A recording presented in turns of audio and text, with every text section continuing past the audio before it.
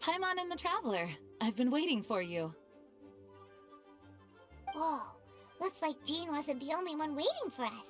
Klee and Kaya are here too. Oh, it's Paimon and Miss Honorary Knight. It's been so long. Ah, look who it is. You've caught me completely off guard this time. But then again, it's always a pleasant surprise when you two show up. Guess we were so excited to see Jean again that we forgot to knock. I hope we didn't startle anyone. Wait a sec. You weren't talking about anything that we're not supposed to hear, were you? Hey, stop pretending like we're doing food deliveries. It's been a while since we last met, but I can see you two haven't changed one bit. Don't worry, we weren't discussing anything confidential. In fact, we were just talking about you. Maybe we should let the star of the story explain it in their own words. Yeah! Let me tell it! A few days ago, I was reading Todoko Tales in the solitary confinement room when all of a sudden, whoosh, a letter came flying in through the window. Flying through the window? How does a letter fly? Like a bird does. It was flapping its wings. It could even talk. It said, well, it was a bunch of stuff I didn't understand. You couldn't understand? Then it must have been talking about how to avoid solitary confinement.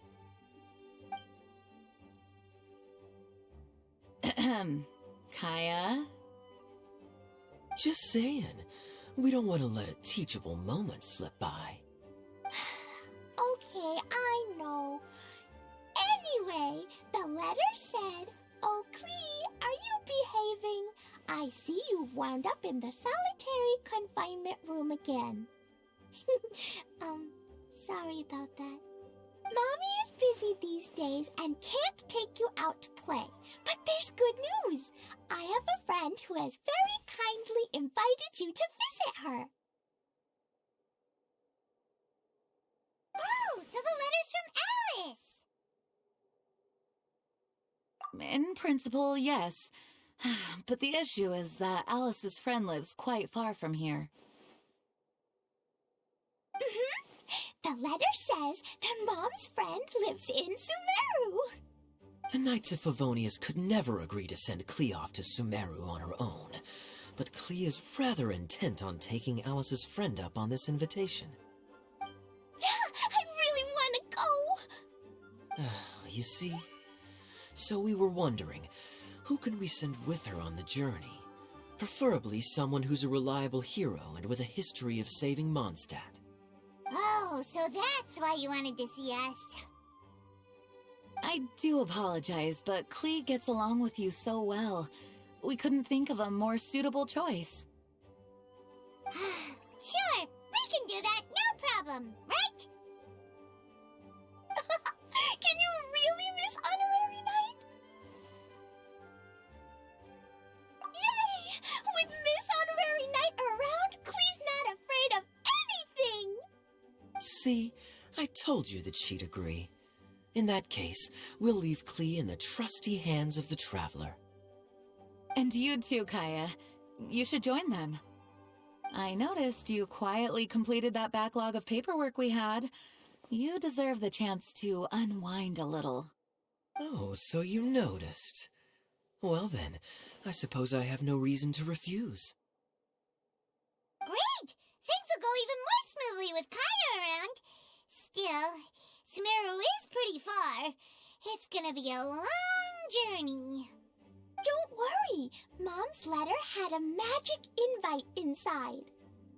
Mom says we just have to all shout out where we want to go at the same time, and poof, we'll be there in the blink of an eye. Wow. Well, that'll definitely make things easier. It only works 3 times, though, so we should only use it when we really need to. 3's plenty. 1 for the way there, 1 for the way back, and 1 extra, just for good measure. Sounds very mysterious. I still think we should use it sparingly. After all, we don't know the exact location of where we'll be headed, or what dangers we may encounter on the way. Here's what I suggest. Traveler, you're well connected. I'm sure you must have friends who are familiar with Sumeru. I say we start by teleporting to one of them. It'll give us a chance to test out the magic invite, and also find ourselves a local guide. That kind of makes sense. And since it has 3 uses, there's no point letting one of them go to waste. Couldn't have put it better myself, Paimon. So, do you have a particular contact in mind?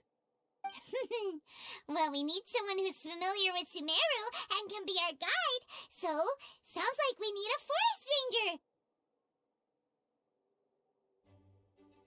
And everyone knows that the best place to go looking for a forest ranger is a little place called... That's the one. Maybe we can get Tighnari to help us. All right. Gandharvaville it is. Okay, I'm happy wherever we go, especially with Kaya and Miss Honorary Knight. We should be on our way then. If you'll excuse us, Acting Grandmaster. Yes, let the wind lead. I wish you a safe journey. And Klee... I know. I'll be careful, I promise. Great! Okay, here goes nothing. Take us to... Gandharvaville! Gandharvaville. Grand Arbor Hill! Huh? No, it's not a hill! Ah!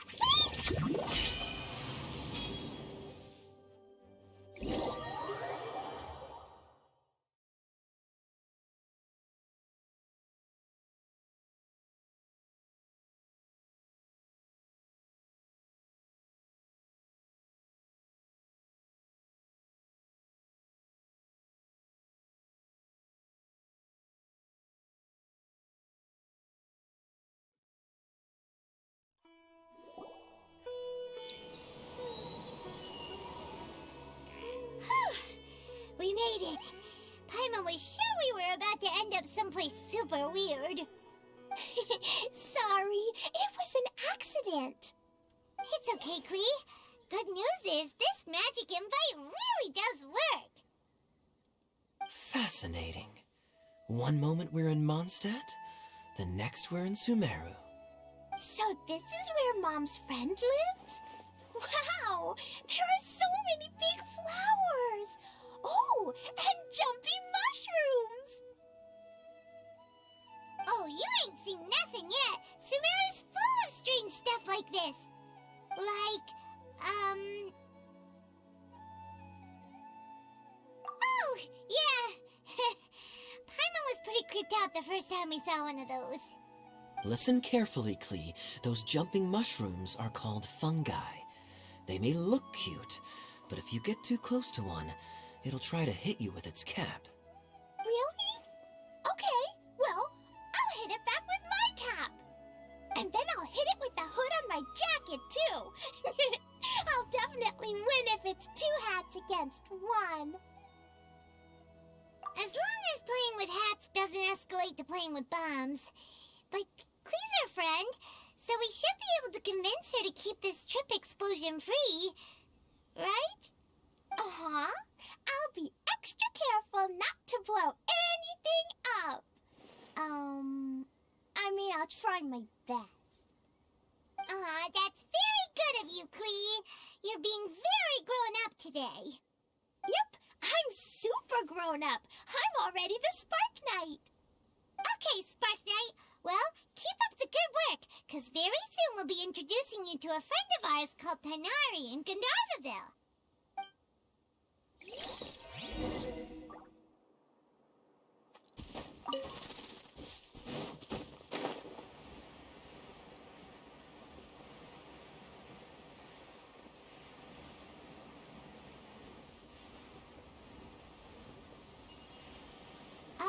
Hey, look! It's Kale! Huh? And is that Eula with her? What's she doing?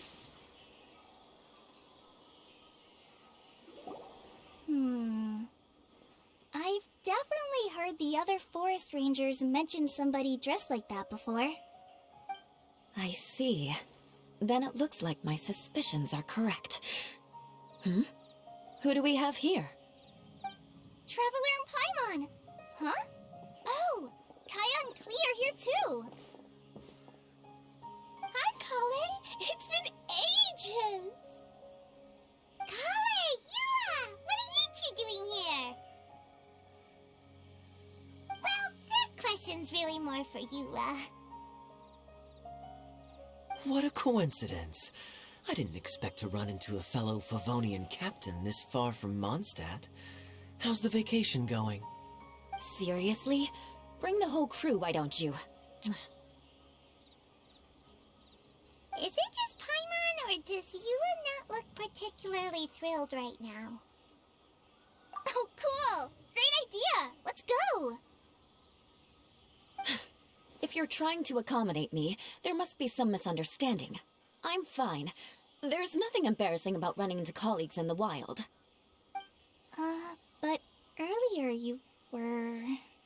Great. Well, I'm sure there's a fascinating reason behind why you're all the way out here in Sumeru.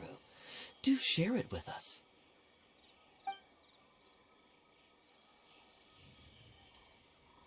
If you must know, it's a little complicated. But simply put, I'm searching for a cousin of mine from the Lawrence clan. He went missing recently, and after searching his home, we found evidence that led us here. He appears to believe that somewhere in Sumeru lies the key to restoring our clan to its former glory. He came all the way to Sumeru for that? What was he going to do, enroll at the academia? I doubt he came here to learn. He's much too old to start getting a basic education now, and from what I know of him, I doubt he has any interest in intellectual pursuits. All he cares about is restoring his clan's honor. Nothing wrong with that idea in principle, but I'm not certain how fanatical he is about it. So, there's no knowing what lengths he might go to. As a knight and a member of the Lawrence clan, it's my duty to make sure he doesn't bring harm to others. Oh-ho! If this is true, then your cousin is quite a man of action. Traveling alone to Sumeru from Mondstadt is no mean feat. Nor is daring to make me personally concerned about his safety. He has no idea what's coming to him. You know, underneath it all, Paimon thinks Eula's a really caring person. Yeah, she's the best! She brought me some moon pie last time. He is family, after all. Anyway, I will make sure to find him and escort him safely back to Mondstadt. Now, back to you. How and why did you all suddenly show up here? I'm afraid that could be tricky. Master Tighnari is still at Pardis the Eye delivering his lectures. He isn't due back for a while. But I think I'll be able to help out. The description in the invitation letter is vague, but I'm pretty sure it's hinting at somewhere in the desert. The desert? Does that mean Mom's friend is from the desert? I guess I'll call her Auntie Desert for now. I remember Mahamatra Sino once told me a strange rumor about that part of the desert. They say there's a secret domain there that can make all of your wishes come true. Wait. He said I should just call him Sino. I keep forgetting that. Huh. A domain that makes people's wishes come true. Wow. So is it true? Does it really exist? I probably would have believed it a few years ago. But now that I'm a little older and wiser, I think it makes sense to be more skeptical about things like this. This explains a lot. The domain could well be a myth, but he probably figured he had nothing to lose. If you intend to search for this place, then please allow me to join you. My cousin has quite a collection of books about Sumeru desert mythology on his shelves. I highly suspect that he, too, is looking for that domain. Can I come too? I think you might need me there. You'll definitely need a local guide while you're in Sumeru. And I think I have what it takes to be that person. Plus, it's a forest ranger's duty to bravely lend a helping hand to others in need. We have every confidence in your abilities, Kale. Our party grows bigger and stronger still. What say you to this, Captain Klee? I think it's super cool! I read in a storybook that on your own you can only have a drop of happiness, but in a group you have a whole ocean. So I'm sure Mom's friend will be super happy if I show up to visit and bring a whole bunch of friends with me. That's the spirit. In that case, let's get the magic invite to take us there.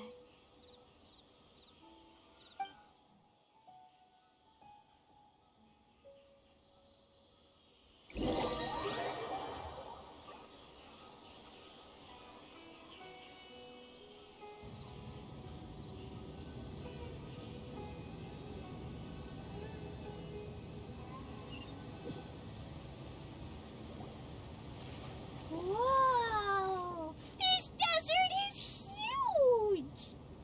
Wow, what an incredible sight. Yes. The scenery is quite magnificent. Are you okay, Eula? You don't look so good. I'm fine. Just taking a moment to acclimatize. The air here is much drier than in Mondstadt. This area doesn't look very habitable, and I don't see a domain entrance nearby either. Oh no. I didn't pronounce the destination wrong, did I? I mean, I don't think I did. Nope, you got it right. It definitely wasn't your fault. I said Gandharvaville wrong earlier, but we still ended up in the right place. Klee's right. We're in the right place. There's no doubt about that. Phew. Maybe the entrance is hidden under a sand dune. Who knows? We'll just have to start by looking around.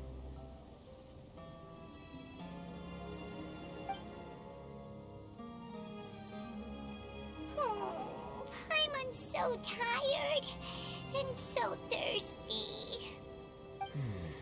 We should have found something by now. Unless there's a problem with the magic invite. Huh? How could that happen? Uh-oh. Did I break it by accident? But I didn't do anything. Todoko will back me up. I'm innocent. It's definitely not your fault, Klee. See? Not even a wrinkle on it.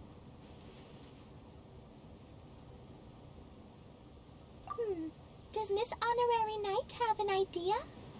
Ah, Paimon knows where you're going with this. Interesting approach. Assuming we're right about this magic invite. That is to say, if it was sent from within the domain, the invite likely has some sort of connection to it. Oh, I get it now. Plus, I know a super special trick we can use. What kind of trick? Can you teach it to us too? Of course! Mom said that if I ever need help, I just need to shout this out loud. Magic invite, Klee needs your aid. Do something now, so Klee's not afraid. Look, something flew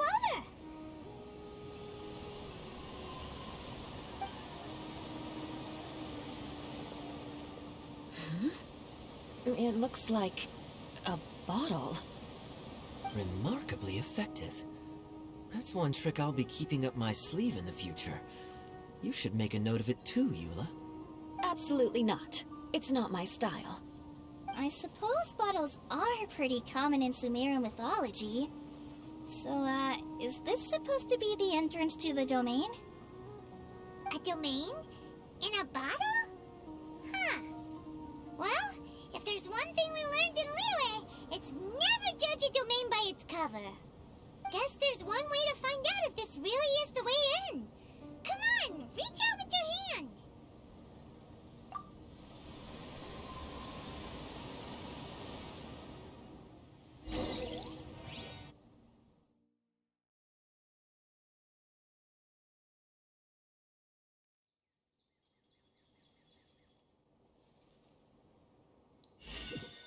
We made it!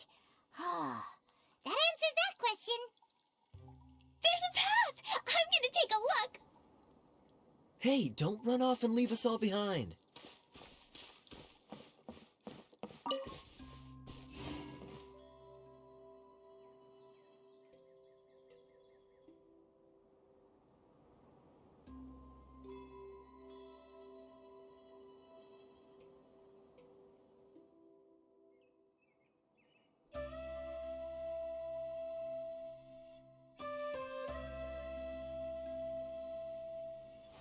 Wait. Huh? No. Whatever.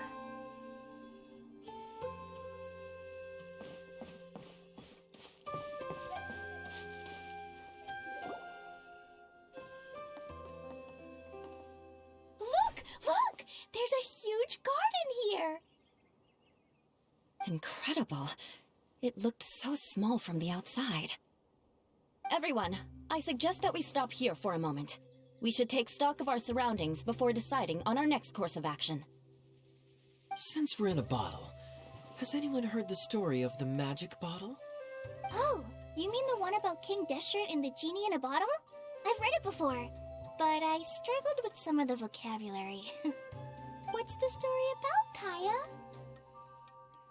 Mom told me a story once about a group of adventurers who went to Bottle Land. But I don't think there was a magic bottle in that one. Don't worry, Klee. I can tell you all about the story of the magic bottle. But if you keep running off on your own, you'll miss all the good parts. Oh, okay. I got it. I'll stay with the group from now on.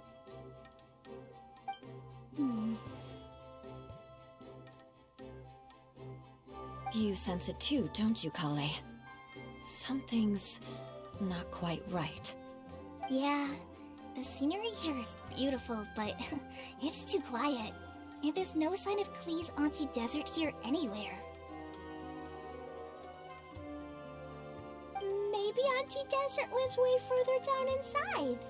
This place is super big, just like Fischl's Immer Nachtreich. We still have a long way to go. Guess we won't know until we get there. Let's keep going. Hopefully we'll meet her soon.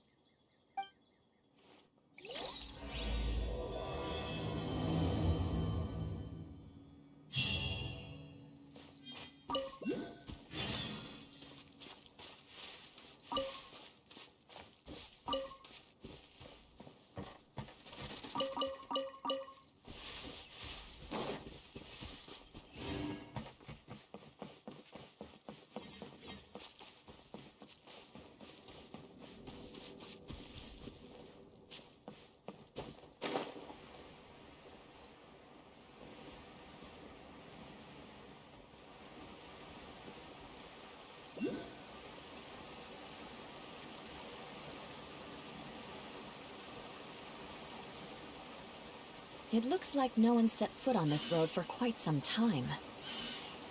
I agree. And the further we get, the more I feel like this place is a whole lot bigger than we imagined. Hey, there's something strange up ahead. Let's check it out.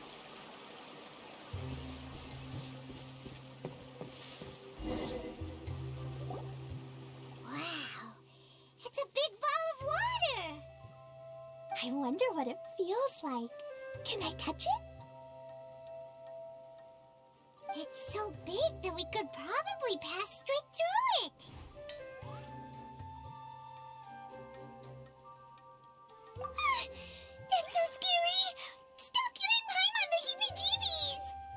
let's not touch it for now. We still don't know enough about our environment. But we can't just do nothing at all, because then nothing at all will happen. I have a feeling that this could be the core that sustains this entire bottle domain. In which case, the moment we touch it, this place will instantly revert to its original size, with all of us still inside. Yikes! Okay. Paimon won't touch it. Jeez. Kaya, are we really gonna get squished inside a bottle? Of course not, Klee. I'm sure the real core of this domain is hidden away in a very safe place. Somewhere like... over there, for example. I was so nervous that I didn't notice that big wheel at all. Wait, who goes there?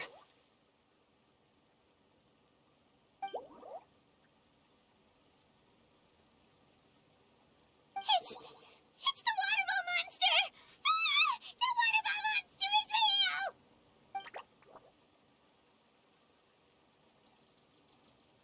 It doesn't seem hostile. In fact, don't you think it looks happy to see us? Really? You sure it's not gonna gobble up Paimon whole?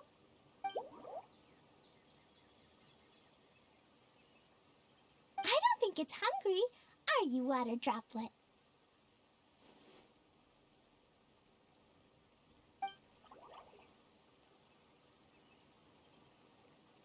Oh dear. I don't know about anyone else, but I'm not understanding a word of this. Wait! Don't go! Wait for us!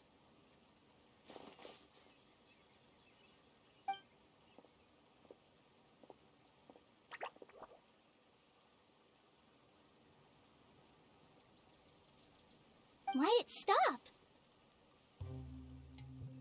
Maybe it can understand us after all. Oh, I get it now. It's leading the way for us, just like the cats in Mondstadt. Like the cats? How so? When you're walking around in Mondstadt City, sometimes a cat will show up on the side of the road. It'll walk ahead of you for a while, and if you're curious enough to follow it, you'll soon find yourself in front of a fine establishment called... Exactly. So let's see where this water droplet takes us. It could be interesting.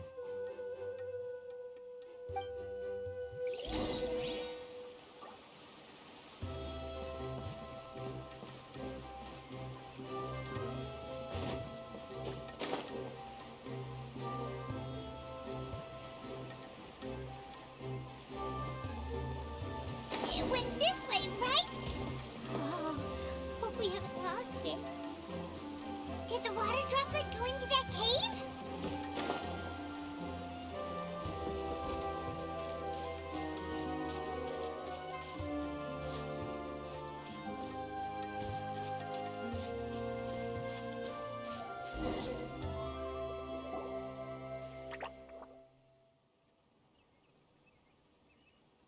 Huh? Another strange contraption. And there's a weird-looking wall over there. This kind of looks like that ball of water we saw earlier. Did the water droplet bring us here because it wants our help with something?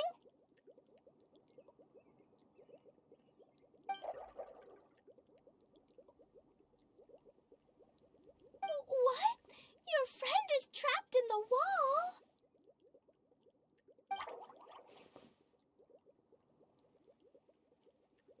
Don't be sad, Water Droplet. We're here now. We'll save your friend. You bet. But how are we gonna save them? Do we have to break down this wall somehow?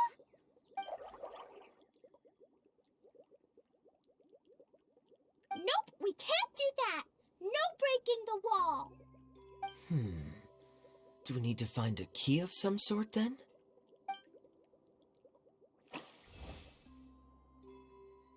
Oh no! Where'd it go? Look, the device has lit up. And it's projecting images onto the wall. two-dimensional space with objects of the same composition as the device nested inside. Yep, what Kaya said, and that's where its friend is. But how exactly do we enter the image on the wall? Maybe we just copy what the water droplet did? But what does that mean? Hold on, I think Klee's onto something. Since the water droplet appears to be the key that activated the mechanism, we may be able to follow it inside simply by touching the device. The principle is no different than how we entered this bottle domain. Fair enough.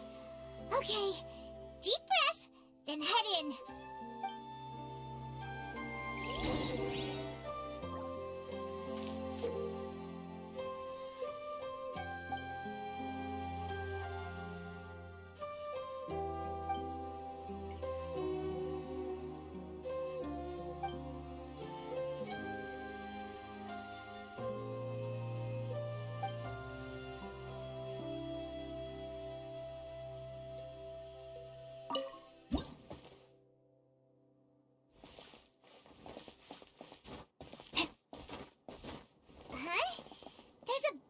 Blocking your way.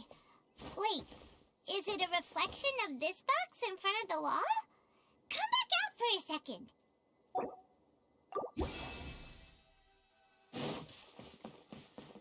Aha! The box on the wall moved too! Whoa! You really entered the wall! Wow, another water droplet just came out from the wall!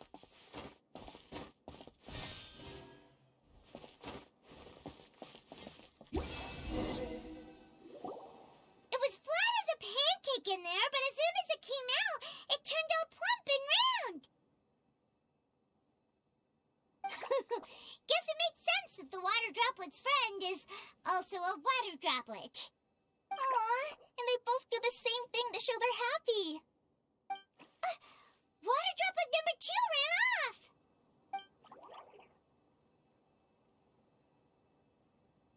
It's saying thank you, Miss Honorary Knight. That was a huge help. Traveler, how do you feel after entering that two-dimensional space? Any physical side effects? You sure seem fine to Paimon. Well, I'm just glad that you're okay. Good thing you is here to look out for everyone. Can't say the same for you though, Kaya. You were pretty quick to send the traveler inside. Hey now, I only suggested that because I was confident that the traveler would be fine. Water droplet, is there anyone else here besides you and your friend?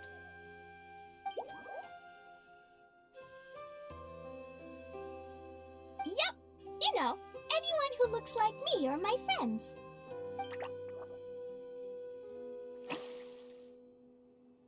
Oh, it ran off again. Hopefully this is a good sign. Amazing. Come on, let's follow it.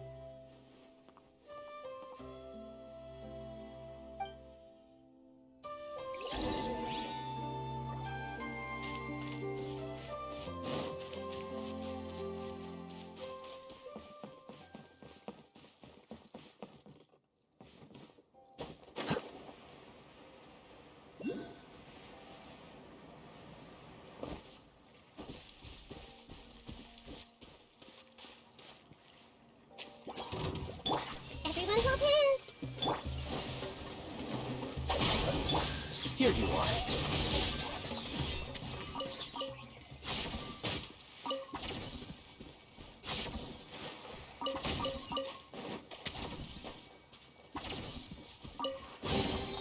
Here you go.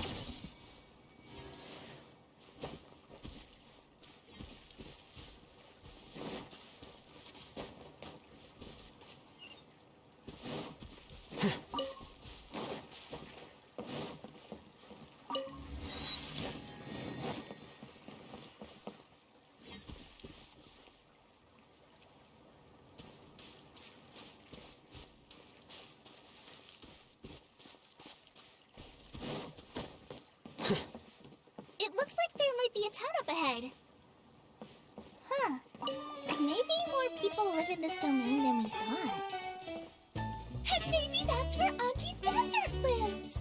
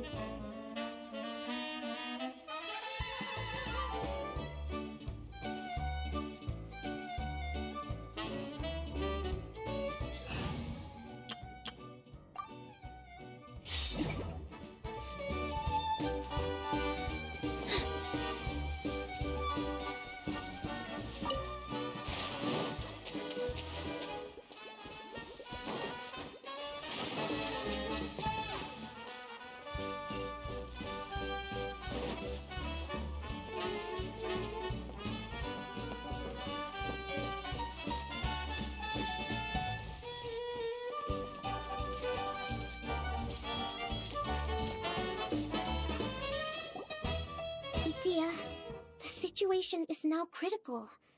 Our window of opportunity to fix this is rapidly closing. I'm sure you've noticed just how much things have deteriorated in recent days. But even so... This is your home. Are you really going to let everything fall to pieces? Well, I live here, but it doesn't actually belong to me.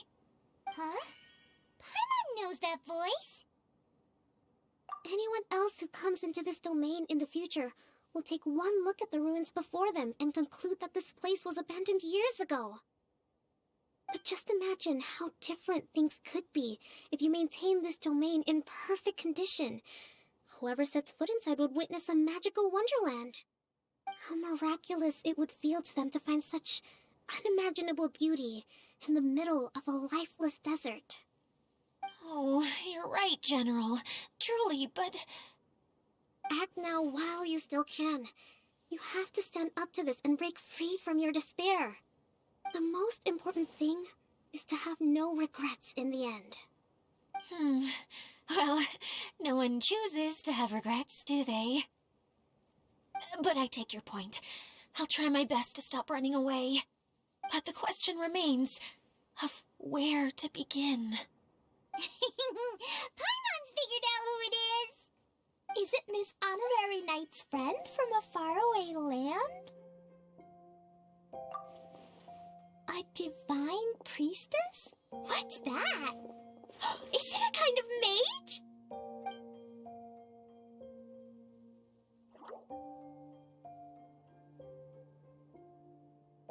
What are you doing here? Huh? We have new visitors? Greetings, everyone. This is the Valurium Mirage, and I'm the caretaker, Adia. I'm so sorry that you have to see this domain in its current state of disarray. We are actively working on repairs, and everything will be back to normal shortly. I hope. Greetings, everyone. I guess I should introduce myself too. It's all right. Just leave the introductions to me. I kinda wanted to say hello in my own way. But no harm done. I guess I'll let her do the honors. This lady is a visitor to the domain, just like yourselves. She is a formidable military general. Have any of you heard of Inazuma's Onmyo Chamber? The, what chamber? Onmyo Chamber. It's an elite training academy for gifted students of Onmyodo. Practitioners are divided into 4 classes, A through D, and assigned the power of Shikigami based on their mastery of the art. Wait. This lady famously led the Class D underdogs to victory against the Class A favorites in the final mock campaign before graduation. An astonishing feat that few in the history of the Academy have ever achieved. Hence, formidable general is no exaggeration. Isn't that right, General? What's wrong?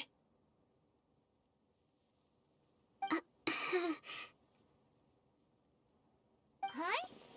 Wait, so the favorites were beaten by the classy underdogs? Paimon's not completely completely following.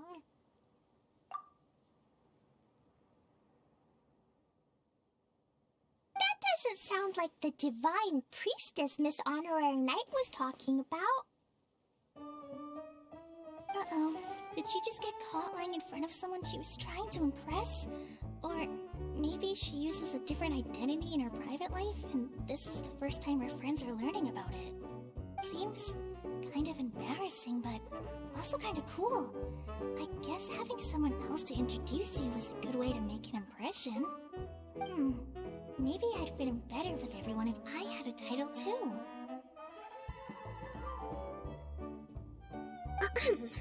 Some people call me a general, but it's just their way of showing respect. My actual name is Sangonomiya Kokomi. Huh? Oh no. Sorry, my mistake, General. I mean, Miss Sangonomiya.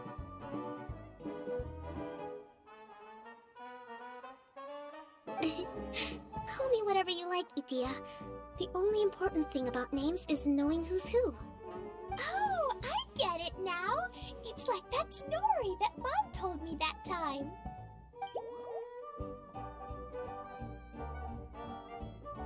Klee can explain.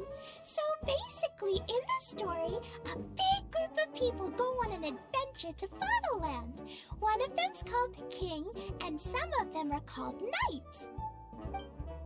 So, Miss Sangonomiya must be the super smart one who solves all the problems in the story. What's that one called again? Perhaps a sage? Indeed. Wisdom is an important attribute found in military generals. Okay, well, I'll just call you that. Miss General it is. Fine by me. Sounds really cute, coming from you. At least, cuter than my pen name, that's for sure. Well then, how should I address the rest of you? How could I ever forget you? But what about these esteemed ladies and gentlemen accompanying you? I'd be delighted if you could introduce me to them too. Wait, Klee wants a title too. Okay, got it. Klee wants to be a mage, the kind that flies around everywhere. Da-da-da! Whoosh! Kaya can be the master thief. Miss Honorary Knight can be... the knight. And Paimon will be the fairy who follows the knight everywhere. Master Thief, huh? I did like playing pirates as a child, so I suppose this is an apt role for me. And I must admit, the master part is a nice touch. Hold on a second. Are you saying the position of knight is now filled? Yula can be the sword master who can cut through anything and also gets to wear a super sparkly cape. That's more like it. And Kale can be... the healer.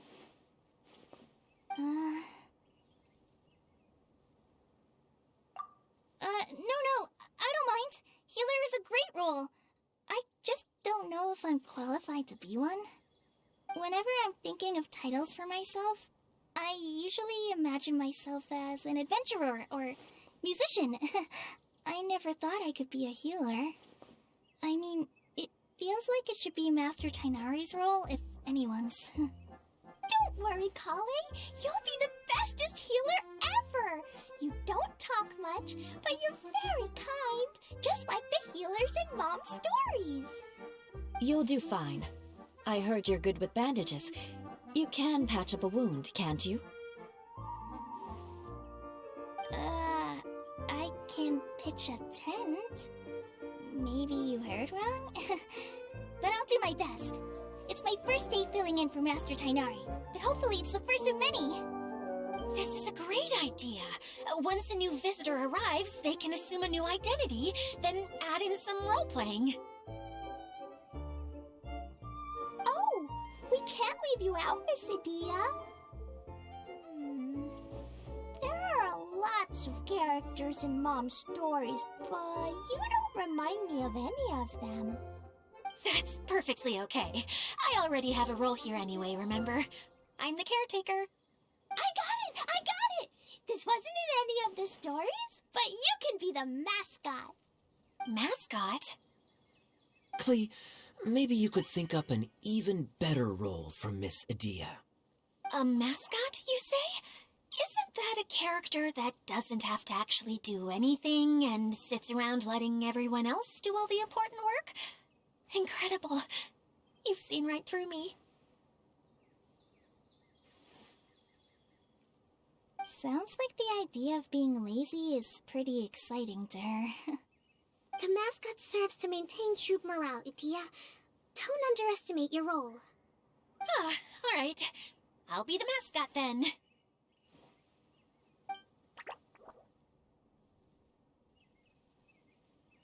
That's right.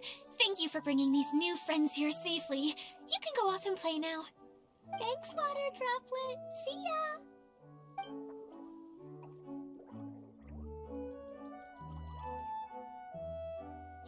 Water Droplet? Is that your pet name for it? I suppose it's as accurate a nickname as any. We keep getting sidetracked, but I believe you were saying something about being in a difficult predicament. Is something wrong with the Veluria Mirage? Oh, yes, about that. I'm afraid the entire domain has recently sustained some significant damage. It was as if the whole world was suddenly flipped upside down. A few components went missing from the core, which sustains the domain, and the impact cascaded out from there. Needless to say, many things in the Veluria Mirage have now stopped working. Just days after I agreed to let my friend's daughter come and visit too.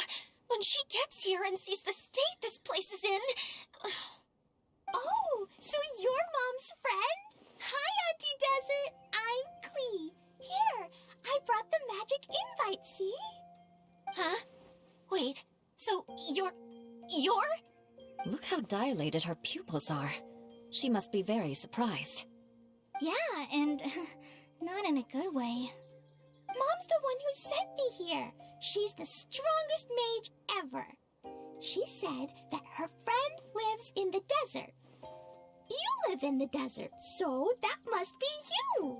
Right, Auntie Desert? Ah, I see. So being a mage runs in the family. You're Alice's daughter? Oh, I just want the ground to swallow me up right now. Wait, that's it. I'll hide myself away in the core of the domain. Hide there until this all blows over. See you all in 100 years. Edea's really going through it. She's like a shriveled little forest fungus, hanging its head in shame. Kale? That's a harsh analogy. Where'd all that come from? Don't worry, Auntie Desert. Klee's here to help you.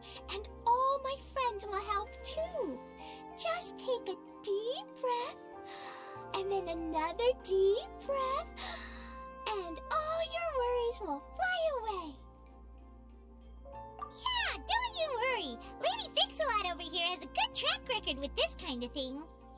Well, I'm useless, but it looks like that won't matter with all you capable people around. Fantastic. Don't put yourself down, Edea. You're great too. Thanks for your encouragement. Anyway, for the time being, please talk amongst yourselves. That'll give me some time to think things through and maybe make a start on, delegating.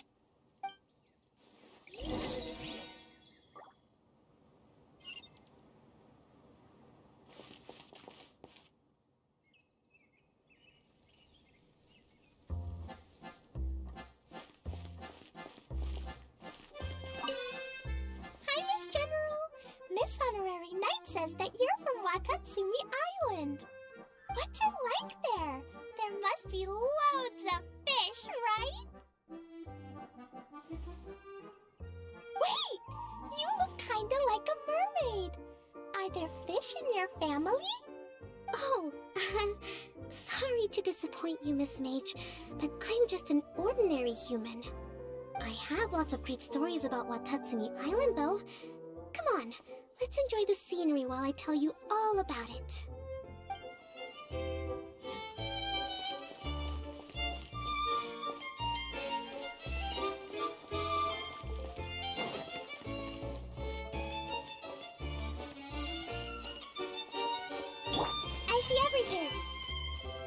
Feeling nervous, Kale? Well, it's your first time as a guide, after all. Hmm? Oh, no, not at all. I'm just, still settling into the role. So I was thinking about how to talk more like Master Tighnari. Well, the easiest way to imitate someone is to start with their most common turns of phrase. Oh, okay. In that case, put that mushroom down. Now, it's highly poisonous. There you go. With just a few simple words, you've captured your master's personality perfectly. Anyway, what about your role? Don't you mind being the Master Thief? It doesn't sound like you're one of the good guys. Maybe not. Until you factor in that I only steal from the enemy. I think that's enough to make me one of the good guys. Don't you? Oh! Fair point, fair point.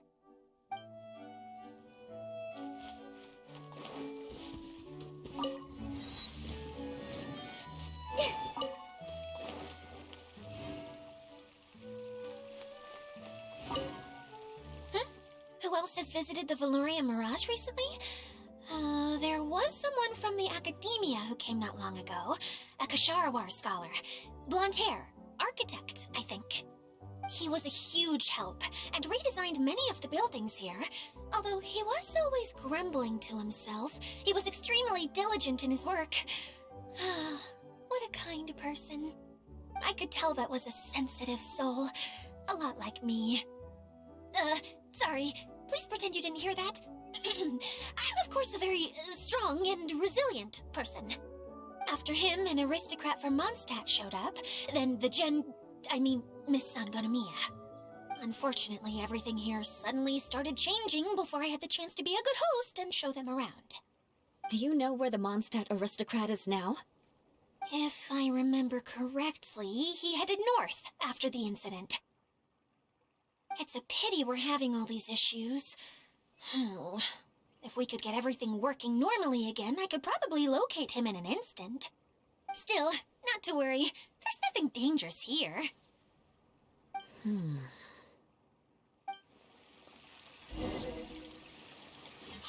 Edea! You got an update for us? We've all caught up with each other. Very well. Then please allow me, Edea, your mascot, to explain exactly what's happened here.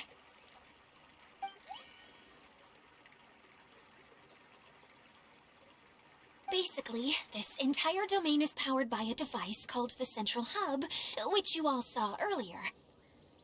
But following a major incident, several key components from the Central Hub came loose and went flying. 4 components, I believe, which has caused the Central Hub to stop turning. Oh, so that thing's supposed to spin?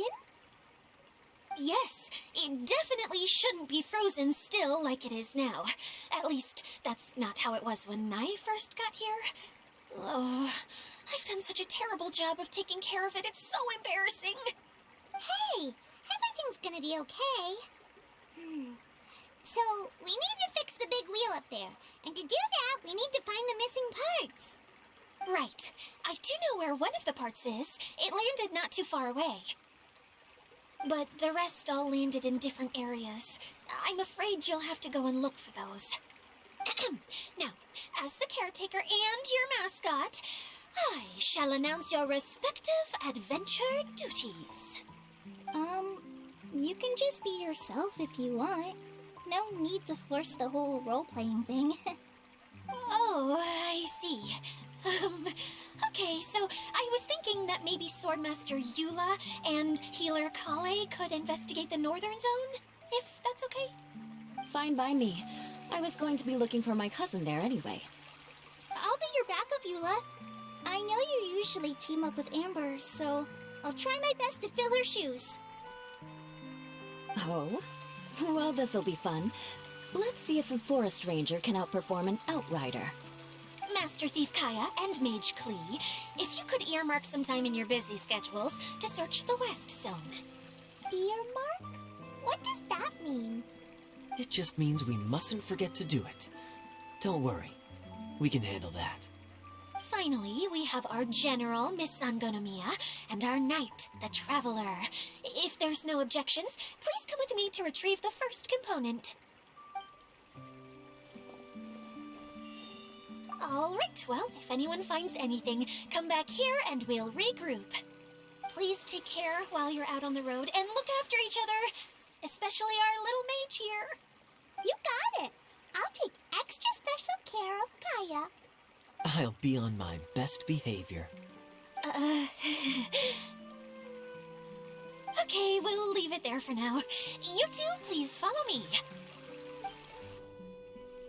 I remember seeing it just behind the central hub. So, how come you didn't bring it back when you first saw it? I'd have been more than happy to, if this one component was enough to fix the whole domain. But with 3 other components to find, I suddenly felt overwhelmed by how much work needed doing. Paimon kinda gets that. Taking the first step is always the hardest part.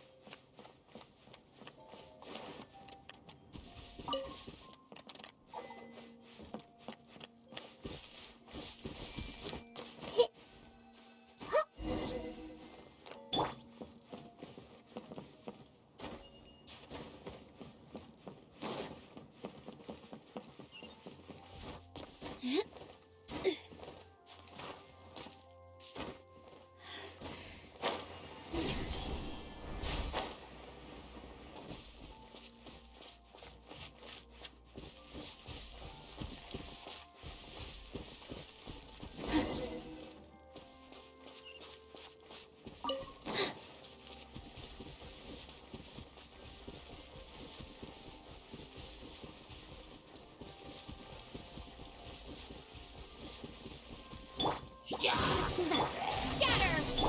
Hey! Positions!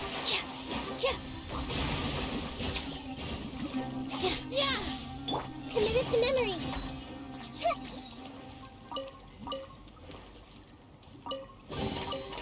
Find anything you like?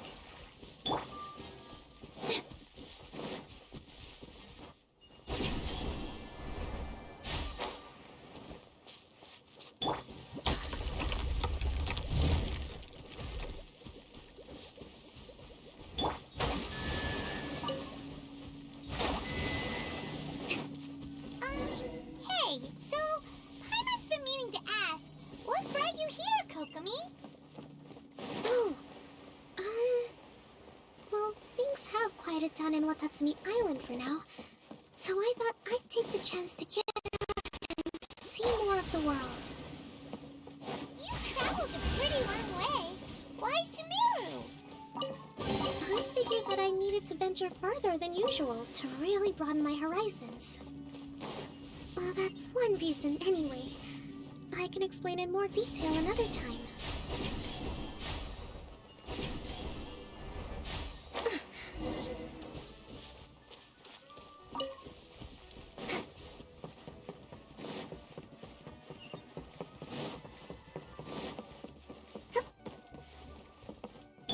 I see everything. Propagate! Allow me! With all my strength. Wow, what a lovely surprise.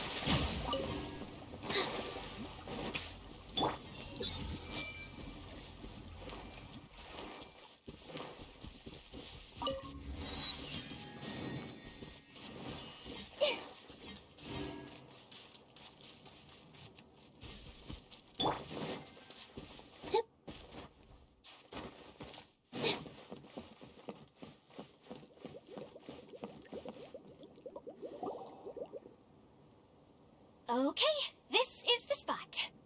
Now, I'm sure you're both wondering, but where's the component? There's nothing here. Oh, where could it be?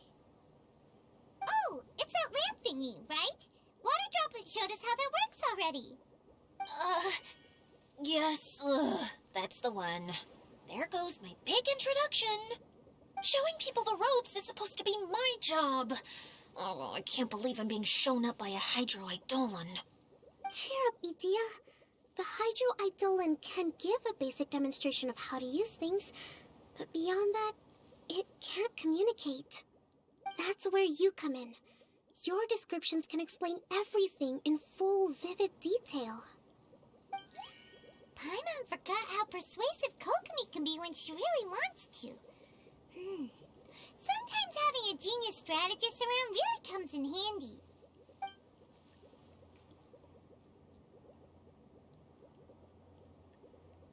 Oh, well, if you put it that way. Well then, just pretend like you've never seen it before, and I'll tell you all about it. This is called the streaming projector. Everything here in the Valurium Mirage was made using this device. All you need to do is place an item in the projector, and you can construct a corresponding item based on the shape of the original and your imagination. At least, I think that's what it used to do. With the domain in its current state, only its most basic functions are still operable. Okay, not quite that basic. At the moment, it's only able to show two-dimensional objects. I call them preprints. Think of it like a sort of draft or blueprint or something. So you're saying the component fell into the preprints? Yes, exactly. I'll leave you to go in and physically retrieve it.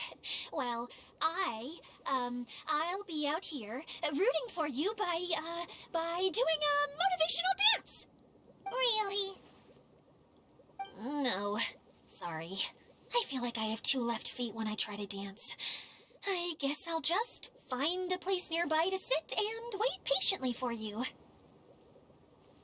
Hey, come on! Cheer up! We'll handle everything from here!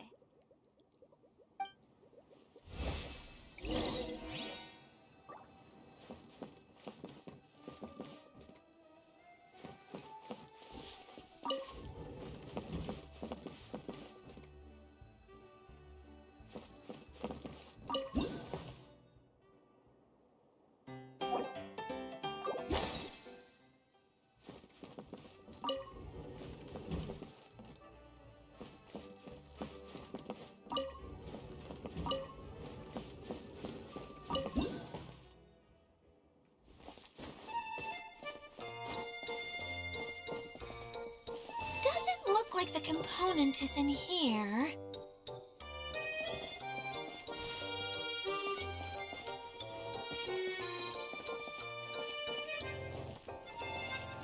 Yes, that's the one! Now you just need to bring it back out. What is this thing anyway? Some kind of gear?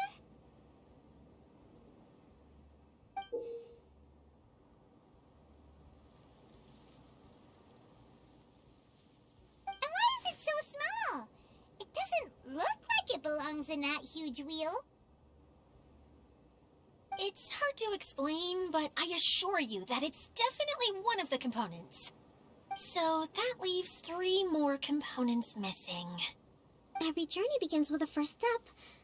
I think we're off to a good start, and things should keep going smoothly from here. You really think so? I suppose you're right. She did manage to defeat Class A at the Onmyo Chamber, after all. You don't need to keep bringing that up. Anyway, thank you for all your help. I'll take this and start trying to repair the central hub. You two may as well head back to town. Oh, why am I so clumsy? Once again, I was no help at all. The least I can do is try and handle the actual repairs.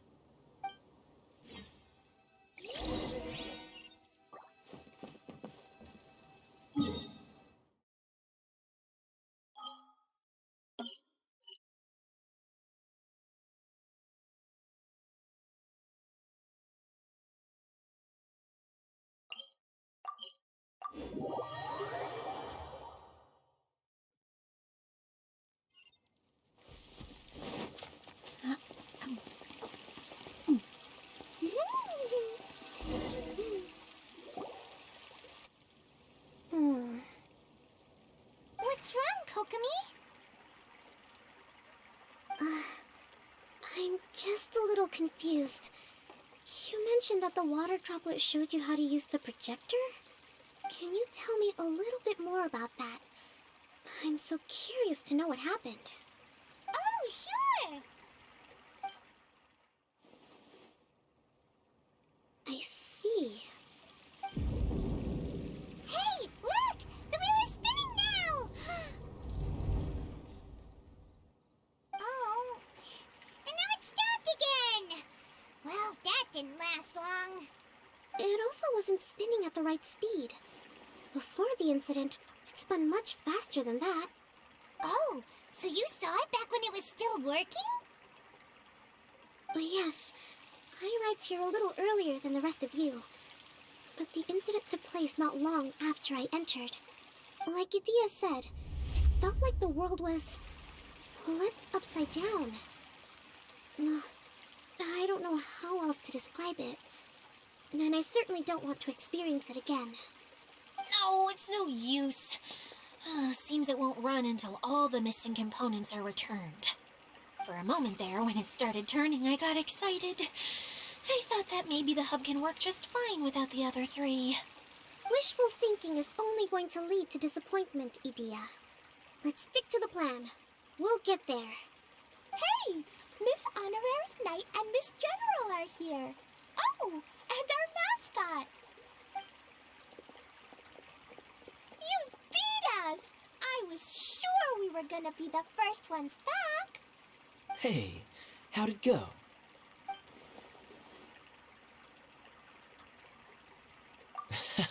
Impressive. I doubt you'd find many other knights of such caliber even among the Knights of Favonius. How about our master thief and mage? Did you find anything? You bet! We made a huge discovery! The place we were trying to get to was blocked off. We couldn't see anything past it, and there was no way around. But then, just now, a huge canyon appeared out of nowhere, so we hurried back here. Huh? It appeared just now? Come and see, Miss Honorary Knight. Let's go on a canyon adventure. I'll sit this one out. I'm beat after trying to make those repairs. I need to take a break. Miss General, you should come too. You can hide behind me and give me smart advice while I protect you. Wonderful. It would be an honor to serve as advisor for our young mage. Let's go!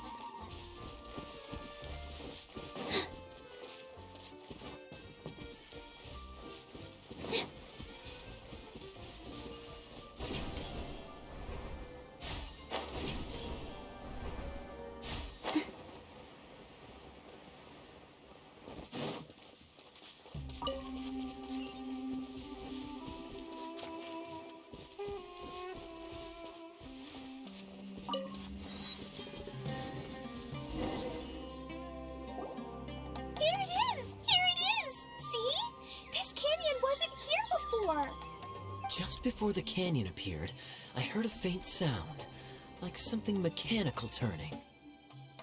Ka-chuck, ka-chuck, ka-chuck. Could it have been the central hub? That would mean this canyon appeared after it started spinning. Hey, you, oh. New guys, huh?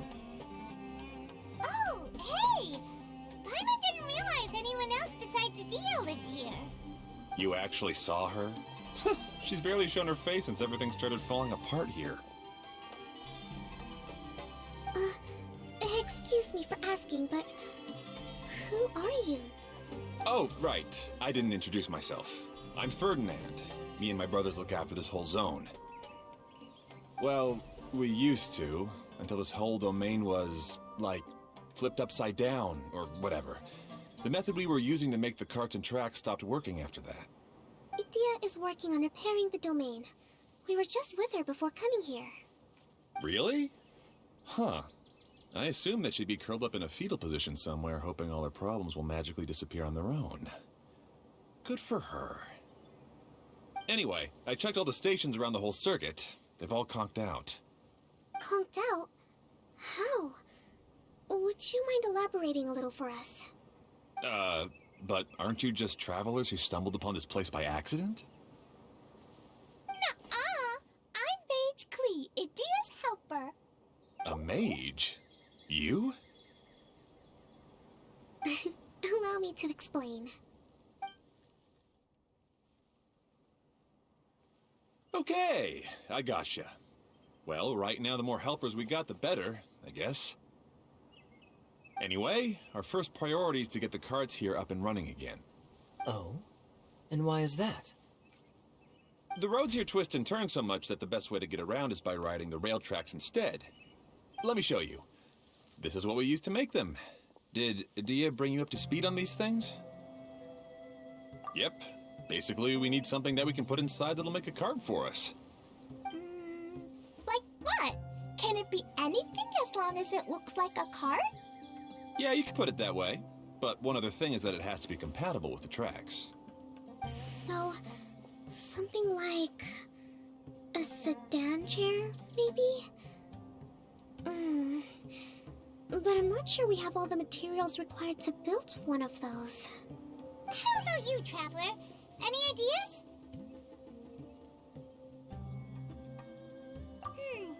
That would solve the issue of materials. Wood's no good. A rickety wooden cart would be too dangerous. Really? Hey everyone, come and see what Klee made. Ta-da! Look! I made a cart! Wow! Amazing work, Klee! Whoa! It fits the track like a glove, too. Plus, it's a heck of a lot cuter than the ones Idia made. I just wanted to give it a try, and suddenly, boom! There it was! Paimon's gotta ask, what exactly did you make your cart from, Klee? I used Jumpy Dumpty.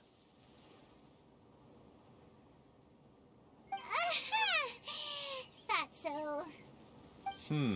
Is there a problem or something? If not, then let's get ready to leave. It's just... this cart is made from,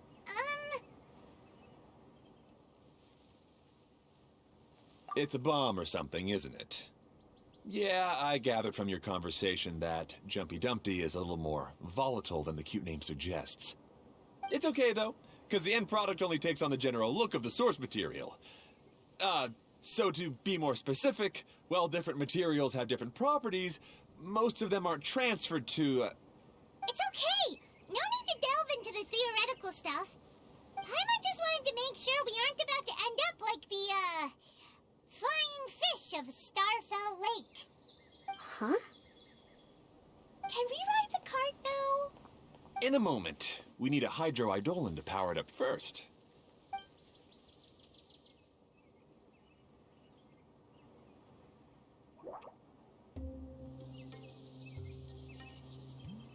Okay, she's ready to roll. Hop in.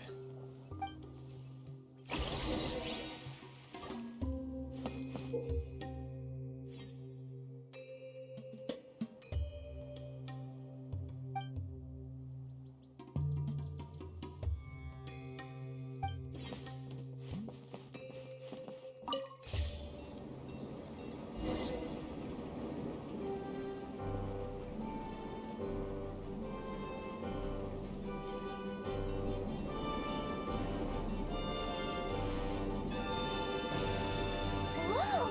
This cart is fast! Chugga chugga chugga choo! Woo woo! Yeah! I'm gonna call it the choo-choo cart!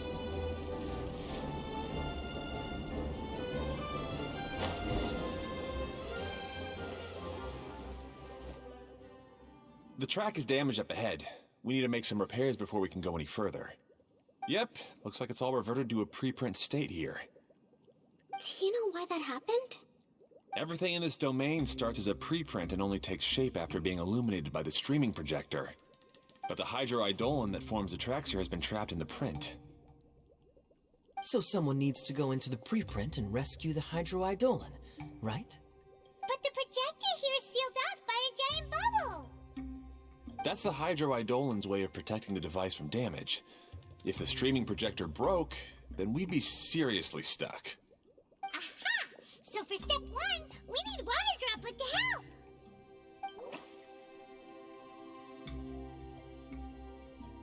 Oh, it seems to really like that name.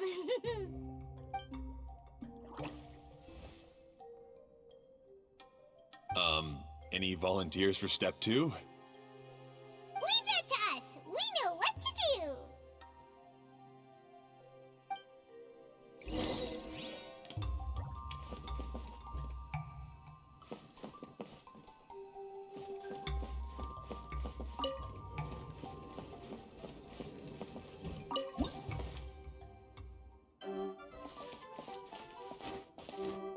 Ah, so the hydroidolin was locked up in that chest.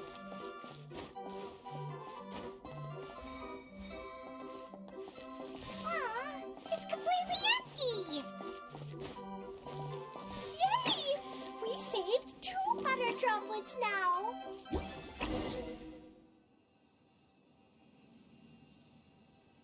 Whoa, Water Droplet just transformed into some new tracks. Good. Let's keep going then.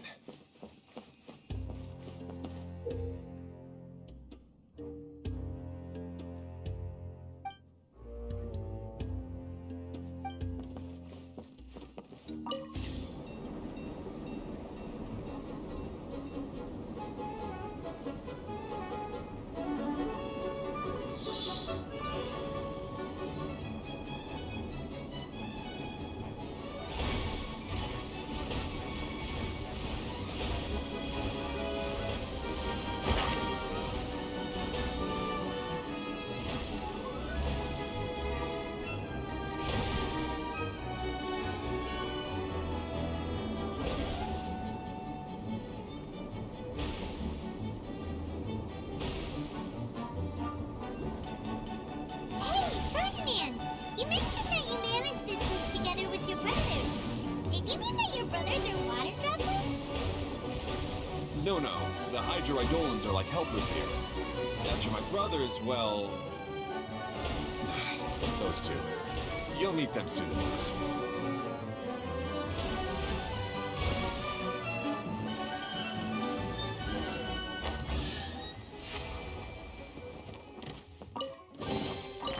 Wow, what a lovely surprise.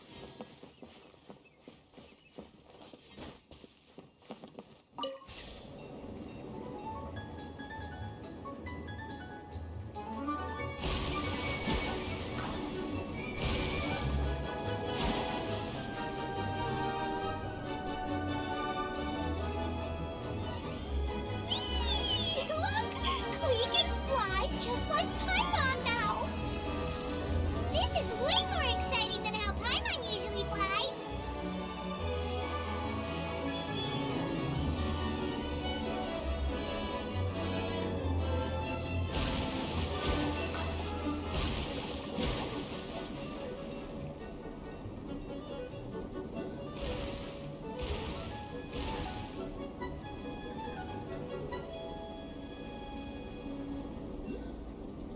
Seems we've just about finished repairing the station and the connecting tracks. Let's go check the track switcher now. It's over there.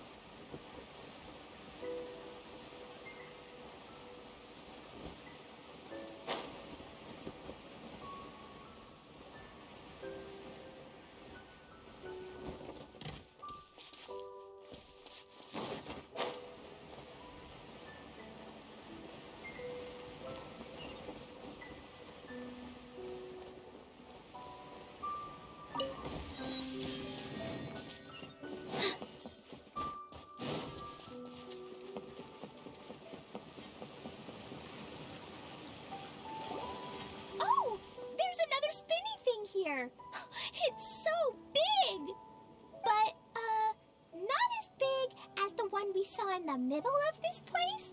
That one was huge. I bet it's something super important. I remember what Kaya said earlier. Very good, Klee. You're using what you saw earlier to make observations, like a real adventurer. It appears to be a system that rotates to switch tracks. That's right. Originally, all you had to do was flip this switch and the junction would rotate. But it seems Jeremy still hasn't fixed it yet. He sure talks big, but when it comes to actually getting things done... Is this Jeremy you mentioned one of your brothers? Yeah. When I talked to him about repairing the tracks, I suggested we start with the station, but he said we should start at the junction. Really, it made no difference which one we started with, but he just had to turn it into a huge argument. He always treats me like I'm a fool and disagrees with anything I say. Let's see what he has to say now that I've already fixed the tracks. If you ask me, you're clearly a sharp person, Ferdinand. Yes, finally someone who can recognize that, rather than just shrugging off my ideas. Come on, let's make our way to the junction and see what he's up to. I bet he's still fretting over what to do.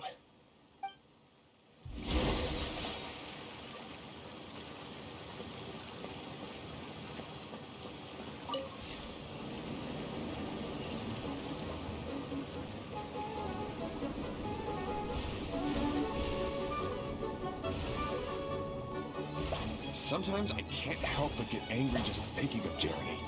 You should have seen him back in the sandstorm. I suggested we go east, and he argued that we should go west. We were in a sandstorm? What happened after that? We separated and each went our own way. Lucky for us, we stumbled across this domain. Otherwise, I'm sure we would have been buried in the sand.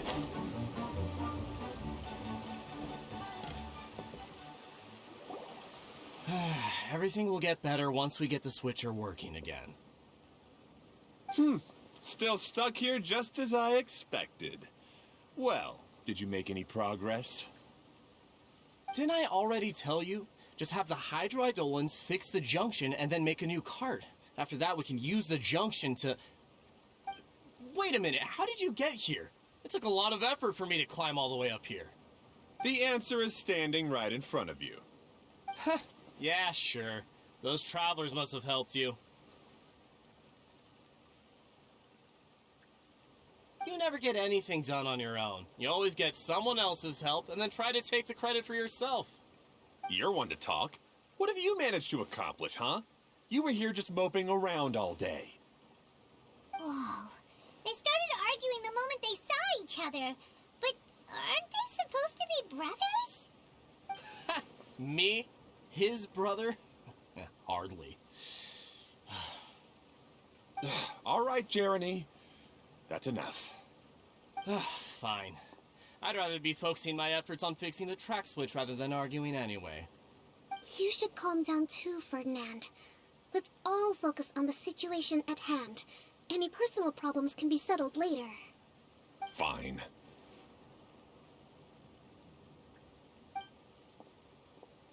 I'm sorry you had to see that. My name's Jeremy. I'm one of the people responsible for taking care of this area. I assume you're the ones who helped repair the tracks. Thank you very much. It means a lot. No need to thank us. We're just trying to help Edea restore the domain. I see. Now that you and Ferdinand brought the cart up here, we'll need the Hydroidolans to fix the area below. Them again, huh? Seems the Hydroidolans are really important around this place. Yes, of course. Not only do they keep the junction turning, they operate practically everything else in the domain too.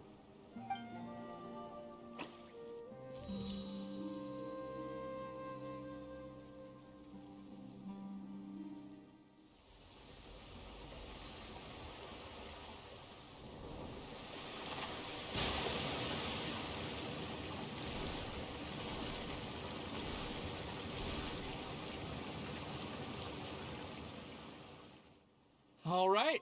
Seems most of the tracks and junctions have been repaired now. Yep. So maybe it's time you give credit where credit is due, What? You think you deserve the credit? If anything, we should be thanking these travelers. You... Well, either way, you're not the one getting any credit.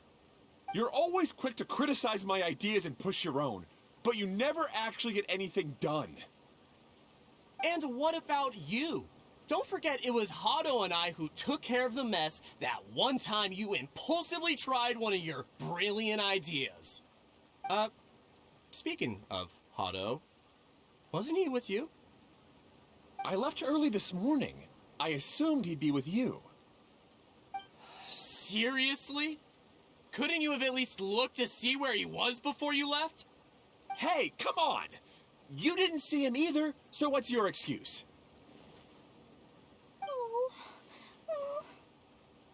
Klee? I don't get it. Nobody did anything bad. Why are they arguing? I just don't like his smug attitude, that's all. Who are you calling smug? If anything, you're the one who's making such a big fuss right now. All right, I think we've heard enough from you two.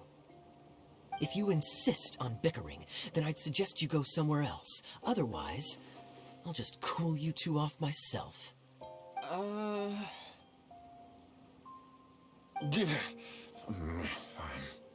Now, come with me. I'd like to have a word with you. Phew. Don't be upset, Klee. There are many complicated situations in this world which don't always have a logical explanation. As a passing traveler here, it's not my place to comment on their disputes. But in my experience, family issues can be the toughest to resolve. Seems you don't like dealing with this kind of thing either, Kokomi. But it's still not right. I don't know how to explain my feelings. I'm sorry. We've calmed down. We shouldn't argue in front of a child like that. We're sorry, Klee. It's okay. Back to the topic at hand. Weren't you about to go look for your brother Hado? Ah, right. Our best guess is he's somewhere around the Torrential Twister.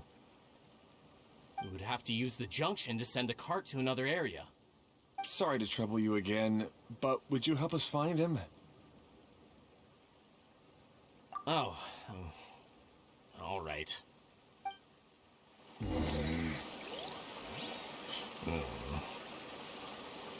come on, you two. You're brothers after all. Can't you try to get along?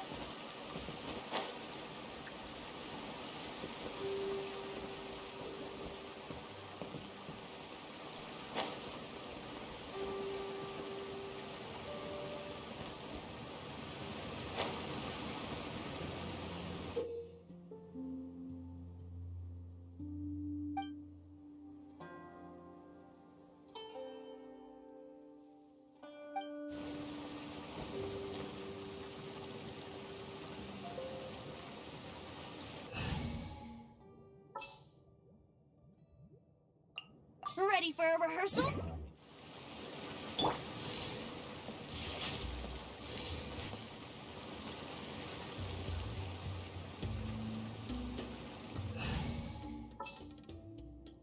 Just what will become...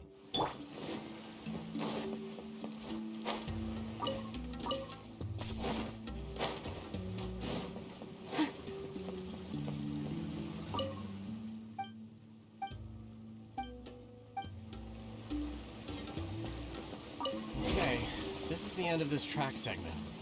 Otto should be nearby.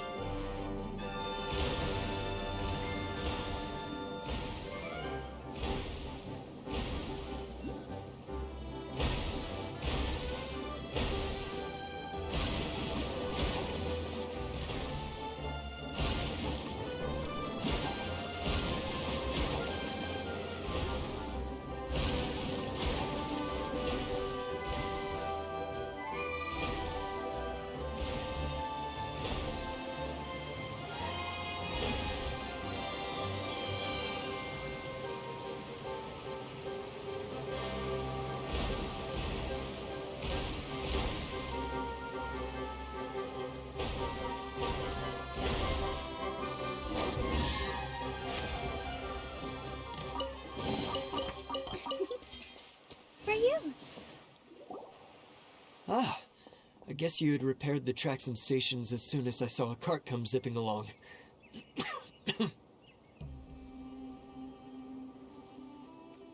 Now that the tracks, station, and carts are all repaired, we're about ready to reopen Torrential Twister. It will be good to see my design back in action again.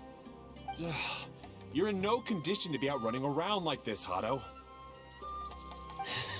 Yeah, but these are unusual circumstances. That's true, but you should stop to think things through. Exactly. If there's anything that needs to be done, you can just let Ferdinand and I take care of it. You and Ferdinand? Together?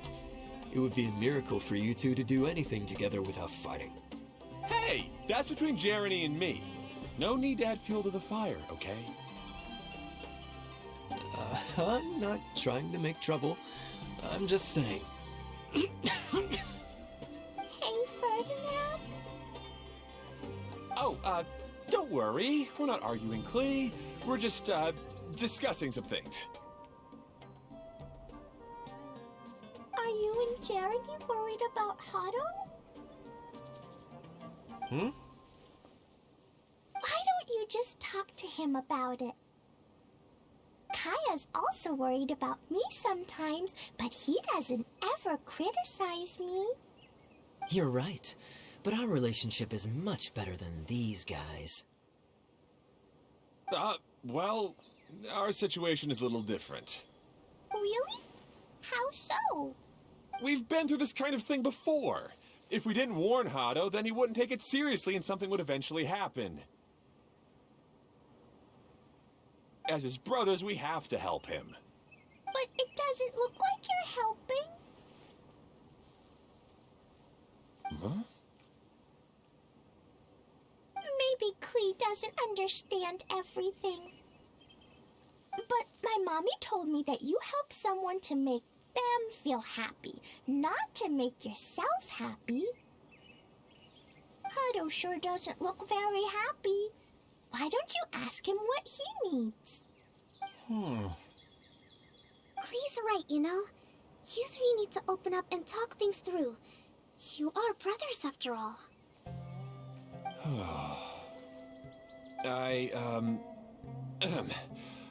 I've always cared a lot about you, Hado. Just like when we were back in the desert. You suddenly passed out and Jeremy and I started arguing. Eventually, all three of us ended up in this domain. I'm just worried that something similar could happen again. If you were to pass out and with nobody around to help you... I know, but this domain is nowhere near as dangerous as the desert. I was thinking that if I could handle these problems myself, then you two wouldn't have to argue about anything. If it weren't for my poor health and lack of energy all the time, then I wouldn't have always been such a burden on you two. No need to feel guilty, Hado. This was our choice. The three of us love adventuring. No one is a burden on anyone. Isn't that why we came up with the idea for this area? I would do the thinking, Ferdinand would use his muscle, and you would... Draw the blueprints and build tracks. It'll be a safe way to see all kinds of amazing scenery. Yes, that was the plan. See? Doesn't it feel better just to get along? Hey, what are you trying to say? You make it sound like I've only been trying to talk myself up. The choo-choo cart is great, Ferdinand. Really? You know, Klee, having the car zip along the tracks was my idea. Yeah, what an amazing idea. You're so smart. Hey, Klee, do you want to ride even more fun carts? Yay! Let's ride more! Looks like all three of them are trying to win Klee's approval now. Klee hasn't realized it yet, but her innocent, childlike nature is very powerful. It can inspire and even help heal others. Hey everyone, please come with me. We need to get the Hydro-Eidolon in the cart to help us.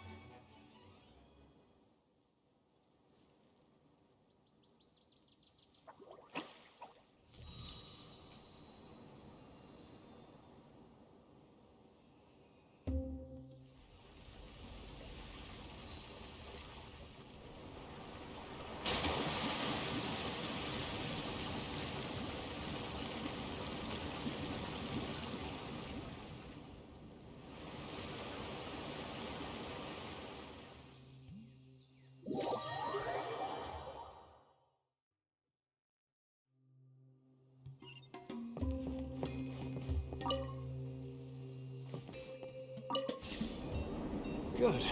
Torrential Twister is ready to run now. Let's go to the station at the start of the track.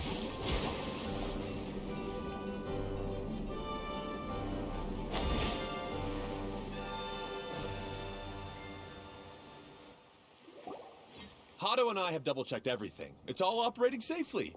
You can go for a ride now. Hold on a sec. Before we say goodbye, I have something I'd like to give you all. It's a rock climbing rope. We used it on our adventures to climb mountains and traverse many places. Huh? But doesn't it mean a lot to you? Are you sure you want to give it to us? Yes, of course. Please take it. Thanks to Klee and everyone else's help, we realized that there's a special bond that keeps us together. Even though it's invisible, it's even more important than rope.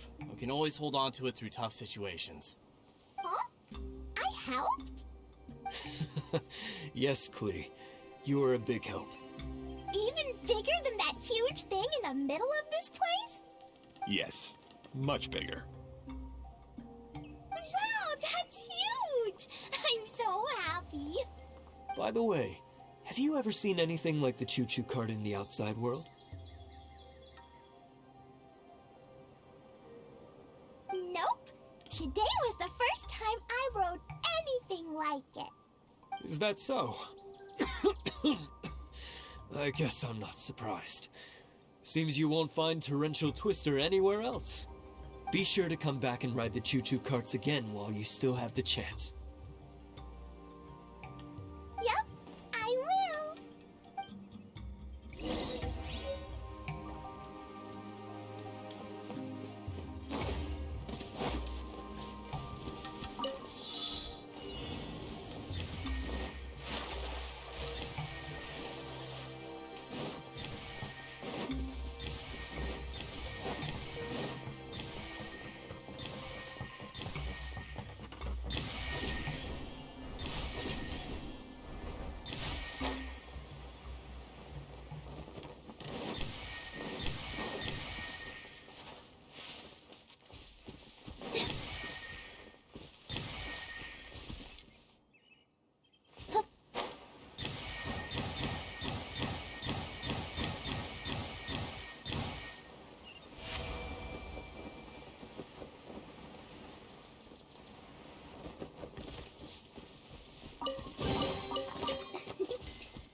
Are you?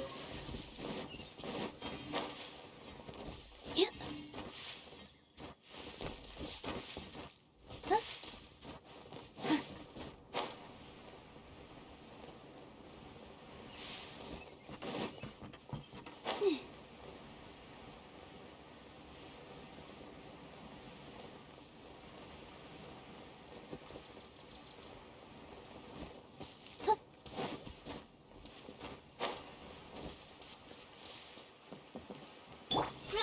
Roll. Hey, imagine if we could build our tracks all over the world. Traveling would be so much easier.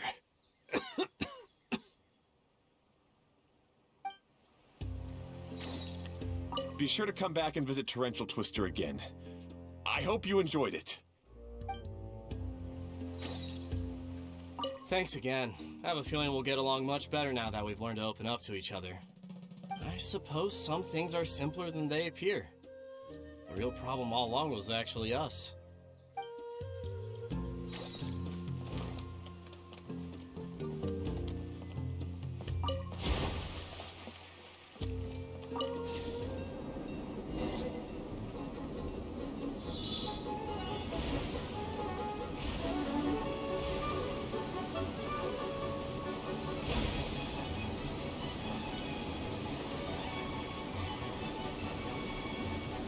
Oh, this is even higher than I expected.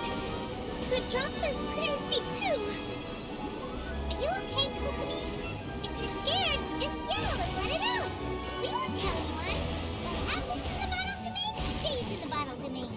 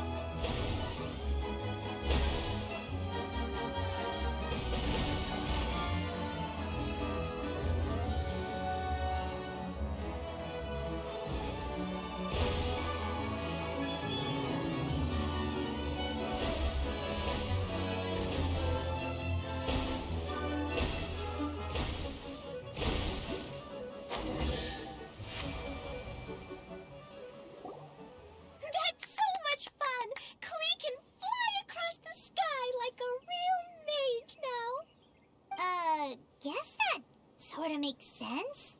Wait, but if being able to fly makes you a mage, what does that make Kaya, since he's here too?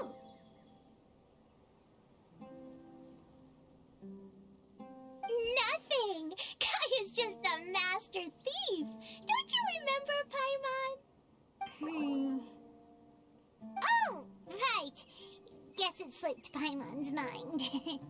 Sorry to bother our young mage, but there's something a master thief would like to report. Do you still remember our mission? Uh-oh. I was having so much fun that I almost forgot. We're supposed to be helping Adia look for the missing components. But don't worry, I've already got one. You mean you snatched it when we weren't looking? I didn't have to go that far. In fact, the component we were searching for was actually that orange rope. If anything, you could say it came right into our hands at the right time.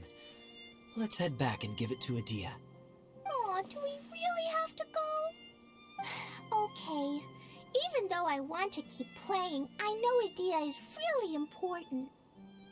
That's our wise mage. Don't worry. Tonight, you'll be able to see stars in the water and watch fish dance in the sky.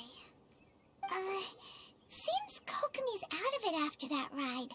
Her face is completely blank and her lip was trembling while she was speaking. Maybe we should have a rest for a while. I thought I was keeping my composure pretty well. Don't worry, my mind is always spinning. I'm used to this. We should head back to Idia. How about we hold hands, Miss General? Klee will give you energy.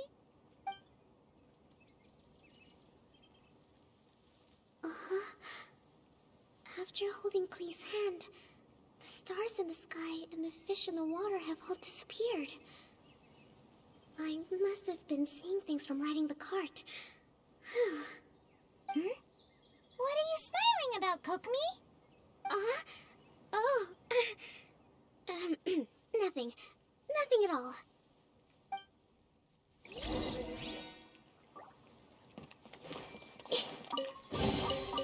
Curiosity deserves a reward.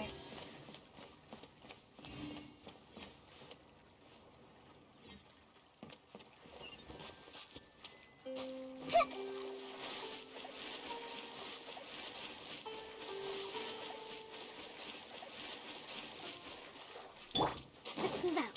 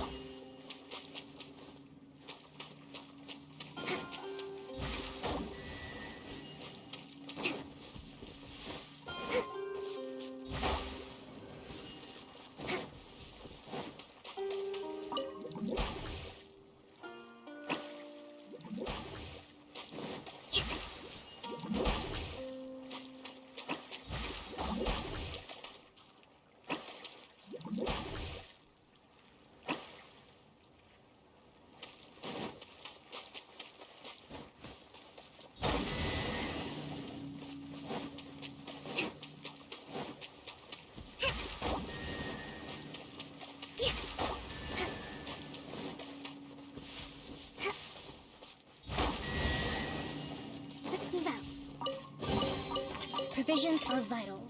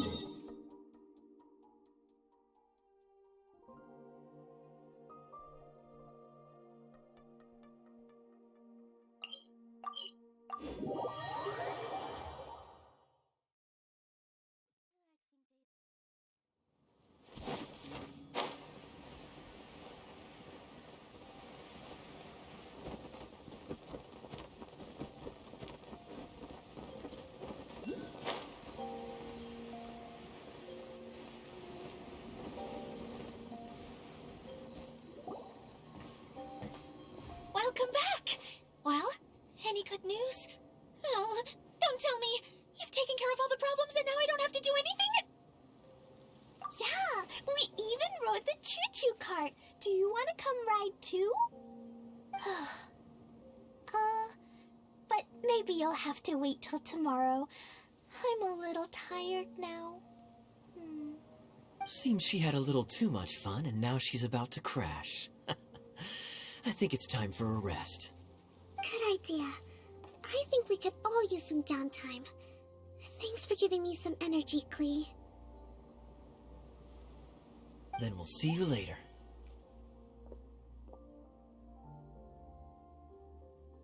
Bye, Miss Honorary Knight. Bye, everyone.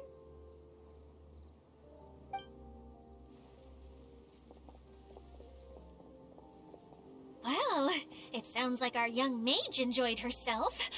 I'm so happy that she had a good time. So, back to the missing component. Did you bring it? You bet! Kaya said that the missing component was this orange climbing rope. Ah, it just occurred to me that you probably ran into the three brothers while you were in the canyon. If I remember correctly, the two eldest brothers were taking their sickly younger brother on adventures when they ran into a sandstorm and ended up here.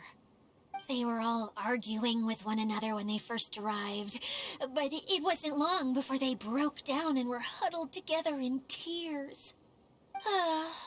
They sure must have a lot of energy to keep up their bickering and adventuring every day. I'm a little worried about them, yet quite envious of all that energy. You almost sound as if you're reminiscing about old friends, Edea. Yes, I've known them for quite some time after all, but I seldom go to that area. You can hold on to the rope for now, Traveler. I have no use for it until we have the other components. By the way, Eula and Kale have also returned, but I'm afraid they weren't able to make much headway. They mentioned that they would like to head to the jungle north of here, once you have all rested up. Now that I've told you everything, I'll go rest. I'll go and check on the situation in the remaining two areas. Do you need me to accompany you? Oh, no, it's all right. You've already accomplished a lot today. You should rest up.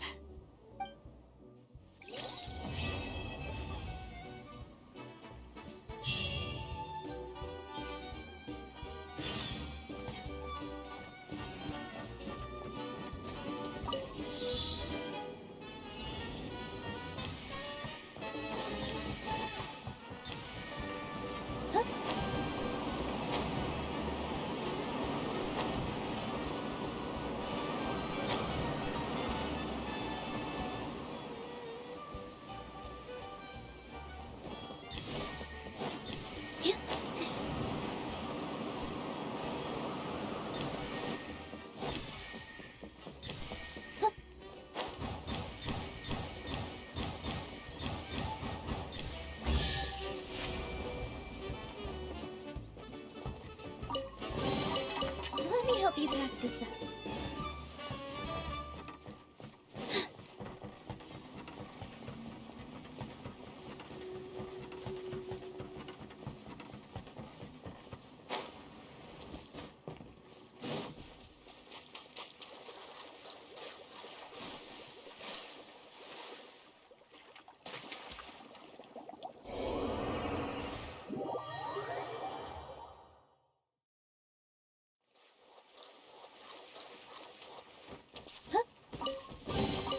Wow, what a lovely surprise.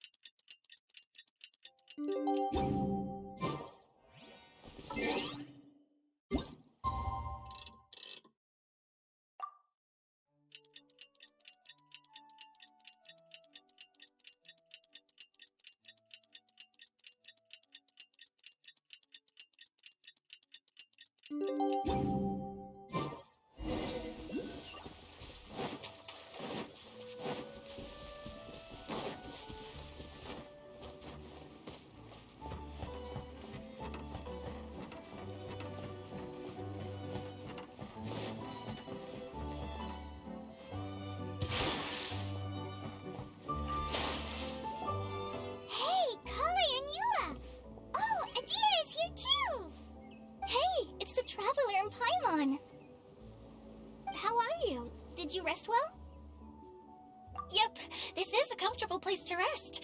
I guess that's one thing here that's better than the desert. But other than that, there's not much going for this place. Saying things like that isn't going to help, Adia. But it's the truth. The desert is full of terrible memories for me. Being there was like... yeah, like wading through thick mud. That's a weird way to put it. Actually, if you hadn't mentioned it, Paimon would have already forgotten that this domain is in the desert. I know what you mean. The air here isn't at all like the desert. It's very humid. Almost as if we're in the rainforest. It's a very familiar feeling for me. Everyone looks well rested. If you're ready, we can start making our way to the jungle north of here. Good luck, everyone! I'll be rooting for you! Hold on. I said we, didn't I? No need to say goodbye, because you're coming too. Huh? But wait, I'm just the mascot! You can't back out this time, Adia. The manager of the fairgrounds is waiting to see you. She said Adia is the only person who could help. Yes, Kale and I discovered a fairgrounds in the forest. The person in charge of it seems to be a Spontamod scholar. A scholar? But what's she doing there? Researching the forest ley lines? Oh, I wish there were ley lines here that I could ever study. Anyway, I know who you're talking about. I'd better come along then.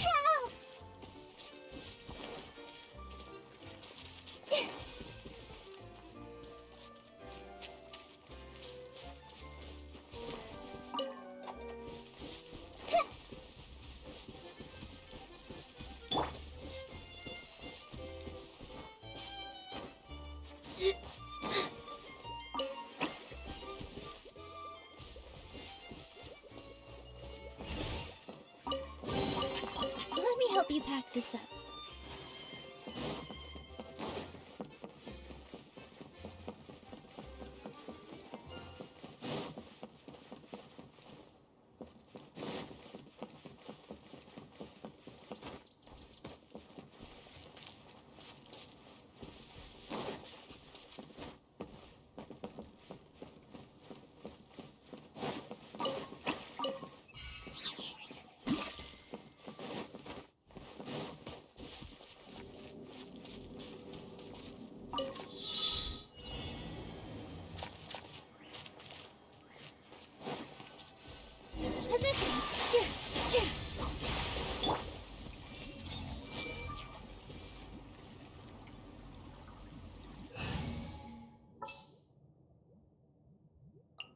Trainee Forest Ranger Kale.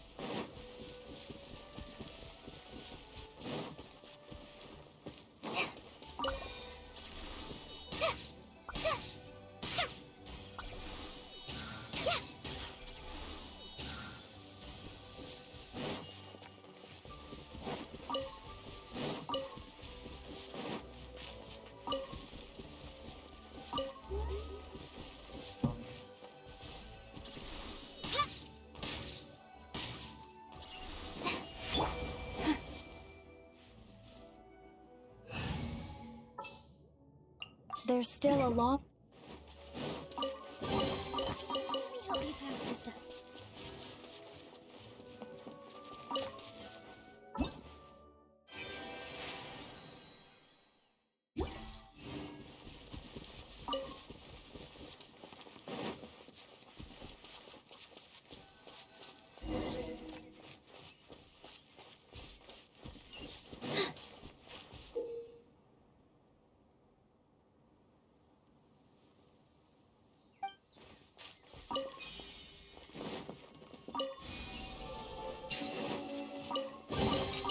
Let me help you pack this up.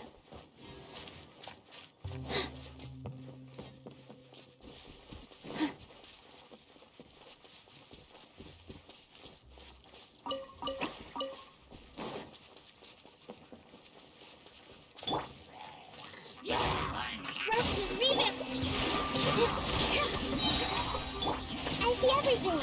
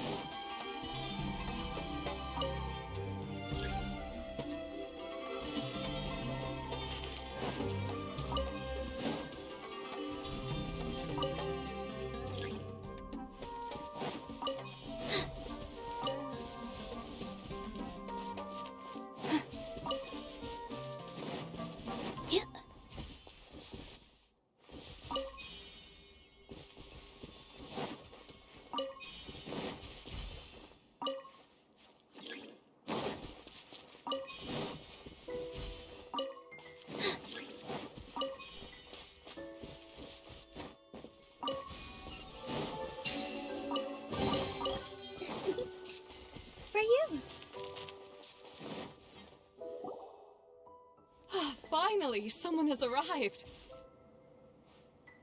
Sorry to keep you waiting, Maimuna. We've brought Adia with us. Thank you, Kale. It's been quite some time since I've seen you, Edea. To be honest, I didn't think you'd actually show up. If anything, I thought you'd be curled up somewhere crying alone. Hey, you shouldn't be saying things like that. Doesn't seem to be the first time Paimon's heard someone say that about Adia, though. You want to see me cry? Fine. I'll start crying right here. No, please don't! All right, I shouldn't have said that. Now, who are these two?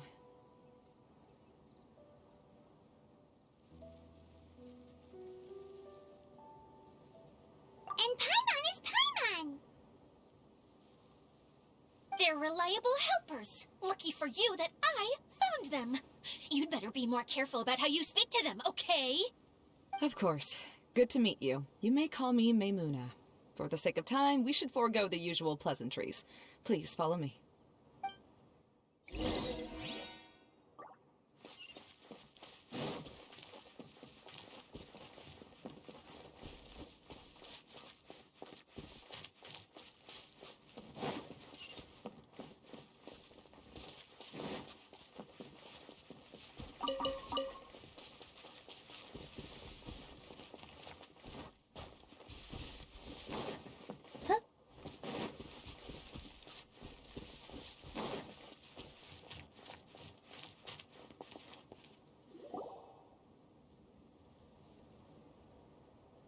Wow!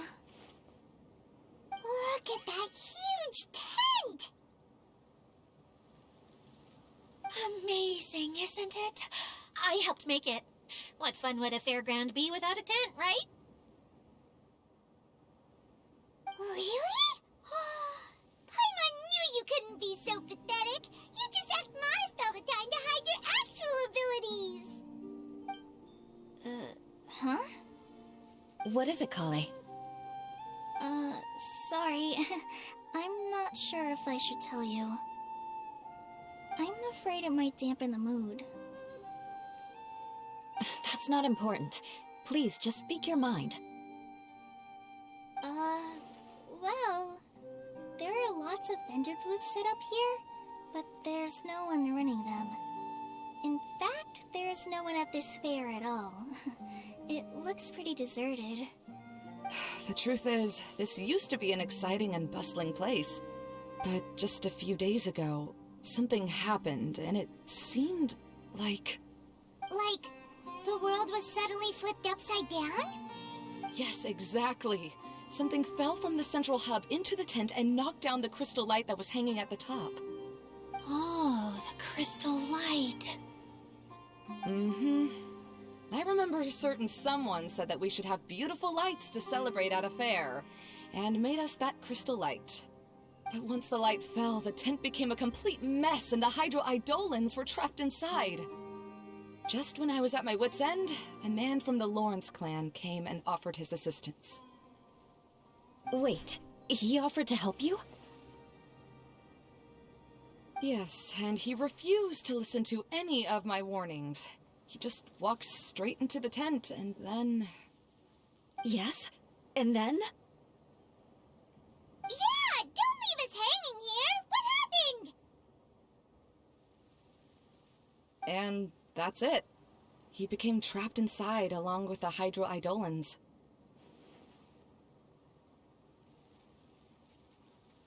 Oh no! We have to do something!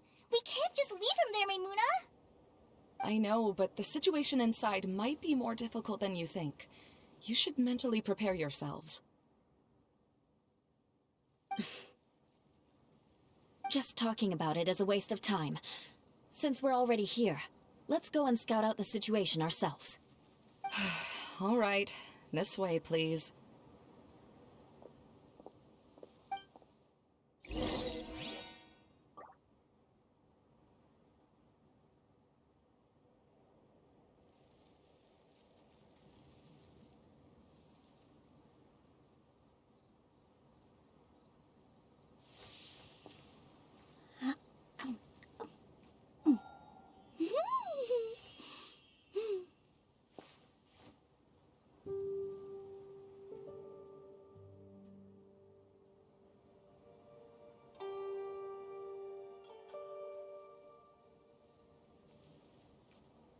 first get into position like this, then move like that. Yep, that's it.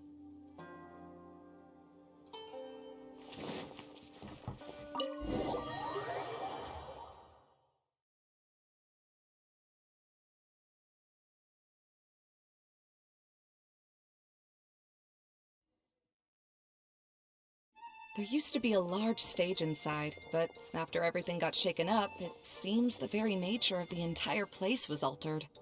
The lamps and crystal light that were hanging above have all fallen down, which makes repairs near impossible. Wait, so you mean it's difficult to move around in there? Yes, mainly because of the lights. Do any of you have experience being on stage? Once the stage lights turn on, everyone's attention is focused on you. I can't stand that feeling. Having everyone's attention focused solely on me would just make me feel terrible. Me too! I'm no good at speaking in front of people. And then to have everyone staring at you. Oh, just the thought of it makes me shudder. Sounds like you have some things you haven't been able to let go of yet. Please don't laugh. I'm trying my best to change that, but there are still some things I can't overcome. Like when there's a lot of people around, or when people are staring at me.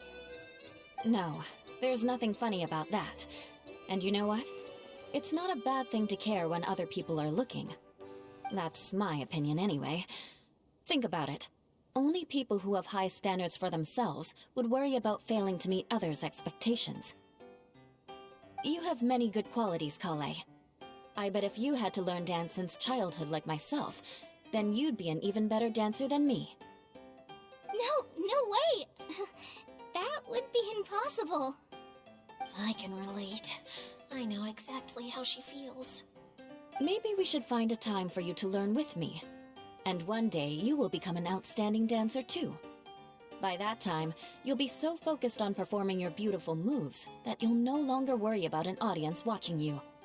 Wow. Eula's so passionate about this that she's practically glowing now. Really? You do that? You wouldn't think I look stupid and secretly laugh at me, would you? You really think I'm that kind of person? Fine. Vengeance will be mine. Oh, no! Of course not. Alright, please teach me. Seems there's no need for me to warn you again. Anyway, you just need to open the curtain and you'll be able to see the stage.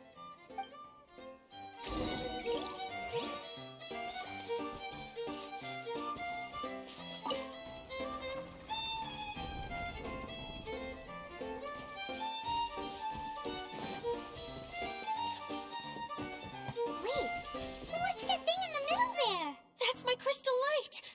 It's been locked up. Well, let's figure out a way to fix this. Looks like we need to raise the platform underneath the crystal light. If I remember correctly, the stage controls should be somewhere around here.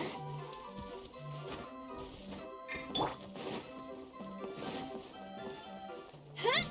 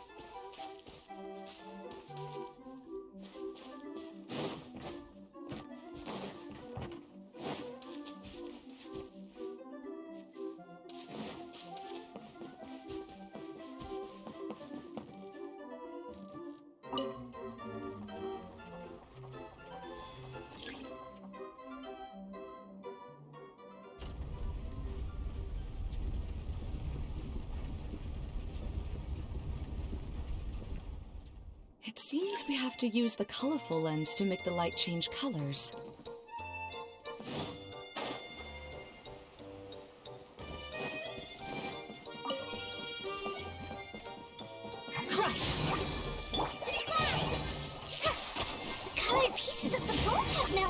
Yes, the lens is made of materials that are easily melted by light. Is it me, or do I smell something sweet here? Crush!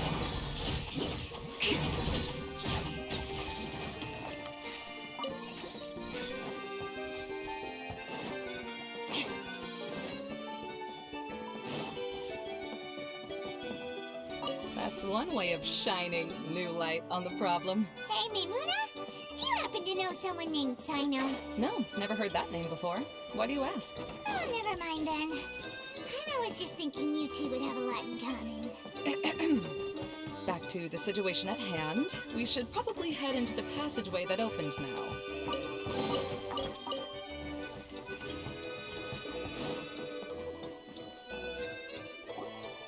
Hello? Is anyone here? If you can hear me, please help! Lessig Lawrence? Who are you? Who has the audacity to utter my full name? You sure don't look like you're in any condition to be talking like that. Yep. He's a member of the Lawrence clan, all right. Even though he's hanging on by a thread, he still insists on clinging to meaningless etiquette.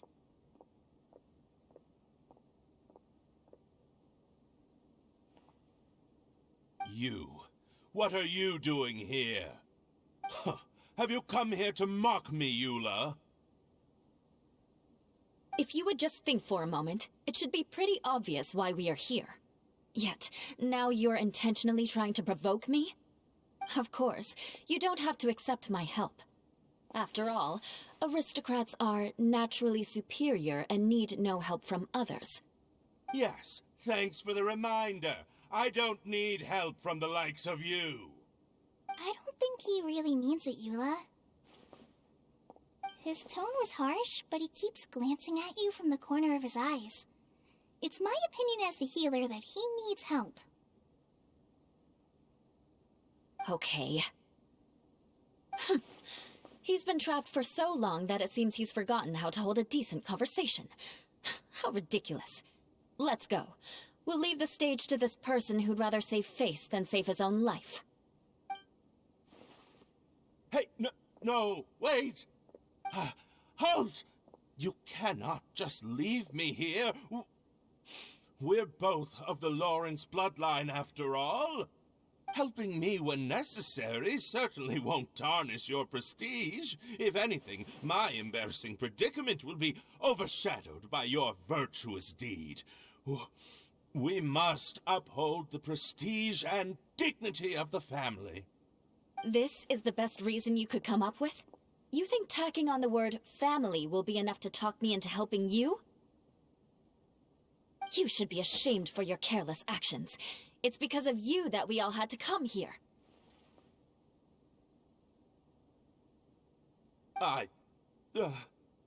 Seems everyone in the Lawrence clan is this way. They'll do anything to save face. All right. Looks like it's time for the mascot to step in. Here you go. One for Eula, and one for Lessig. What is this? Candy? Thanks. Oh, the smell! It's just like the aroma I smelled coming from the lens. Yes, that's right. Enjoying something sweet always lightens the mood. Oh, thank you, Miss Mascot. I certainly do feel much better now. So he's willing to thank someone else, but not me. Eula has been worrying about you the past few days, and asked me several times regarding how to find you. But now that you two have been reunited, I won't have to keep answering her questions anymore. Oh, I'm so happy. Let me clarify one thing. I don't care what happens to him. If you're going to keep saying nonsense like this, then... Eula will never admit that she actually cares about him. Yeah, you're probably right.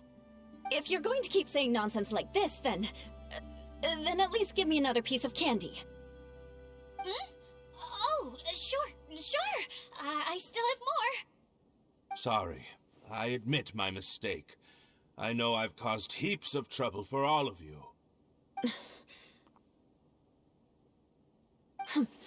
Why couldn't you have just said that earlier? I'm back. Oh? Have you already finished catching up? Why are you all looking at me? Oh, nothing. Don't mind us. All right, then let's clean things up here and keep working our way toward getting the crystal light fixed. There's no need to push yourself in your condition, Lessig. I'll take him and find some place for him to rest. I happen to be a little tired myself. All right. I'll leave my cousin to you then. You'd better rest up and regain your strength before we settle things, Lessig.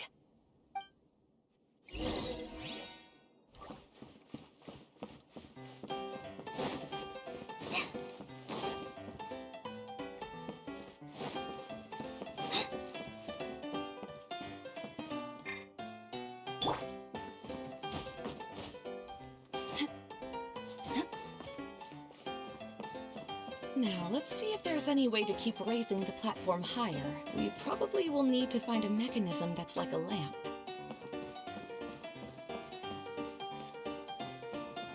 Strange. Is that really the Lessig that I know? You shouldn't always judge people based on the way you knew them before.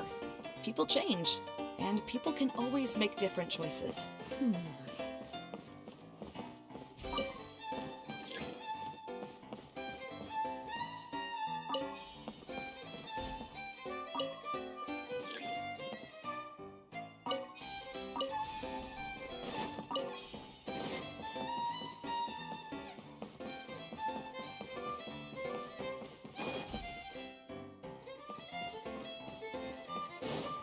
More speed.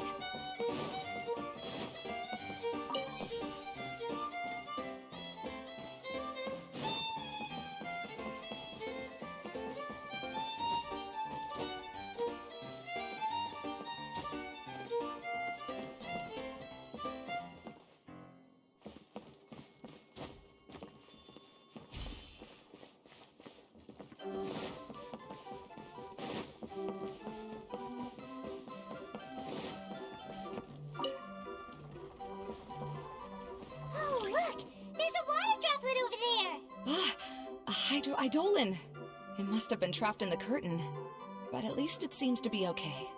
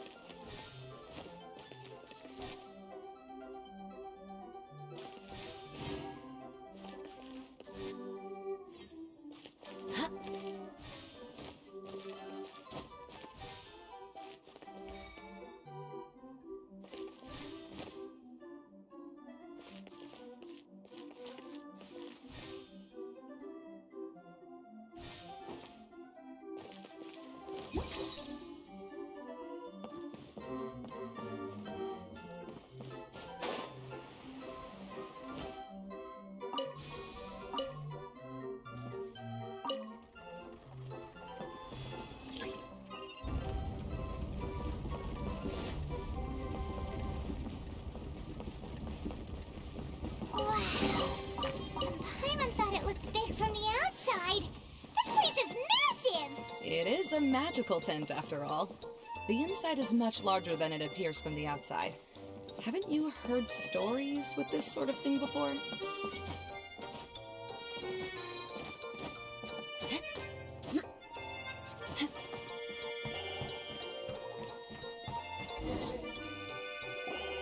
Oh, another path has appeared! This should be the last level! Yes, don't worry. We're almost to the top of the tent. The last thing we need to do is raise the crystal light to the very top of the tent. After the stage collapsed, I realized that having it raised only halfway makes it look a lot like the stage at the Grand Bazaar. Have any of you visited the Grand Bazaar before? No, I haven't. I have. I've gone there a few times with Master Tainari. The place is bustling with all kinds of vendors. And if you're lucky, you can see Nilu perform her dance. Oh, a dance from Sumeru? I'd like to see that myself. If only it were on the way back, then we could stop there. It doesn't matter if it's on the way or not. I would be happy to take you whenever you have time, Eula. Great. I'll take you up on that offer. Yeah! Now that Paimon thinks about it, we've already been there more times than Paimon can remember. Really? My father used to help with festivities at the Grand Bazaar and would always give me candy during the events. I was just a kid and didn't understand anything. I was happy as long as he gave me some candy. To me, fairs and festivals were the best things ever. I always thought my father was amazing and wanted to be just like him when I grew up. But aren't you a scholar in the academia, Maimuna? As far as I know, scholars seldom could spend time doing anything but research. I doubt you could have time to assist your father in preparing festivities. Yeah, seems you read me like a book. When I had the choice between becoming who I wanted to be and who my parents wanted me to be, I ended up choosing the latter. But I was never happy about it. Huh. That's almost the exact opposite of Eula's situation. You must have already realized that. Why else would you set up all the booths here and make this place like a fairgrounds? Yes, but I'm still not as happy as I imagined I would be. I realized that attending a fair and running a fair are two completely different things. The main reason my childhood was so fun and carefree is because my family worked hard. But my father knew how difficult and tiring running a fair could be, so he wanted to push me towards academics. But in the end, I didn't do well in either. I gave up on myself and resorted to investigating ley lines in the desert. Some things happened, and then I accidentally ended up here. I finally had a chance to make my wish of running a fair come true. But after seeing everything come crashing down, I feel like I've lost the strength to go on. It's not as bad as you make it out to be, Maimuna. No need to feel so down. You have the courage to change, and you've been actively guiding us on this journey. Someone who's given up on themselves could never do these things. Oh, Collei. I understand my situation better than anyone. You don't need to try to comfort me. It's not that I'm trying to comfort you. It's just that people sometimes don't realize that their actions speak louder than words. Believe me, this is something that I learned from my time together with Eula. Oh? What are you trying to say? Oh, nothing. Now, let's get that crystal light fixed. All right.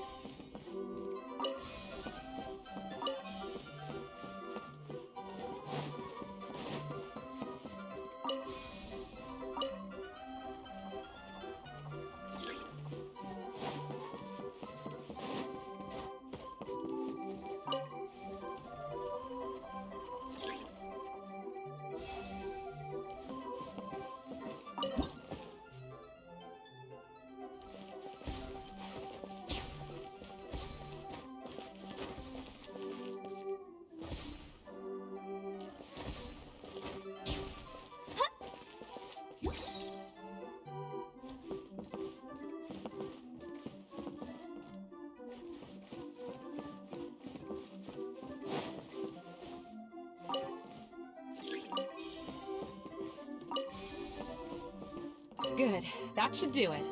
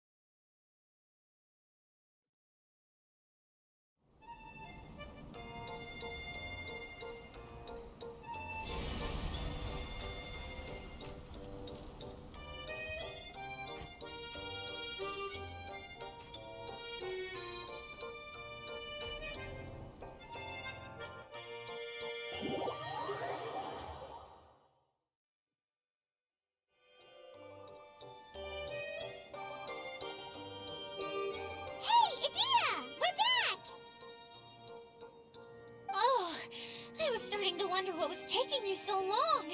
But don't worry, Lessig is recovering well.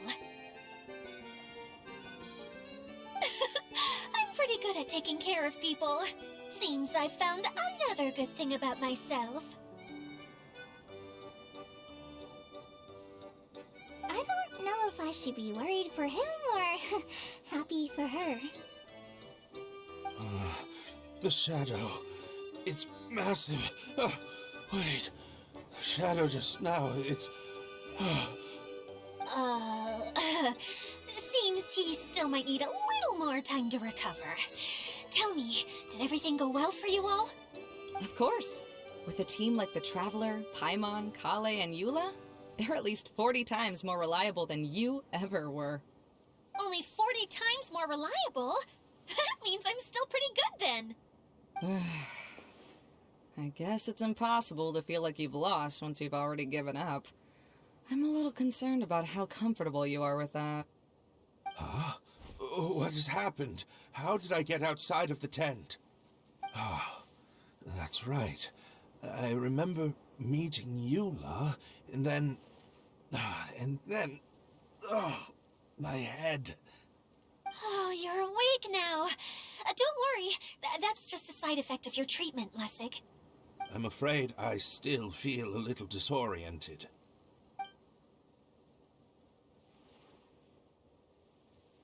Lessig Lawrence. Oh, it's you, Eula. All right, I'll do it. I'll come back to Mondstadt with you and abandon my wild efforts to restore the Lawrence clan. Interesting. Now you want to talk. Seems like you've had a change of heart. In that case, maybe you'll be able to explain everything in detail for us now. I admit it, yes. I came here in hopes of finding a way to restore the Lawrence clan to its former glory. But it was a long journey, and I didn't always know the way. I passed through Liyue and Sumeru. There was even a time when I lost my wallet and had to live in the wild. But the peculiar thing is, I realized that nobody knew me out there. And not a single person even cared about the Lawrence clan. You and I are like glass pawns that were raised in shackles. We were taught to act like nobles, but outside the walls of our home, the people of Mondstadt despised us. Such pompous, hateful, and stubborn teaching. It all culminated to making us cling to the old aristocratic dogma in an attempt to maintain our pride. It's like a never-ending game of tug-of-war, but it is meaningless. You understand. Or I should say, you have already long understood. But I'm afraid that I have only just realized this. Paimon sorta understands what Lessig is saying. Everything he said is true. Your family is probably unaware that you've already changed how you see things. Yes, this has all happened recently. After coming to this domain, I realized the Mondstadt that I want is one where not everyone fears me. All that I and many other members of the Lawrence clan long for is a place where we can live peacefully with others. Lessig, both you and I never had anything to do with the glory of the Lawrence clan. That is all in the past. We are just ordinary people. I originally planned on returning to Mondstadt after taking care of things here. I never thought you would come here. I was completely shocked, which is why I reacted like I did. I'm sorry. See, people can always make different choices, and it seems that Lessig has also chosen to become someone he truly wants to be. Yes, about that. I'm afraid I haven't quite found my own purpose in life yet. That's all right. Being able to clearly choose between becoming who you want to be and who your parents wanted you to be is already a step in the right direction. How to find true happiness is probably one of the most difficult research topics of all. I have a suggestion for you, Lessig. Why don't you return to Mondstadt and tell your parents what you just told us? They'll probably try to tear me limb from limb. But What about you? Did you ever tell your family about what you think? This is something that I've been thinking about, too. Perhaps the two of us can sit down with the rest of the clan and discuss it with them. The Lawrence clan is just like this stage. It was once home to glorious performances, but those days are now long gone. And it is time for the stage to be updated. She's so solid and tough, but also clear and open, like an ice cube. Is that why she's able to dance anytime and anywhere she wishes? Are you all done talking now? Yes, I think so. By the way, that is for you. Please take it. I found it on Lessig earlier. Oh, it's one of the missing components! Wait, so you had it all this time? Why didn't you give it to me earlier? Well, you didn't ask. All right, I admit it. I forgot about it. Okay, we'll let the Traveler hold on to it for now. Wait, this looks like... It looks pretty familiar. Have we seen one of these before? Ah, right! I also bought a similar box at the last festival. Yes, people often use this kind of box for candy at festivals. This was one of the materials originally used to create the tent. But now that the tent has been repaired, we no longer need it.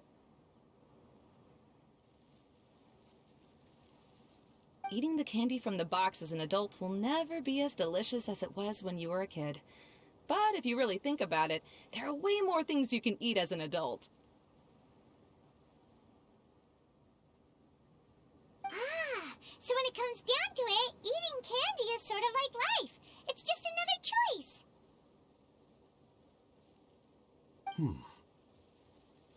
So, as of now, we've already collected 3 of the missing components. Only 1 more to go. I'm sorry that repairing the tent took so much of everyone's time. You should all head back and have a rest. I'll lead the way.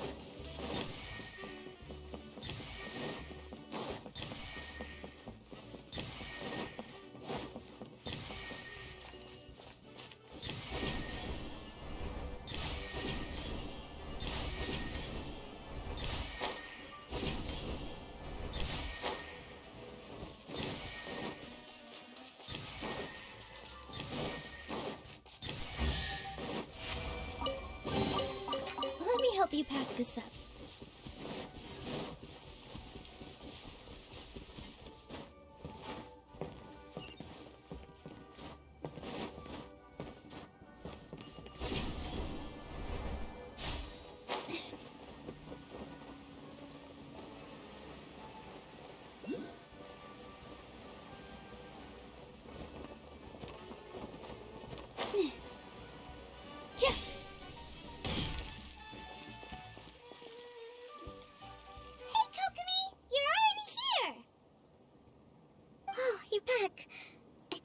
Adventures to the forest went smoothly?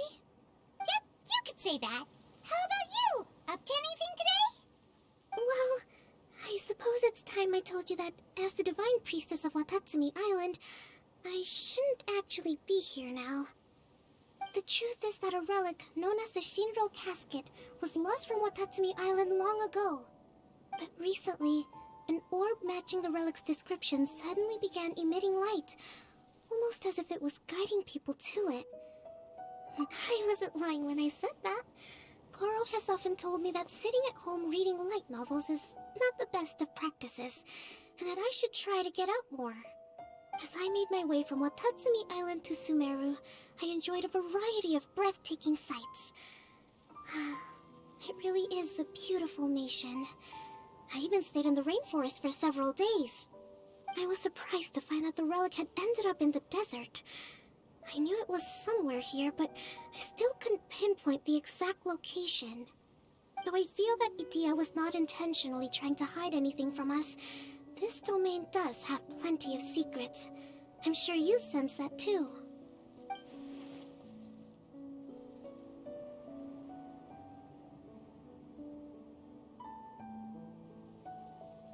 Now that you mention it, a lot did happen today.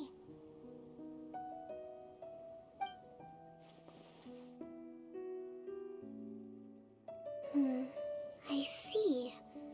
When you found Lessig, did you also happen to find any clues related to this domain? I'm afraid that he was caught up in his thoughts and didn't pay attention to his surroundings. Actually, before the world was flipped upside down, this domain didn't look anything like this. Hey, everyone! Oh, I hope we're not interrupting your conversation. It's alright. You two did a lot today. Care to join me for a cup of tea? Sure! That would be perfect! Eula and I just made some snacks. Turns out Edea has a cooking stove and oven. Seriously, why didn't she mention it earlier? Oh, so did you make us some moon pies? No, I made something called Stormcrust Pie. You should try one, Traveler. And I made some pita pockets. You could try some, Kokomi. It should taste great with tea. Sorry, I should call you General. Oh, I would be happy to try some. By the way, Eula, how's your cousin doing now? Oh, him. You would never guess, but he's busy over by the oven now.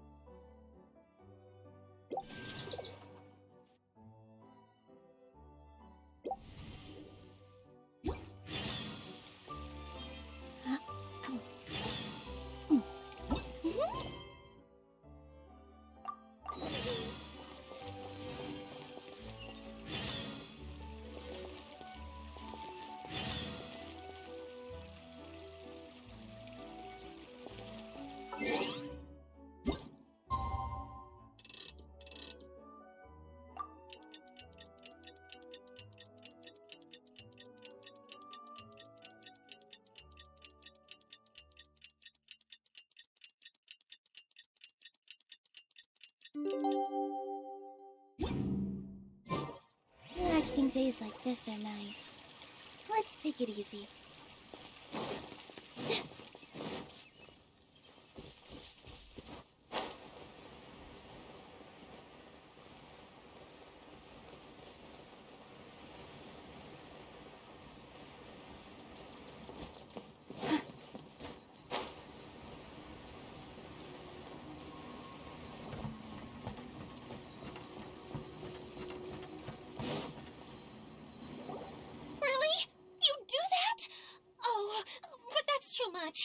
I can't. No, really, it's all right. We want to do everything we can for the domain. Yes, and to be completely fair, I'm the one who caused this terrible mess in the first place. Oh? What happened?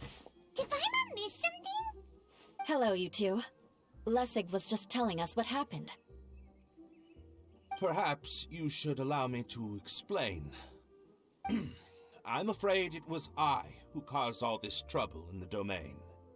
Yes, it was Lessig. To be precise, I saw a most exquisite water orb at the entrance of the domain.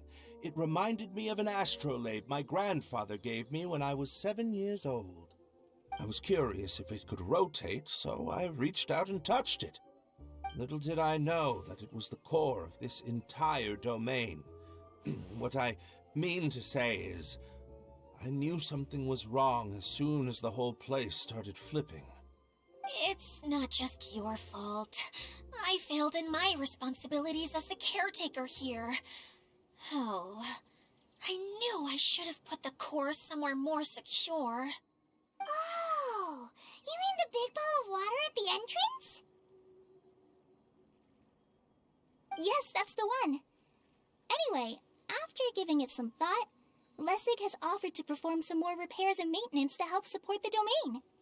But we were concerned he wouldn't be able to handle it all alone, so Eula and I will also stay here to lend him a hand. But don't be mistaken. I'm not doing this out of the kindness of my heart like Kale. My job is purely to monitor and ensure that Lessig doesn't cause any more trouble here. Oh, sure. I don't think anyone's buying that anymore, Eula. Though I do remember that Amber mentioned we should just nod and agree when you act like this.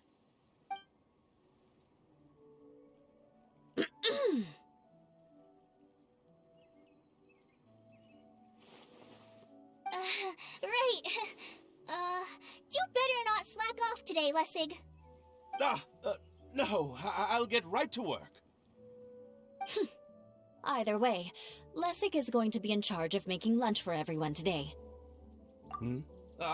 Yes, I'll try, but I'm not sure if my skills will prove satisfactory. What was that? No, I mean, thanks everyone for giving me a chance to redeem myself. I can already feel new strength kindled inside me. Ha ha ha. No, maybe that's just the heat of the oven. Very good. But you should conserve your strength. Many parts of the domain are still in disrepair, so we have a lot to investigate. Seems Adia has a little more pep in her step after finding others to help do the work. Now that you three are situated, we can focus on what the rest of us will be doing today. I'll go gather the others. We should get ready to leave as soon as possible. And there she goes. At least she seems to be happy. Maybe this is how it feels to be in charge.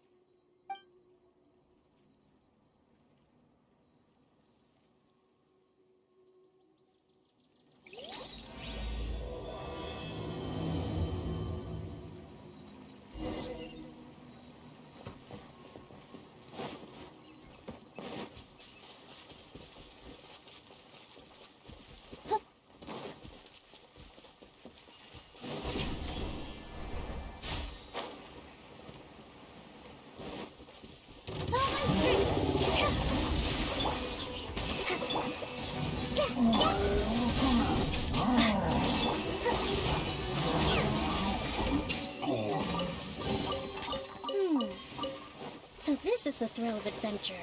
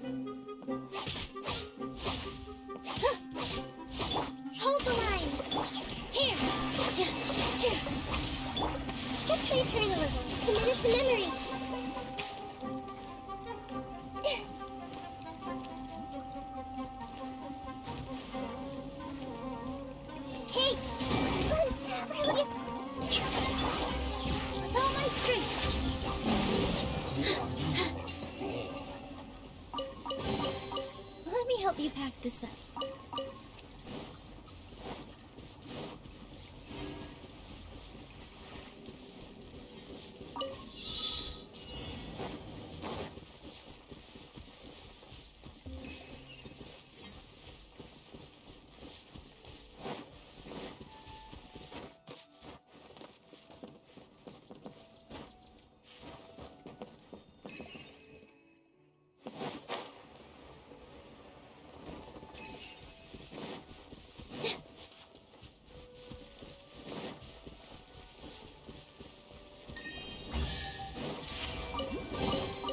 Let me help you pack this up. Yeah. Hup. Yeah.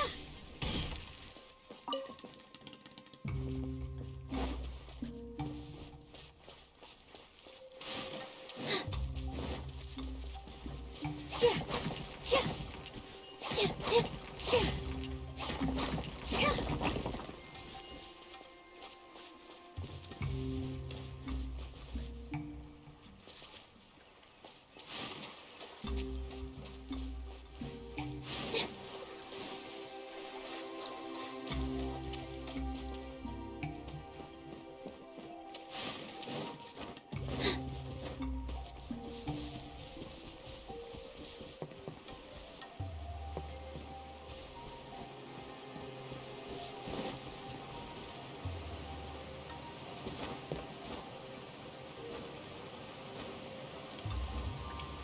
Yeah.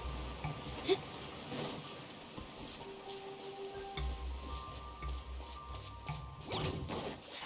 I see everything. Here. Allow me.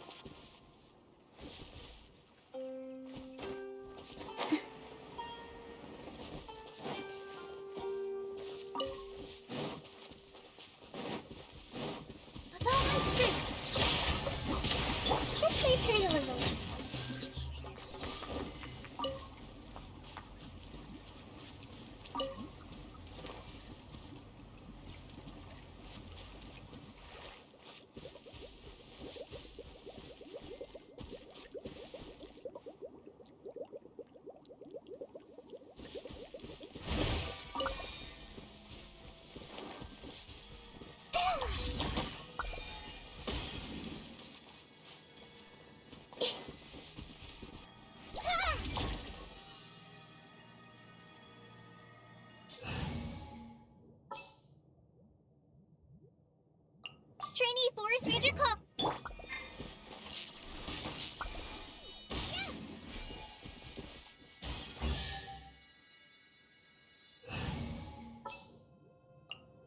Just what will we...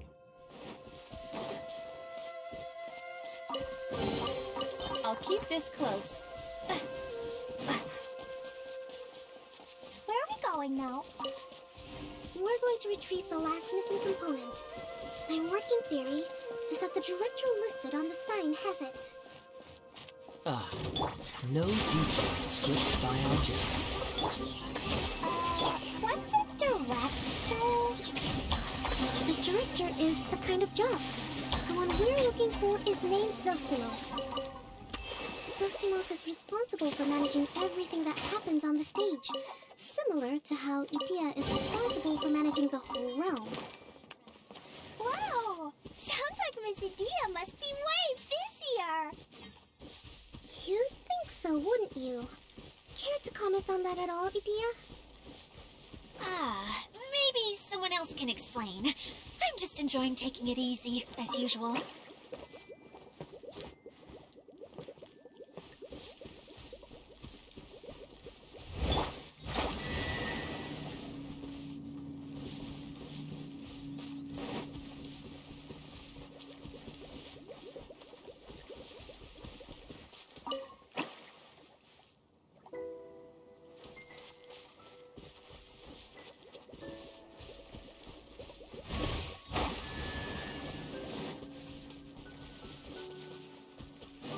Let's move out.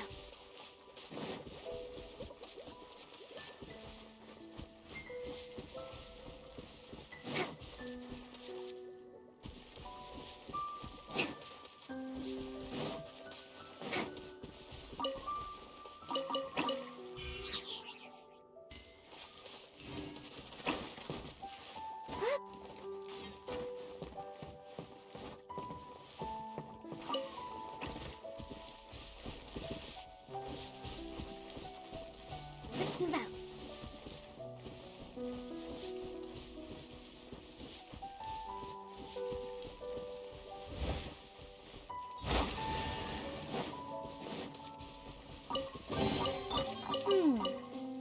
So this is the thrill of adventure.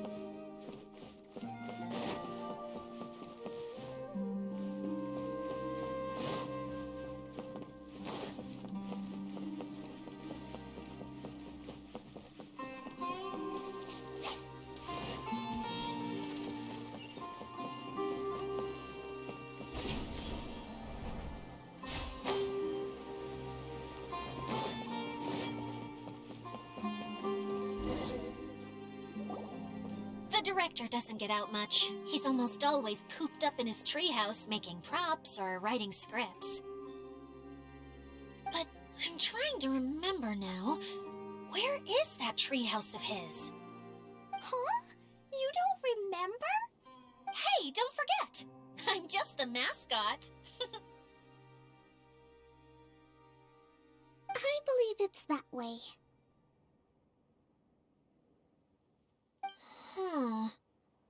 Though he might prefer to be alone, given he often has to move stage props, I suspect that he lives near the theater. And having a view of the entire stage would be useful when imagining a production's actual stage flow. So if I were him, I'd probably pick a treehouse over there. But how do you know which direction the theater is in?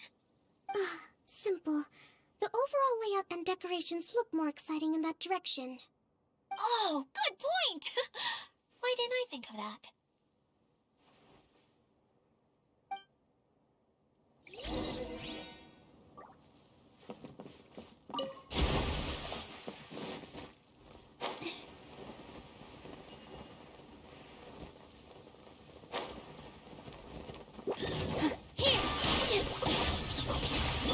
Everyone hold hands!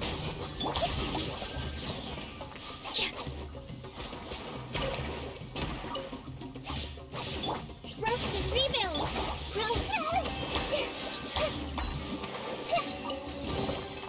Curiosity deserves a reward.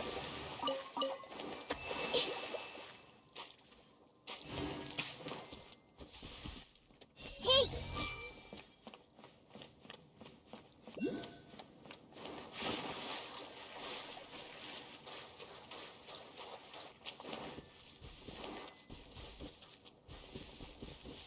I see everything!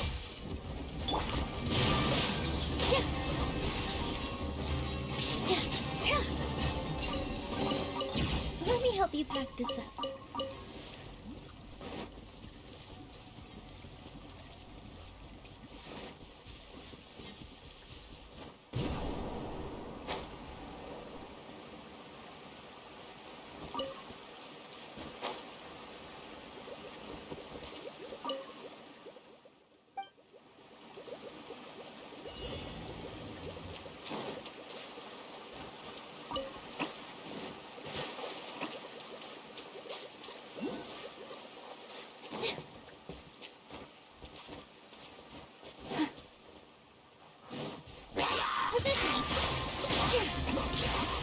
Allow me.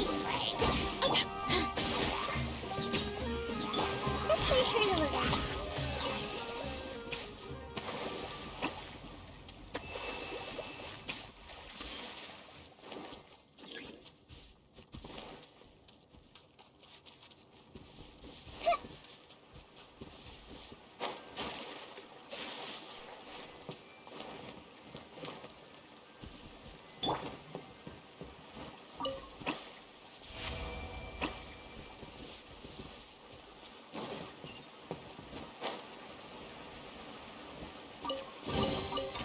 Wow, what a lovely surprise.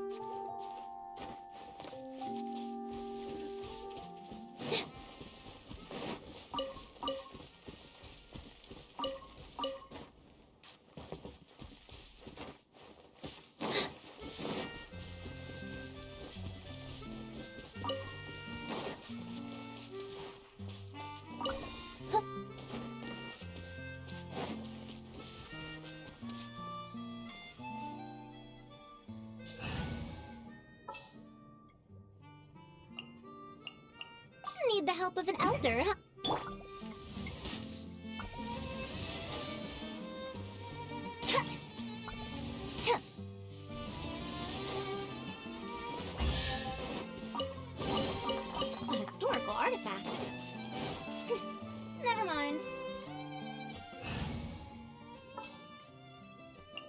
there's still a long road.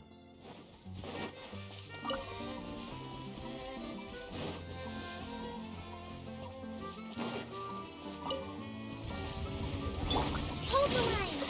Follow my string! Propagate!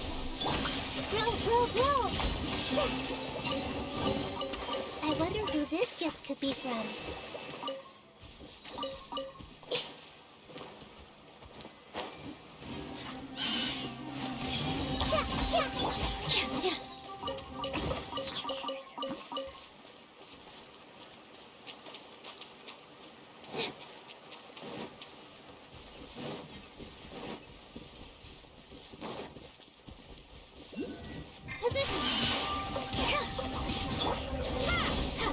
This may hurt a little.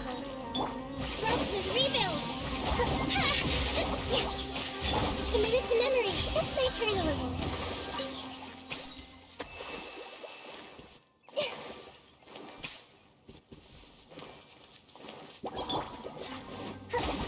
With all my strength.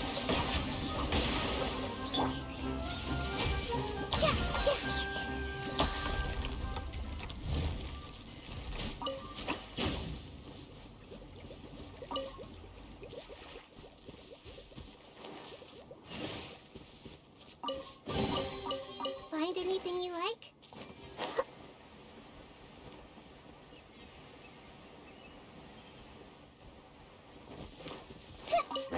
Hey! Position! Hold the line!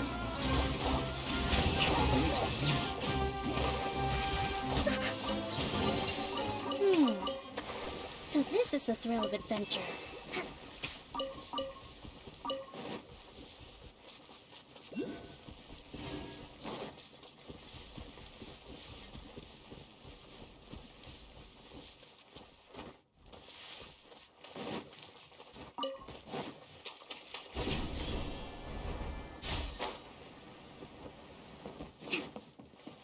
Let's move out.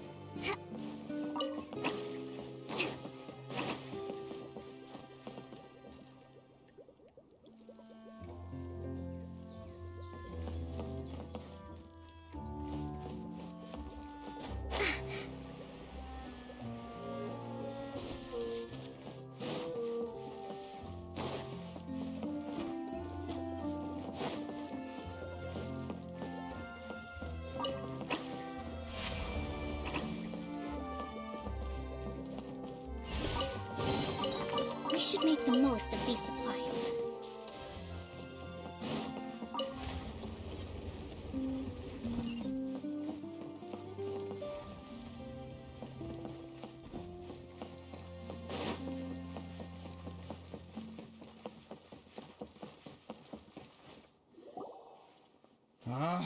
Where did that blasted automation mechanism go? The male actor standees are here, but where are the female ones? Who's that? Edea? Yes, Sosimos! 'Tis I, Edea! How's that for a dramatic entrance? This is a surprise. I was sure you'd be. Curled up in a fetal position, crying to yourself? Wow, what a fascinating little creature. Did you just read my mind? The name's Paimon? And no, Paimon's no mind reader.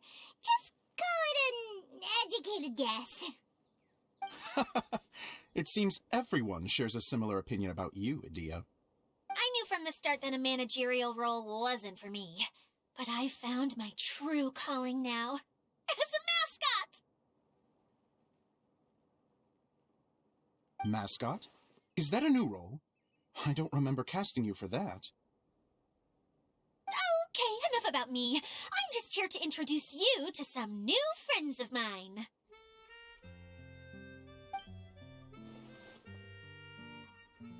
And that's why we came to see you. Well, do you have the component that fell out of the central hub? I do. However, I'm afraid the incident has caused many malfunctions with the stage mechanisms, and I can no longer put on any performances. Okay, so you're holding the component ransom till we help you fix the mechanisms, huh? No, till we fix the stage, surely.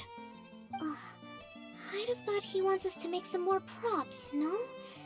Given that some of the standees are missing. Or maybe the component is broken and we need to fix it. You're all forgetting that the majority of his work involves writing scripts. I'll wager that he wants us to edit them. What has gotten into you all? What sort of person do you take me for, The component is safe and sound. I can give it to you now if you'd like. Although I was hoping that maybe you might be willing to help rescue my show? You're a big group. I have lots of roles to fill. It would really speed up the casting. A show? That sounds fun! I want to help! Can we? Also, truth be told, I've hit a bit of a roadblock in my script and was just thinking about how to move the story forward. And then you all showed up. Suddenly, I got my muse back. I don't know how to explain it, but something about seeing all of you finally helped me figure out how to continue my script. Huh? You mean that story you've been stuck on forever?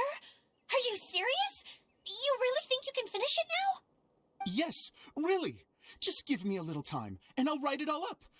In the meantime, I'll leave things to you, Edea. Whoa! And he's off to write the script! Zosimos has always wanted to write an epic story about a thief and a mage. Apparently, he got the idea from some rumors that were swirling around, but he only got as far as writing the intro before writer's block set in. Why don't you all take some time for yourselves while I see what I can do? We'll reconvene after the director finishes his script.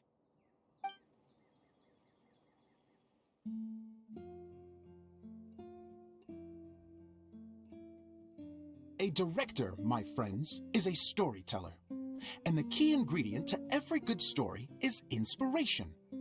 The moment I laid eyes on General Sangonomiya, inspiration hit me for a brand new character. The heroine was the missing piece of the puzzle. The rest of the story flowed naturally from there, and now it's finished. So please, take a look through your scripts, and we will tell this story together.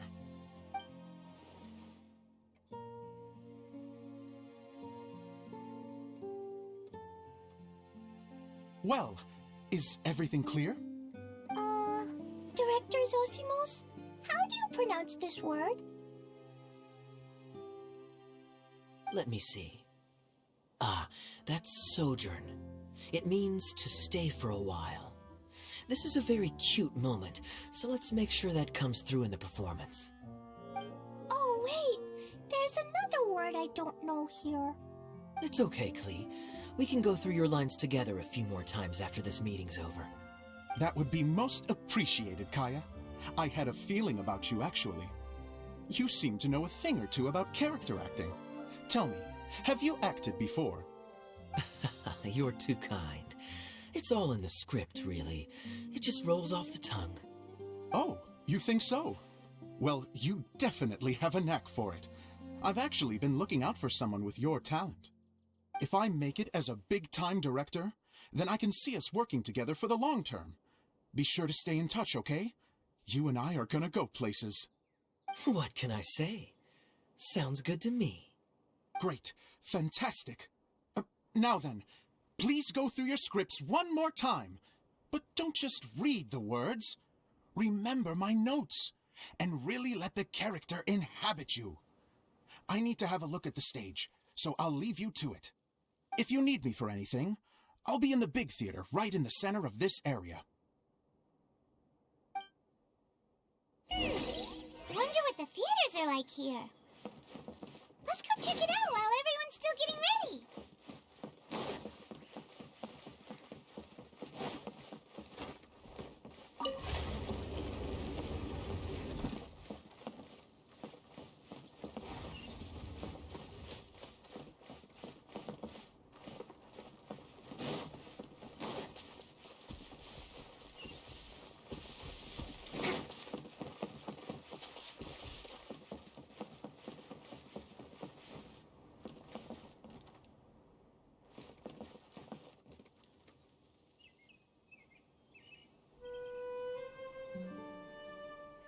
Breathtaking.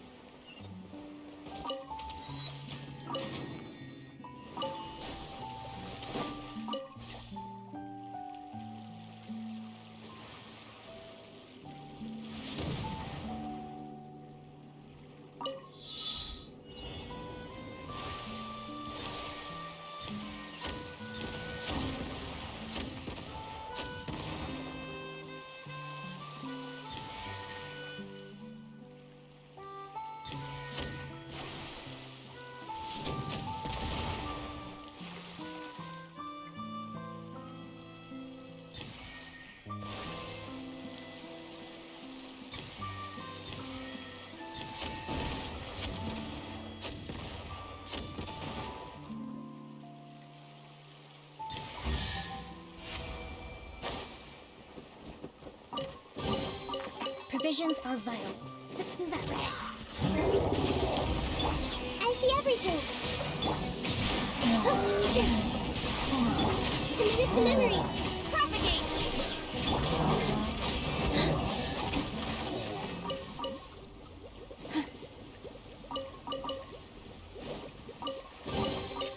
Wow, what a lovely surprise.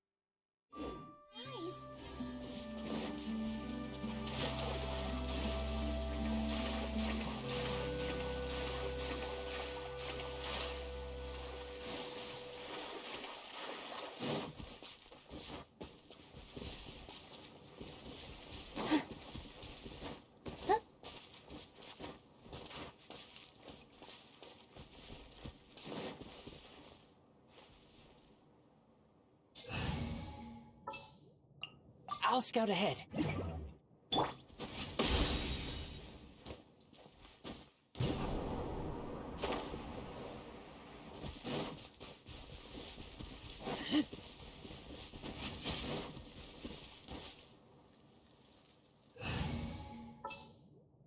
There's still a long road.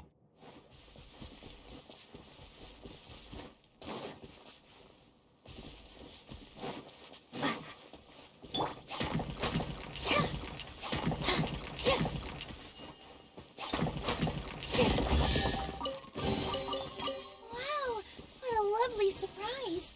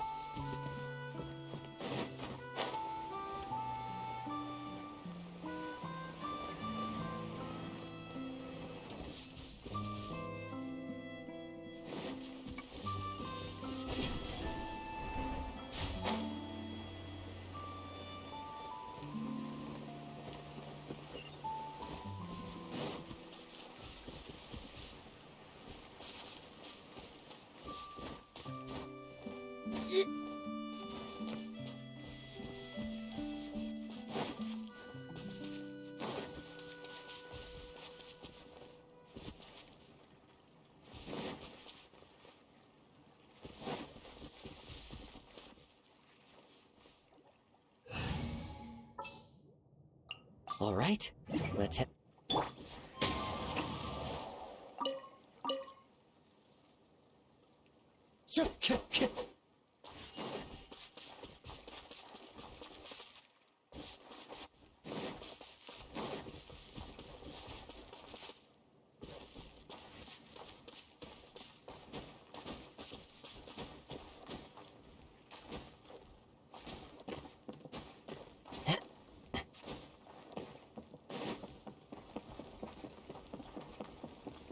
Into the wind.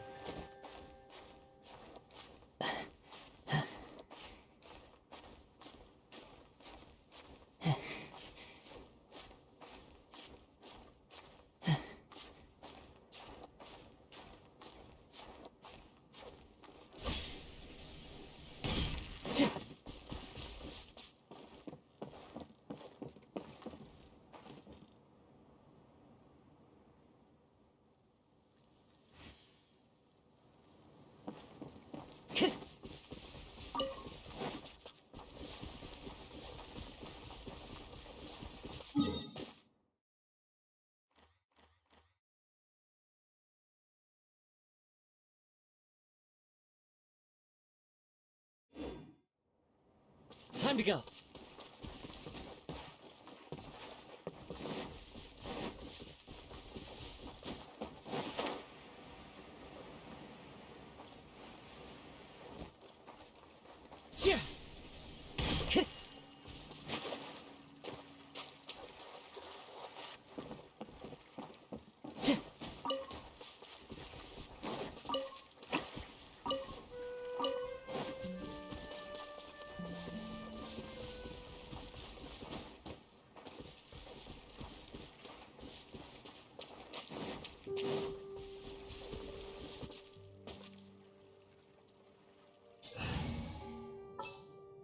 Just what will we come across?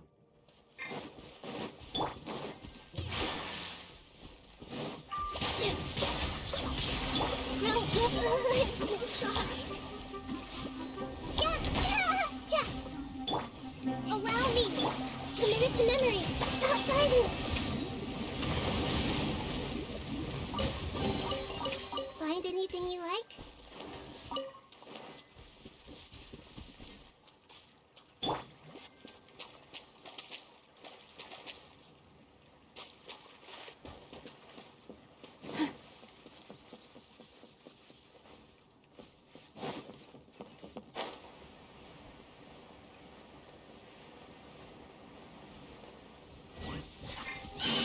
Positions! Hold the line! Hey!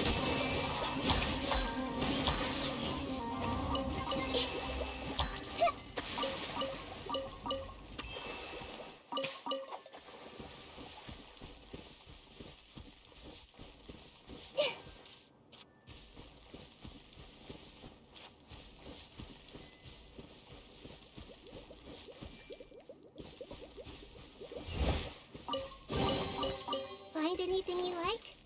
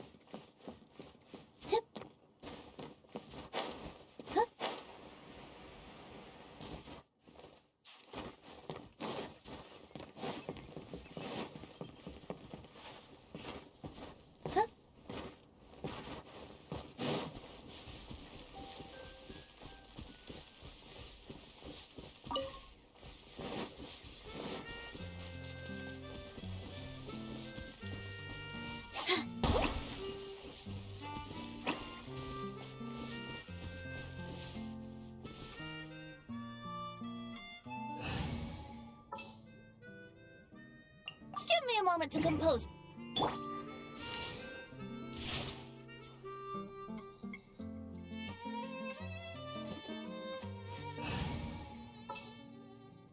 There's still a long...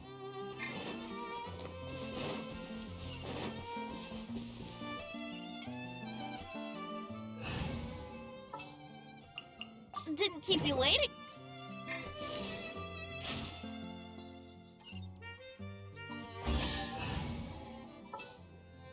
This world... On the road.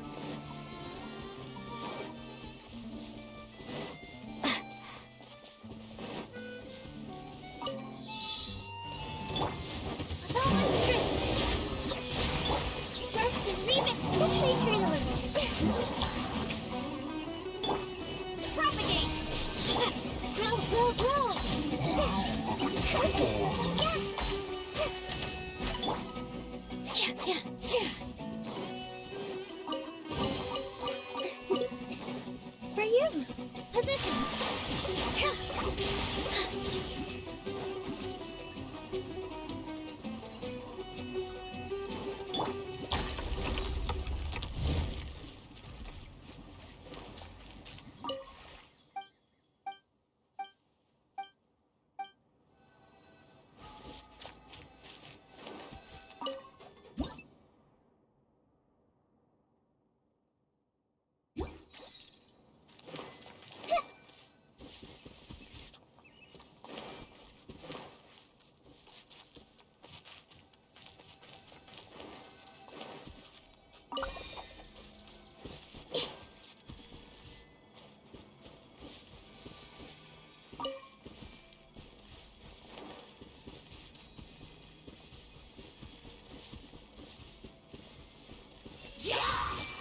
With all my strength.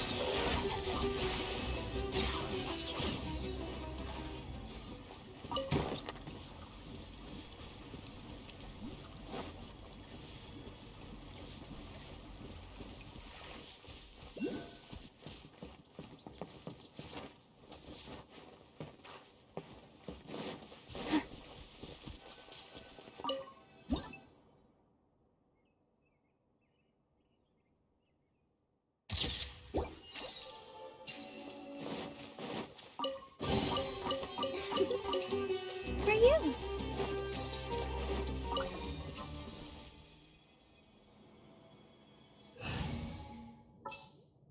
Let the wind lead. Give me a moment to compose.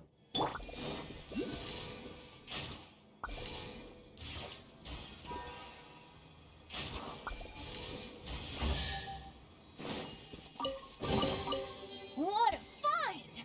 I wonder how. This world is full of...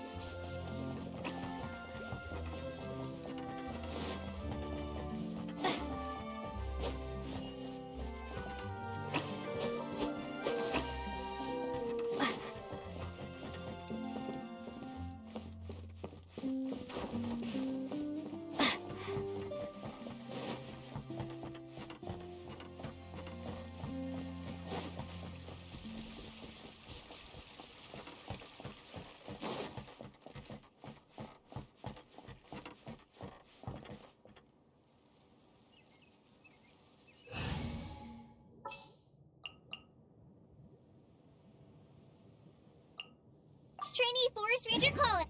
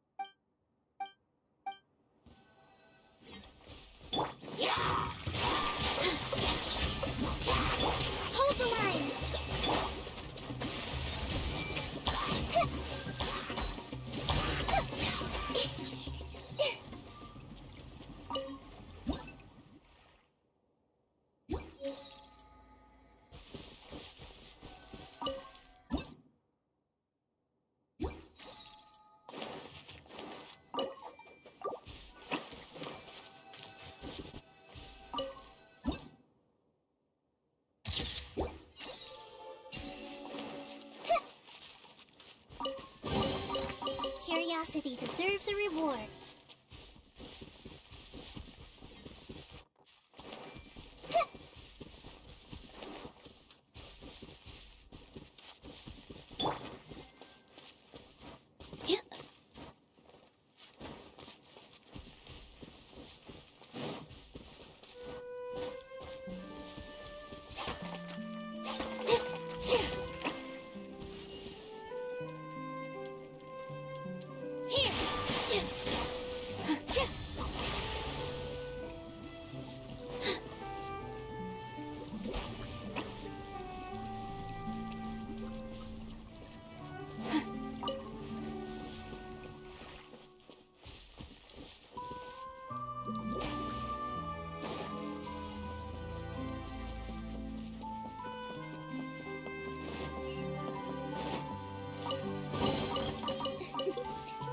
For you.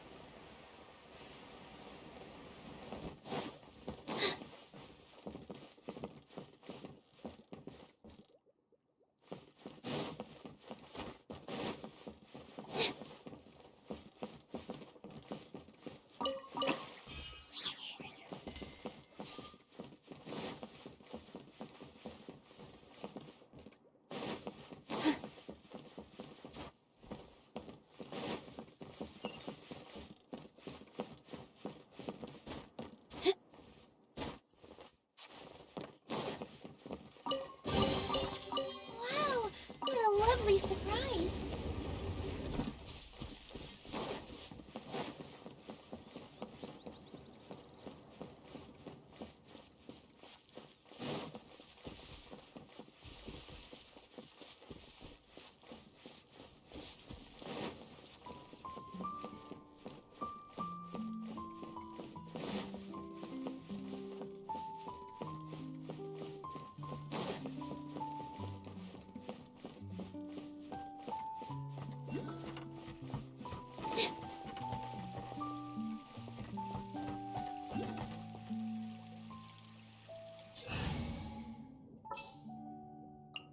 Just what will become?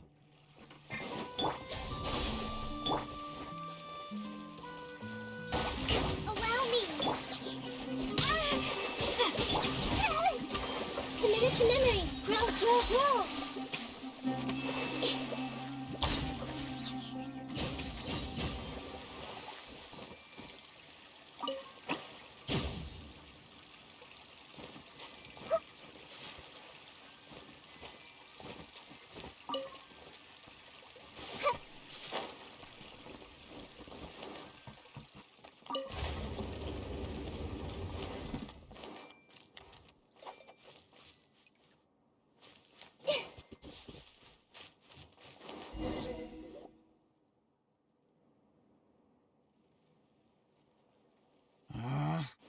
Where did it go?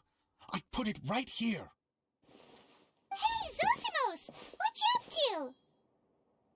Oh, it's you two. Please, come here. Feast your eyes on this stage. I designed it myself. So, directors have to design the stage too? Oh, I'm no ordinary director. I take a more holistic approach. Directing, script writing, stage design, I do it all. Sounds like a lot of work. Edea wouldn't be able to handle that kind of job. Edea has her work cut out for her too, you know. She's my one and only member of the audience.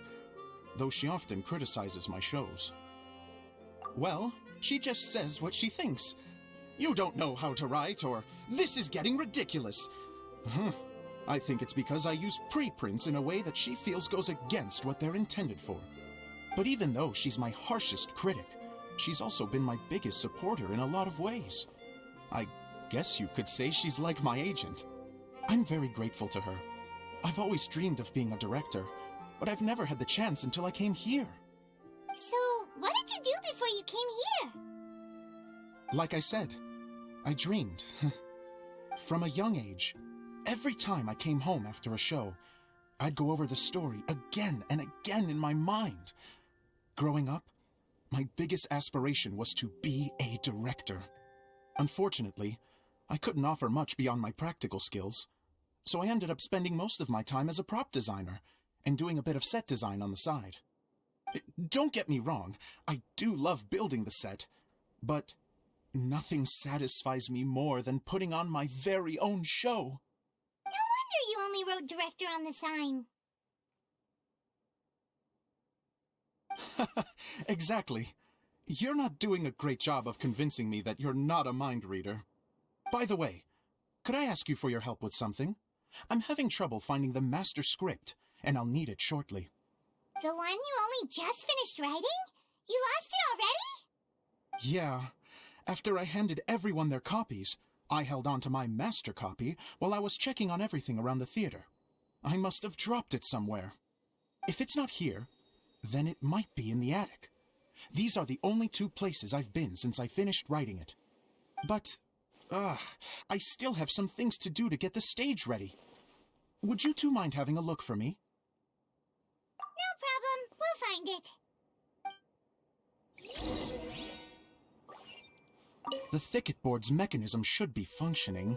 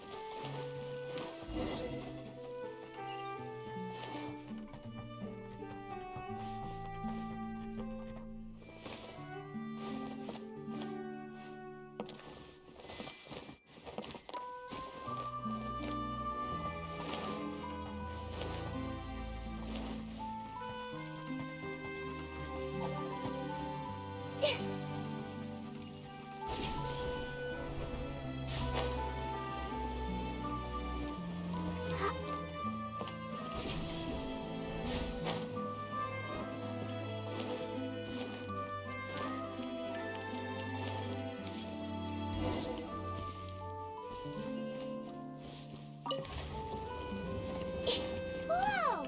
Look at all these books! Now, where's the master script?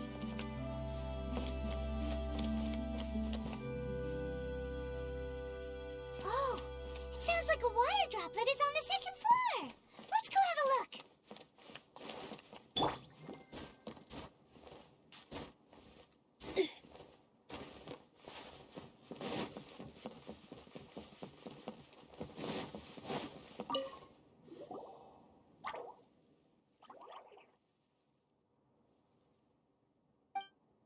Wow, this is a lot of scripts. Looks like the water droplet has been managing them for the director. Most of them look like works in progress. Then it should be the one that's finished. Okay, let's look for the thickest one and then check the ending. This is the only script that fits the bill. Plus, it looks pretty new. This must be the master script. Let's go give it to Director Zosimos!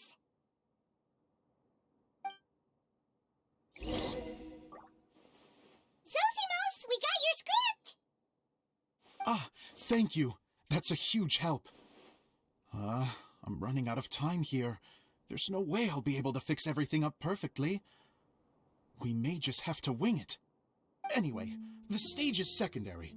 The performance is what really matters. Things can always go wrong on stage, but as long as the show goes on, it should be fine. You don't sound very confident in what you're saying.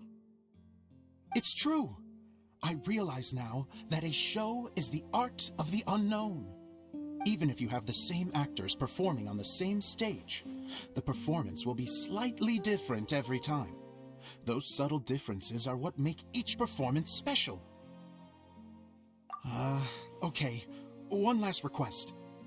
Traveler, you can enter the preprints, yes? The truth is that my sets are composed entirely of preprints.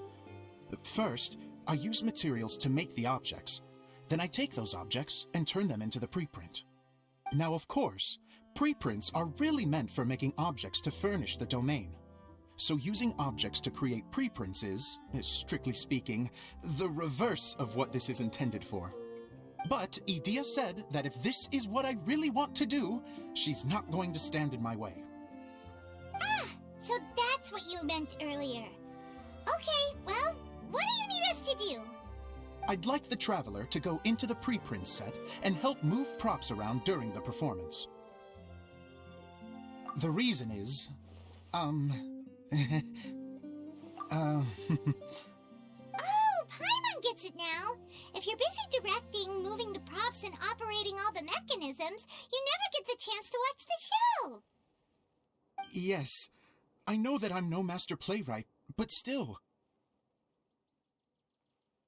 Even if it really is a half-baked script, with shoddy writing and moments of sheer ridiculousness, I'd still like to see it for myself. Just once. Hard to turn a guy down after a speech like that. Thank you. Genuinely, I'm so grateful. I'll go and inform the others. Then, as soon as you're ready, the show can begin.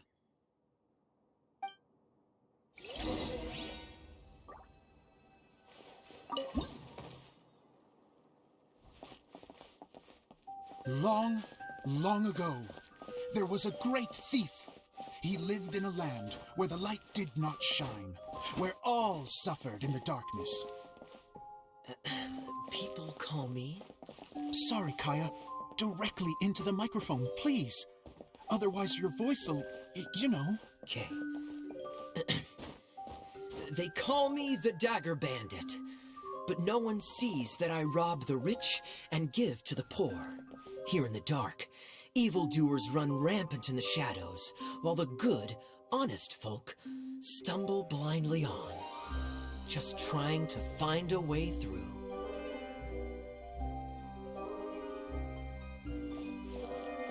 As the bandit brooded, suddenly the world was inexplicably changed as a single star appeared on the horizon and flew across the sky. Traveler, stomp on that movement mechanism in front of you.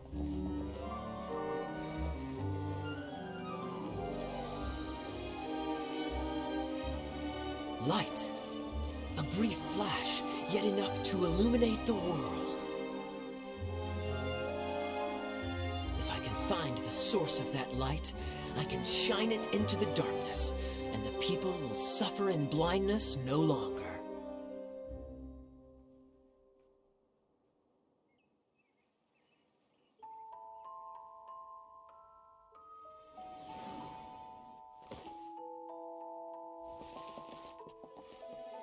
Without a moment to spare, he set off to follow the star's course. All the while, the star kept moving through the sky. Traveler, the star kept moving through the sky.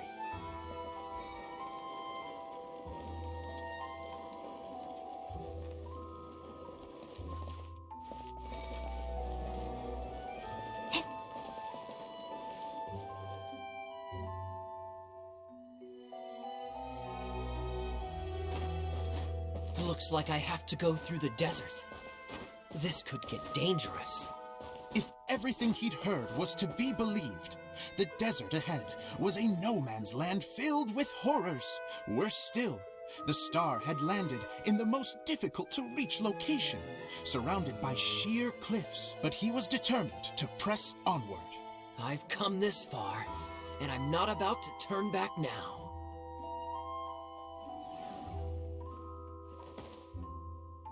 The Dagger Bandit trekked deep into the desert wasteland.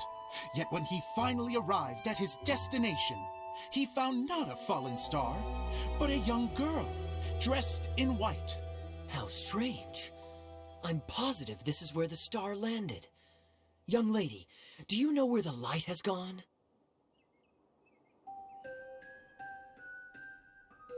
The girl replied, Traveler from afar, the light you seek is only a bottled flame. But the flame has now died, and its light is long gone. Bottled flame? Yes, it was a gift from another. And so, the girl began to tell the story of how the bottle came into her possession. The girl hailed from a kingdom that sat atop the waterfalls. But when the reigning dynasty fell and a new one seized power, she and her people fled for their lives. A thick fog began to fill the air as she made her way through the forest, and dense thickets tried to block her path. There is a mechanism down there that you can press to retract the thicket board below the stage.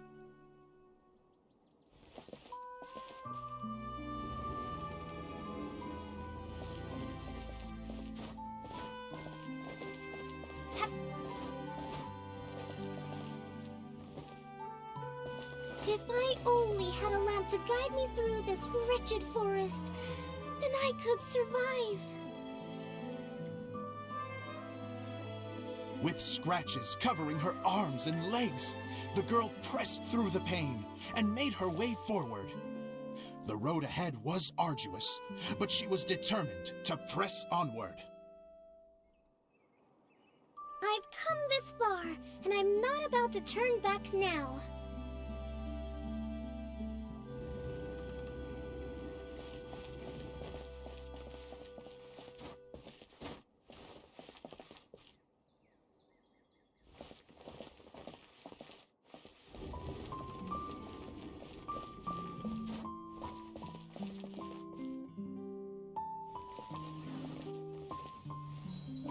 But just as she was drawing near her destination, a huge stretch of thorns and brambles suddenly came into view. Despair set in and began to weigh on her heart. If only someone could help me, I would give anything in return. The girl's heartfelt wish in her moment of desperation did not go unheard. Wait! There's no mechanism for the final thicket! Ugh, I must have forgotten to check those boards. According to the story, those thickets should be gone from the stage now, right? Yes, total oversight on my part. Ugh, what a pain. I can help! Traveler! Catch!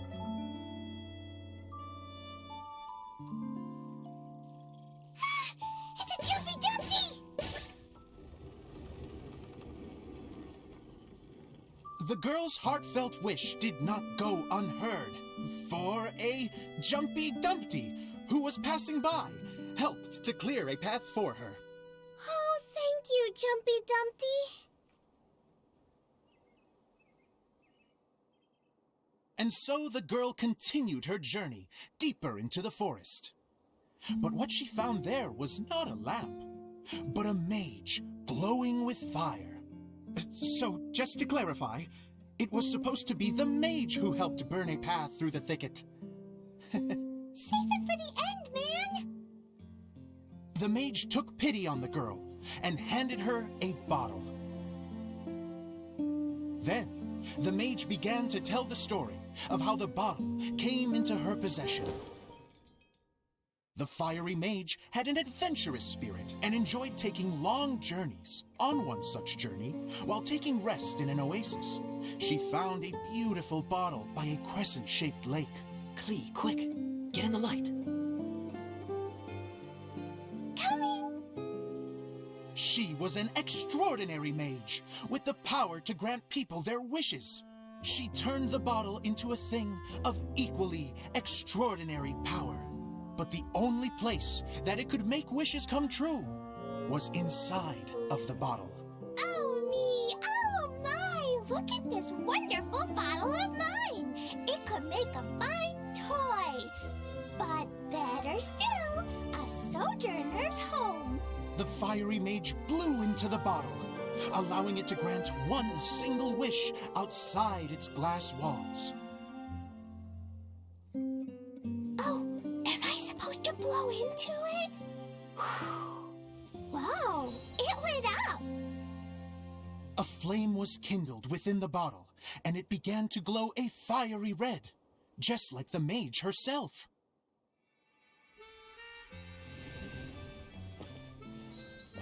After the mage finished telling her story, she disappeared, leaving only the bottle behind. A magic bottle that can grant wishes. And I wish to leave this place and go somewhere where no one will ever find me again.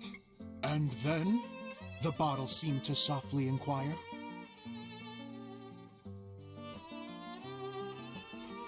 I don't know.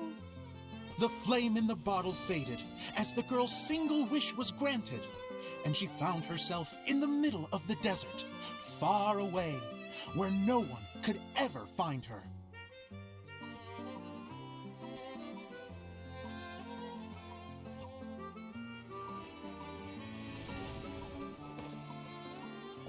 When the Dagger Bandit listened to her story, he sighed in disappointment that the flame with the power to grant wishes outside of the bottle had already died.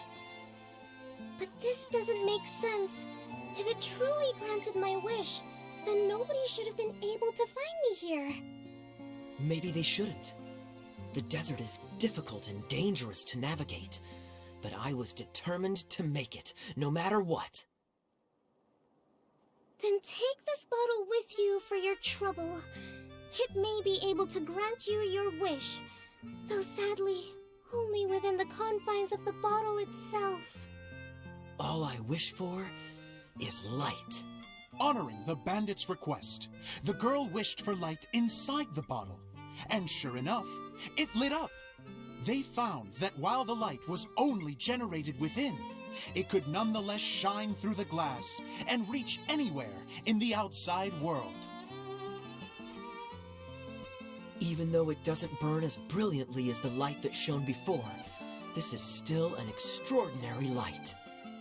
What will you do after I take the bottle? I don't know. Well, then maybe you should come back with me.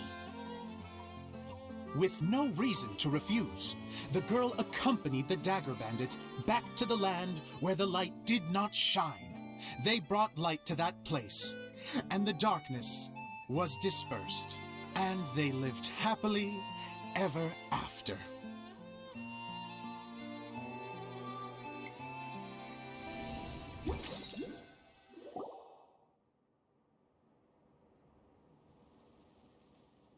And we're done! Seems the show went pretty well.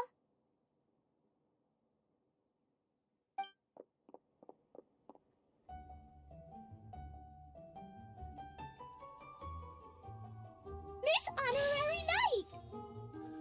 Didn't I do great? I felt like I really was the fiery mage! Wow, great costume, Glee! As soon as Paimon saw your shadow, she thought straight away, what a cute hat! Glee loves it! Thanks, Mr. Zosimos! Oh, wait, no, I mean, Mr. Director. Mr. Director? Ha! No one's ever called me that before. Thank you, my dear little mage. Thank you so much. Oh, I'm so happy.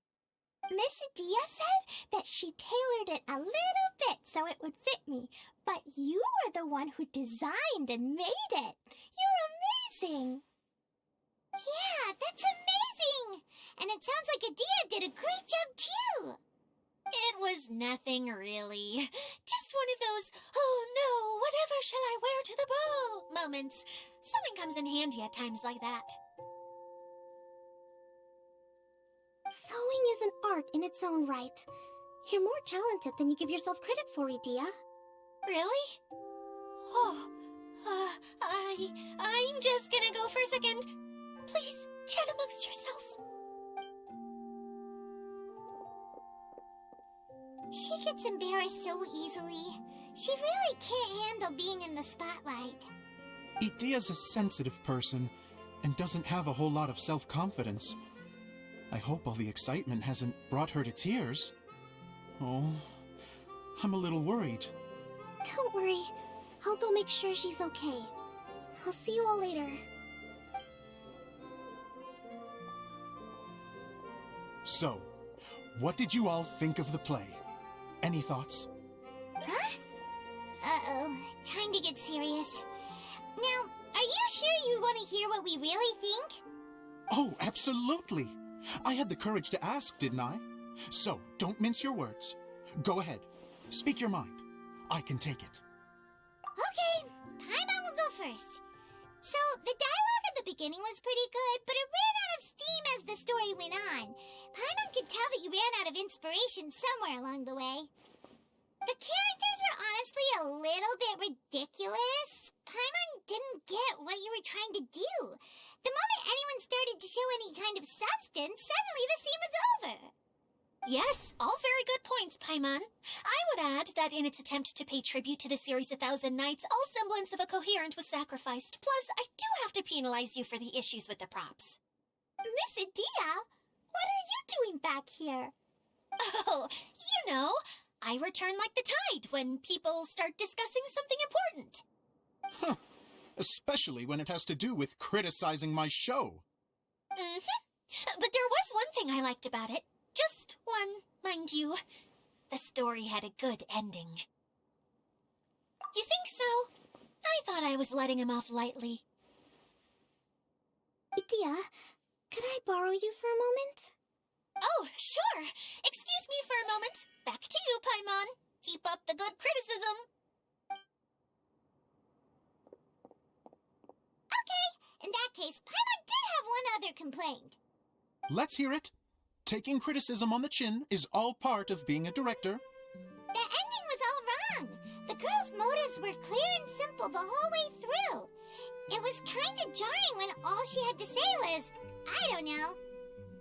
And doesn't anyone else find it weird how her whole community was on the run, but she was only looking out for herself the whole time? I'm fine. I'm not going to improve without feedback. I also learned a lot this time with the chance to be off stage. To be honest, it was a dream come true.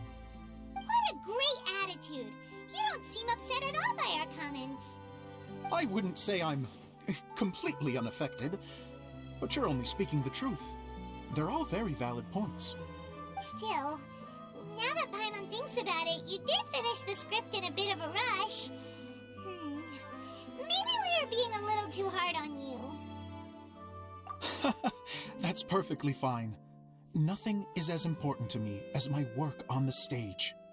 We all use our imaginations when we're kids, right? I used to play with dolls and my own cardboard cutouts by the light of an oil lamp. The shadows would come to life and dance on the walls. I never got tired of it. Fast forward to now, and in many ways, I'm still that same little kid, lying on his bed, making sound effects. And I get the same joy from running a show now as I did in my little bedroom theater. Of course, a director can accomplish nothing without a cast and crew. So on that note, I want you to all know that I am eternally grateful to each and every one of you. Hey, don't mention it! We had a blast! Okay, here, take this. Your component, as promised. It's the bottle from the show! The one that lit up when I blew into it. That's right. Can you guess the secret behind why it lights up? Oh, maybe there's an invisible fairy inside that opens its eyes when you blow into it. Bingo! You guessed it. That should do the trick. Oh, wait, this needs tightening up a little. Hold on, this will only take a second.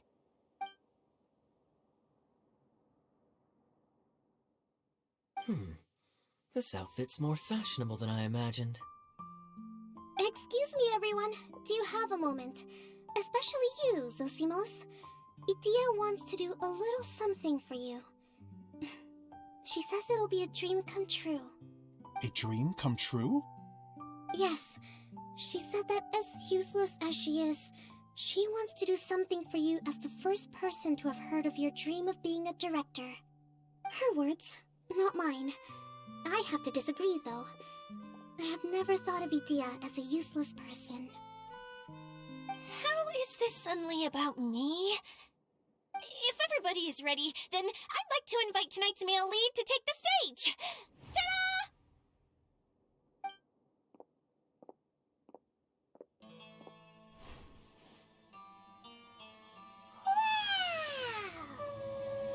Cool! Kaya's turned into the real Dagger Bandit! How is me changing outfits supposed to make the director's day? It's just a prototype costume. Is he that easy to please? Don't be silly. If I know our director, nothing will make him happier than to see his ideas brought to life by the right actor. Well, then I'm happy to oblige. Who am I to argue with the star of the show? Zosimos drew up countless designs and made a few prototypes before landing on this one. It just needed some tailoring to fit properly, so I made a few stitches here and there. I hope the result isn't a disappointment. Oh, it's perfect. Edea, I'm... Oh, I'm so touched. Thank you all. You've made me happier than I ever thought I could be.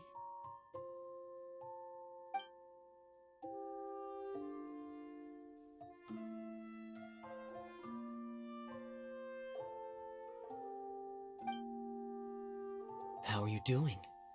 Recovered? Oh, I'm good. Thank you again, Edea. Oh, please, don't mention it. Well, now that we have the final component, it's time to say goodbye for now. Let's head to the core of the Veloria Mirage and get this place fixed up. Can I keep wearing my costume? Please do, by all means. Both of you can keep your costumes. It seems only fair. Yay! Kaya, keep wearing yours too. It looks amazing. I agree with our mage. I'm sure it's not every day you get to play such an unforgettable character. Sure. I think I can be a bandit for a little longer. Bye-bye, Mr. Director. Take care, my dear friends.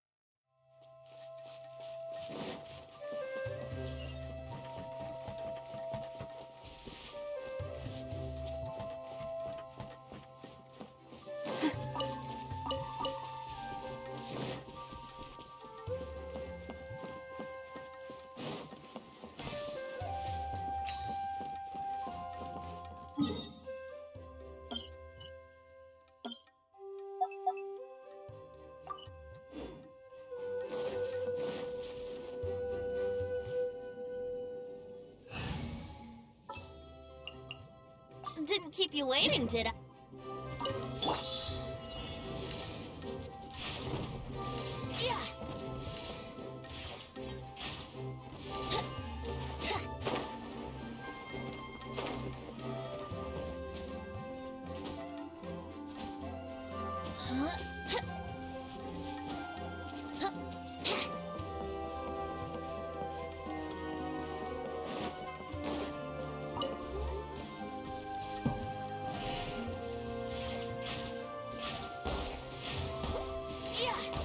sliding be faster?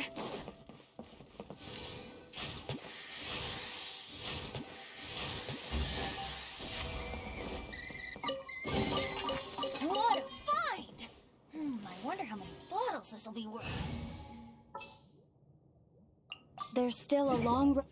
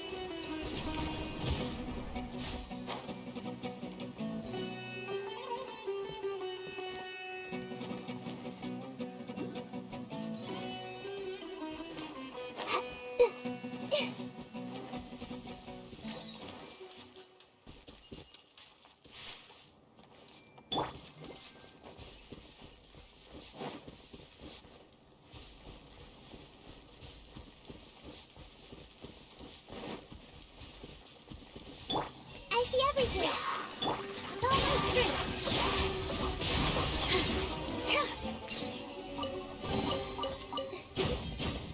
For you.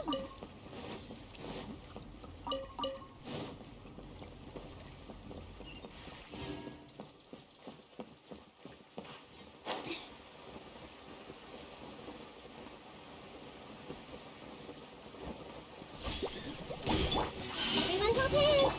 Hold the line! We should make the most of these supplies.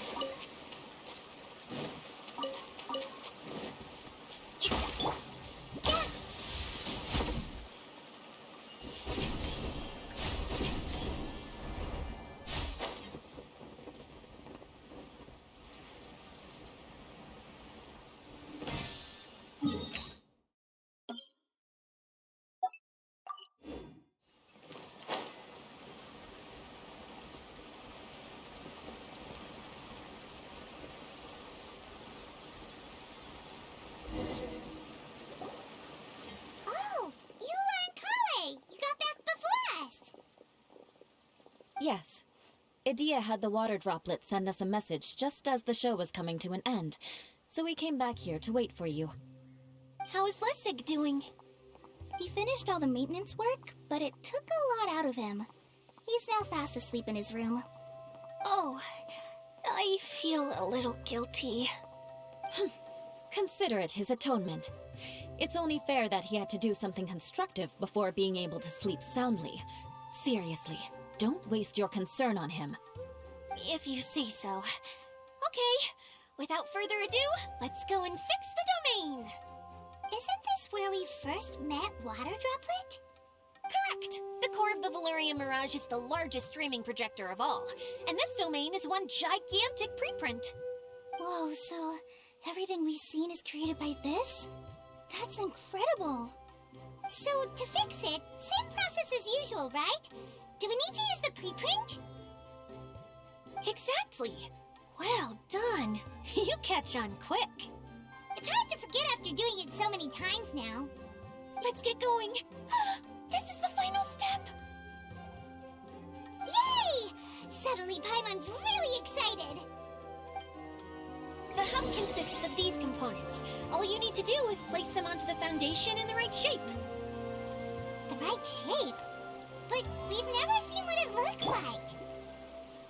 Oh, don't worry about it. Close enough will do. As long as it can spin, it'll be fine. Should be fine. I think. Sometimes you have no standards whatsoever.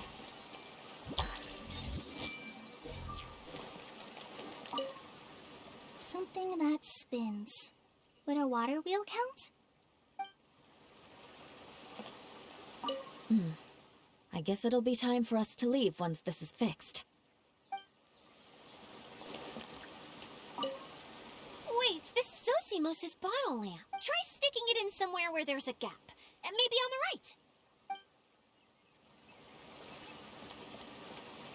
right. What's making that shadow? Is it the rope?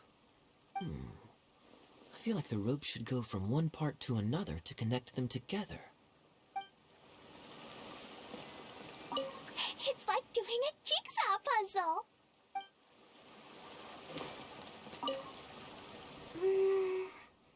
If I remember correctly, I think there's supposed to be a small cog on the right-hand side. So maybe that's the candy box.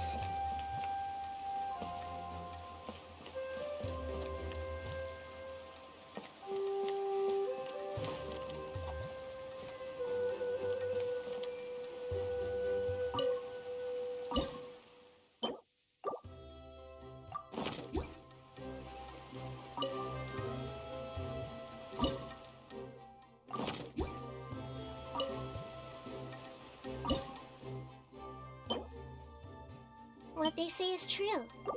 You have to see the world for yourself to appreciate how beautiful it is.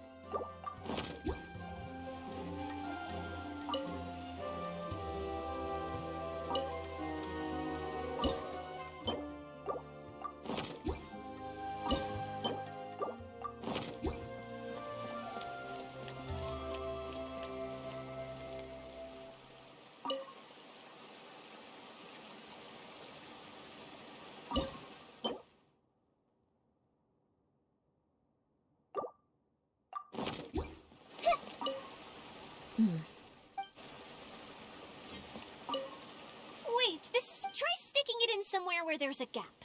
And maybe... What's making that shadow? Is it the rope? I feel like the rope...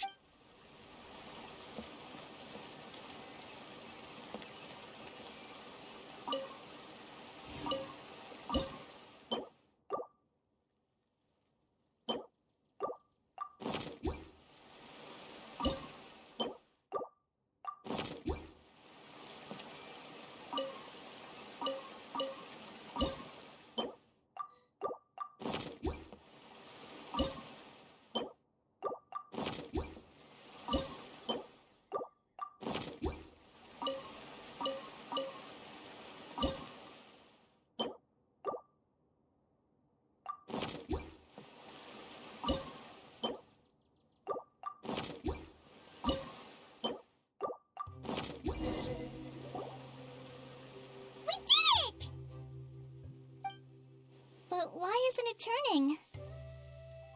The components are back in the core, and the hub is restored to its proper shape again.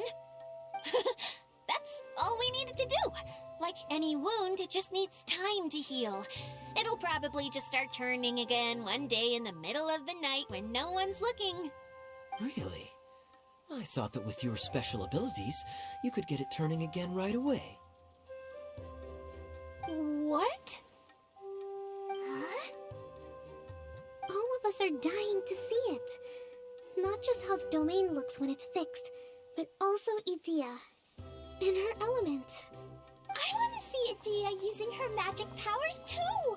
I bet they're super awesome! What are you guys talking about? And how is Kleon on this, but Paimon isn't? They're referring to our mascot's true form. As I've said all along, there's much more to Edea than she gives herself credit for. She has a very special power. Though, I think some of us have sensed that already. Did you notice right away, General? I only found out when I was chatting with Eula. So our general was the first to notice. It seems like she's more perceptive than she lets on. I'd say the same about you, Kaya. What the... All of you know? I mean, I wasn't trying to hide anything from you, I promise. It's just... For people who stumble upon this place by accident, I think my current form is more approachable than my true one. I don't want people to get scared when they see me. What? What is it? And whatever it is, how the heck does everyone know about it? Well, for one thing, I sensed elemental energy in the residents here, but none of them have visions.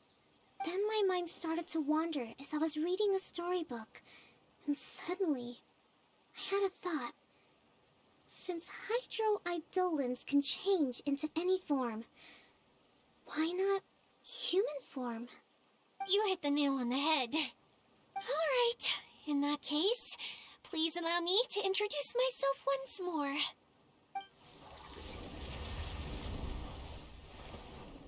I am an Oceanid who was exiled here when the former Hydro Archon passed away. My name is Adia. Wow, Adia! You're so pretty! Now that I'm in my true form, I suddenly feel a little embarrassed talking to you all. You look stunning. You should be flaunting this look at every opportunity. Oh, come on. I'm too shy. Wait, so does this mean that all the people we met in here are actually... I'm guessing that the human counterparts to these Hydro alter egos are long gone. That's right. When they wanted to leave, I took them to the edge of the desert. The components are, in fact, gifts that they gave to me before they left. But I'm always curious about what brings people here, so I used the streaming projector to bring their wishes to life. The power to grant wishes, but only within the confines of the bottle. Exactly. It's a truly extraordinary light. I've just realized something. When the components fell from the core, it appeared as if they had returned to their respective owners. But actually, it was after the components landed where they did that their owners and the things associated with them arose around them to form the different zones. So now that the components have been retrieved, does that mean that all those things are gone? Don't worry, they'll be quite safe. As long as I remember them, they'll never disappear. However much we might criticize each other or get into scuffles, in this mirage, they will always be my friends. I had so much fun in the choo-choo cart and hanging out with Mr. Director. I'll never forget them either. Me neither. I'll always remember my adventures in this fantasy land. Very good. But it's probably time I set this wheel in motion. This one's all yours, Adia, our magical mascot. Please work!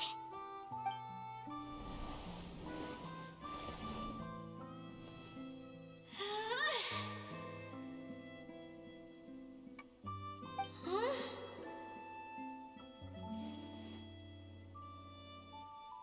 Huh? That's strange. Nothing happened. Has it lost some power because of the incident? Oh, crumbs. Not now. Not right off the back of everyone putting me on a pedestal and me acting like this is going to be my big moment. Someone get me a bottle. I'm hiding myself away. See you in 100 years. You're already in a bottle. What now? This was the only way! Now I'll never be able to show you how the Velourian Mirage is supposed to look. Hold on. I have an idea. Yes, General Sangonomiya? I'm all ears! If it's okay with you, would you let me borrow the Shinro casket from the domain's core? Ah, the Shinro casket. That sounds familiar. 1 second. Here, Is this it? Wow! A huge shell! It's the relic that Kokomi mentioned earlier! So this is where it's been hiding! It was once a ritual vessel used for making offerings in the Moun Shrine. It's made from the remains of a yokai called the Shinkiro, and it can listen to the wishes of those who come to pray to build up Shinki, which gives it its power. Several centuries ago, the relic was lost when the last prefect of Yashiori died in battle. Its final resting place was unknown. The pearl that goes with it should be able to sense the casket's location. But when, unbeknownst to anyone at the time, the casket disappeared inside the core of the Veluria Mirage, the pearl's light died out. Huh? How come? Well, imagine it was a sound instead of light. If the room is too big, you can't hear anything from outside the door, can you? Oh, I get it now. The shell must have been having too much fun one day and got locked in the solitary confinement room. I understand now, too. The core has been wearing out recently. That's why you were able to follow the pearl all the way here.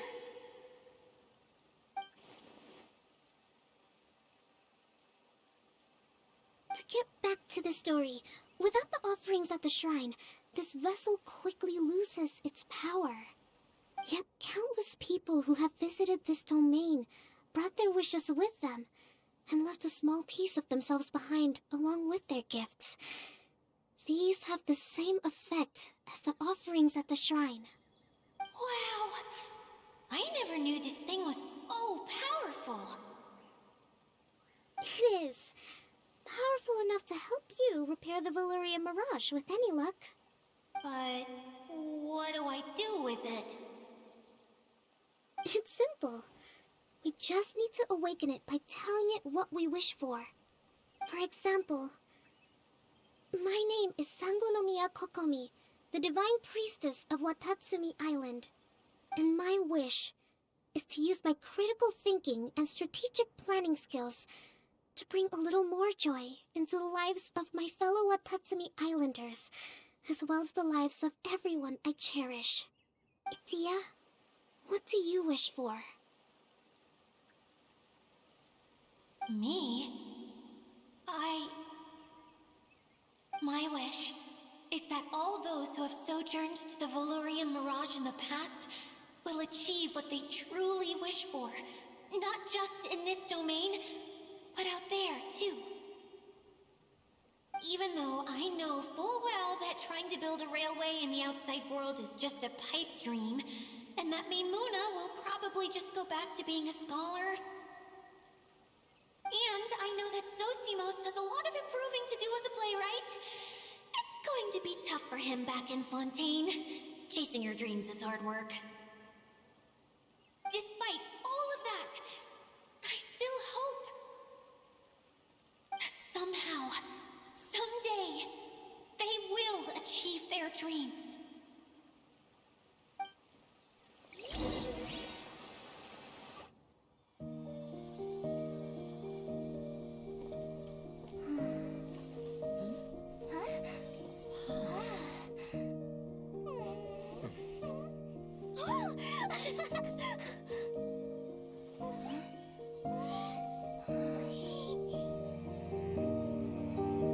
Okay, the combined power of our hopes and dreams is at your disposal.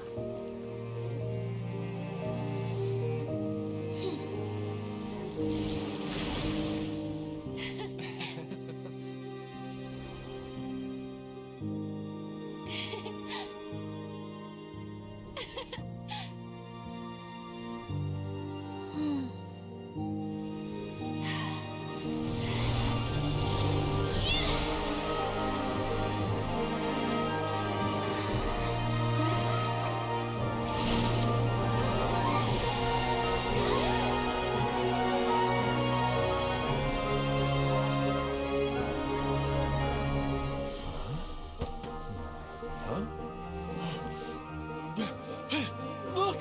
The wheel's been fixed!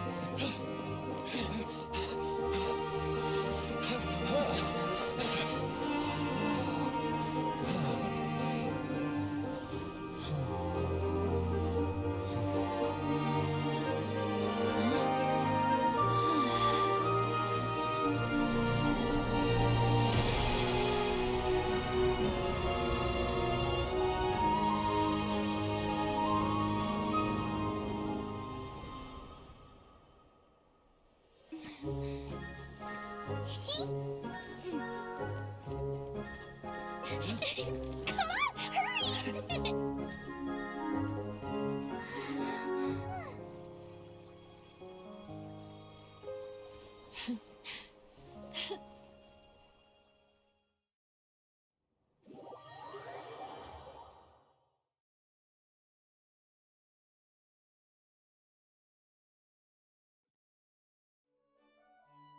Yay! Dia, you're back to normal!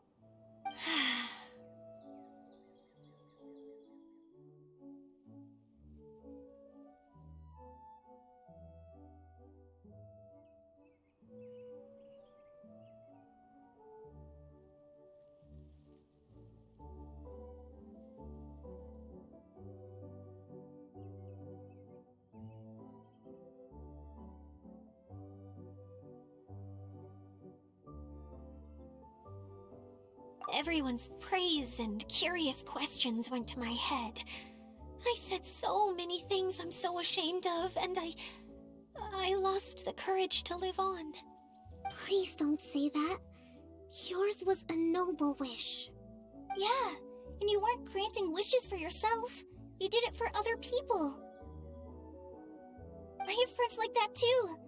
Other people's hopes and dreams are what motivate them. They'll work tirelessly just to see them smile. If you ask me, that's one of the most noble things a person can aspire to. Please, no more praise. I'm really not comfortable with it. It makes me feel so ashamed. Someone like me doesn't deserve so many people's praise. It's like I'm dreaming. Well, at least the domain is fixed now, and all the components are back in place. What's the matter, Klee? I suddenly have loads and loads of more wishes. I want to ride the choo-choo cart again and look down from up on top of the big wheel. Is there a way to get up on top of the wheel, Dia? There is a way, but there's only space for a very few people. That's okay. I can go up by myself. But it'd be more fun with Miss Honorary Knight. Are we sure about this? It's so high. What happens if we fall off? Well, yeah, but Paimon's just worried for you. Don't worry, I'll be there to make sure no one falls off. I haven't been up there in a long time myself.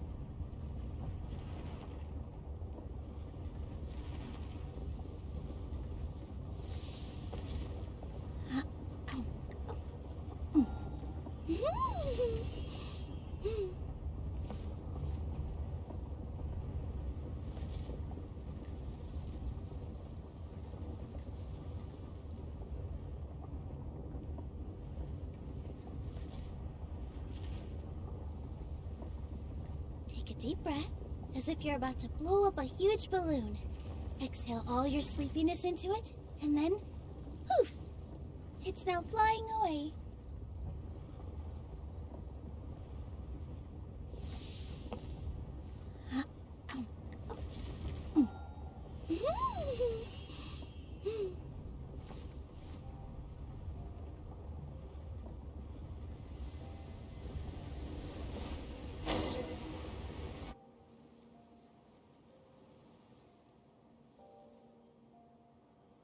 Whenever people have to leave this domain, I like to come up here and spend some time alone after I've seen them out.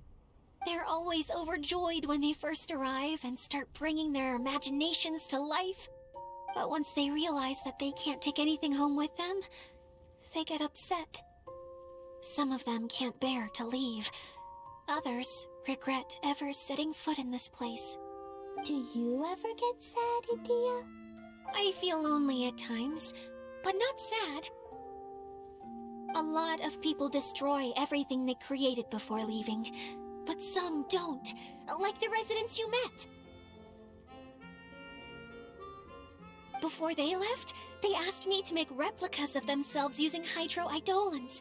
Then they tasked these replicas with maintaining everything they built here, as if this was their way of keeping their dreams alive. That's beautiful. Yeah, I don't know how they're faring in the outside world, but just the thought that one day they might achieve their dreams and live on the outside just as their counterparts do in here, that's enough to make me happy. It feels like I'm here waiting for them in the future, where they've achieved everything they wanted.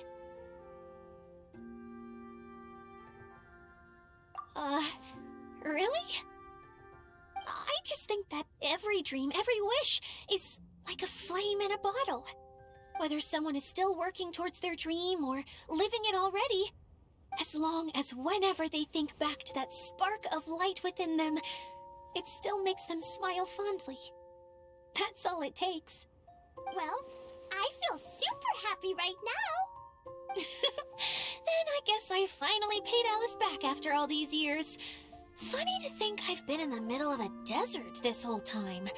It's just a giant muddy swamp to me. Time for Paimon to give you a nickname!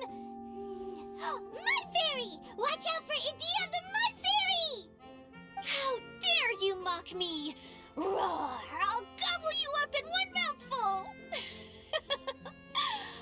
Oh, I'm still embarrassed to have shown you my uglier side, but I'm glad the Valorium Mirage is up and running again. This place is going to be bustling with activity again soon enough. I hope you'll take some time to enjoy yourselves. Yep, I want to get everyone together for one last ride on the choo-choo cart.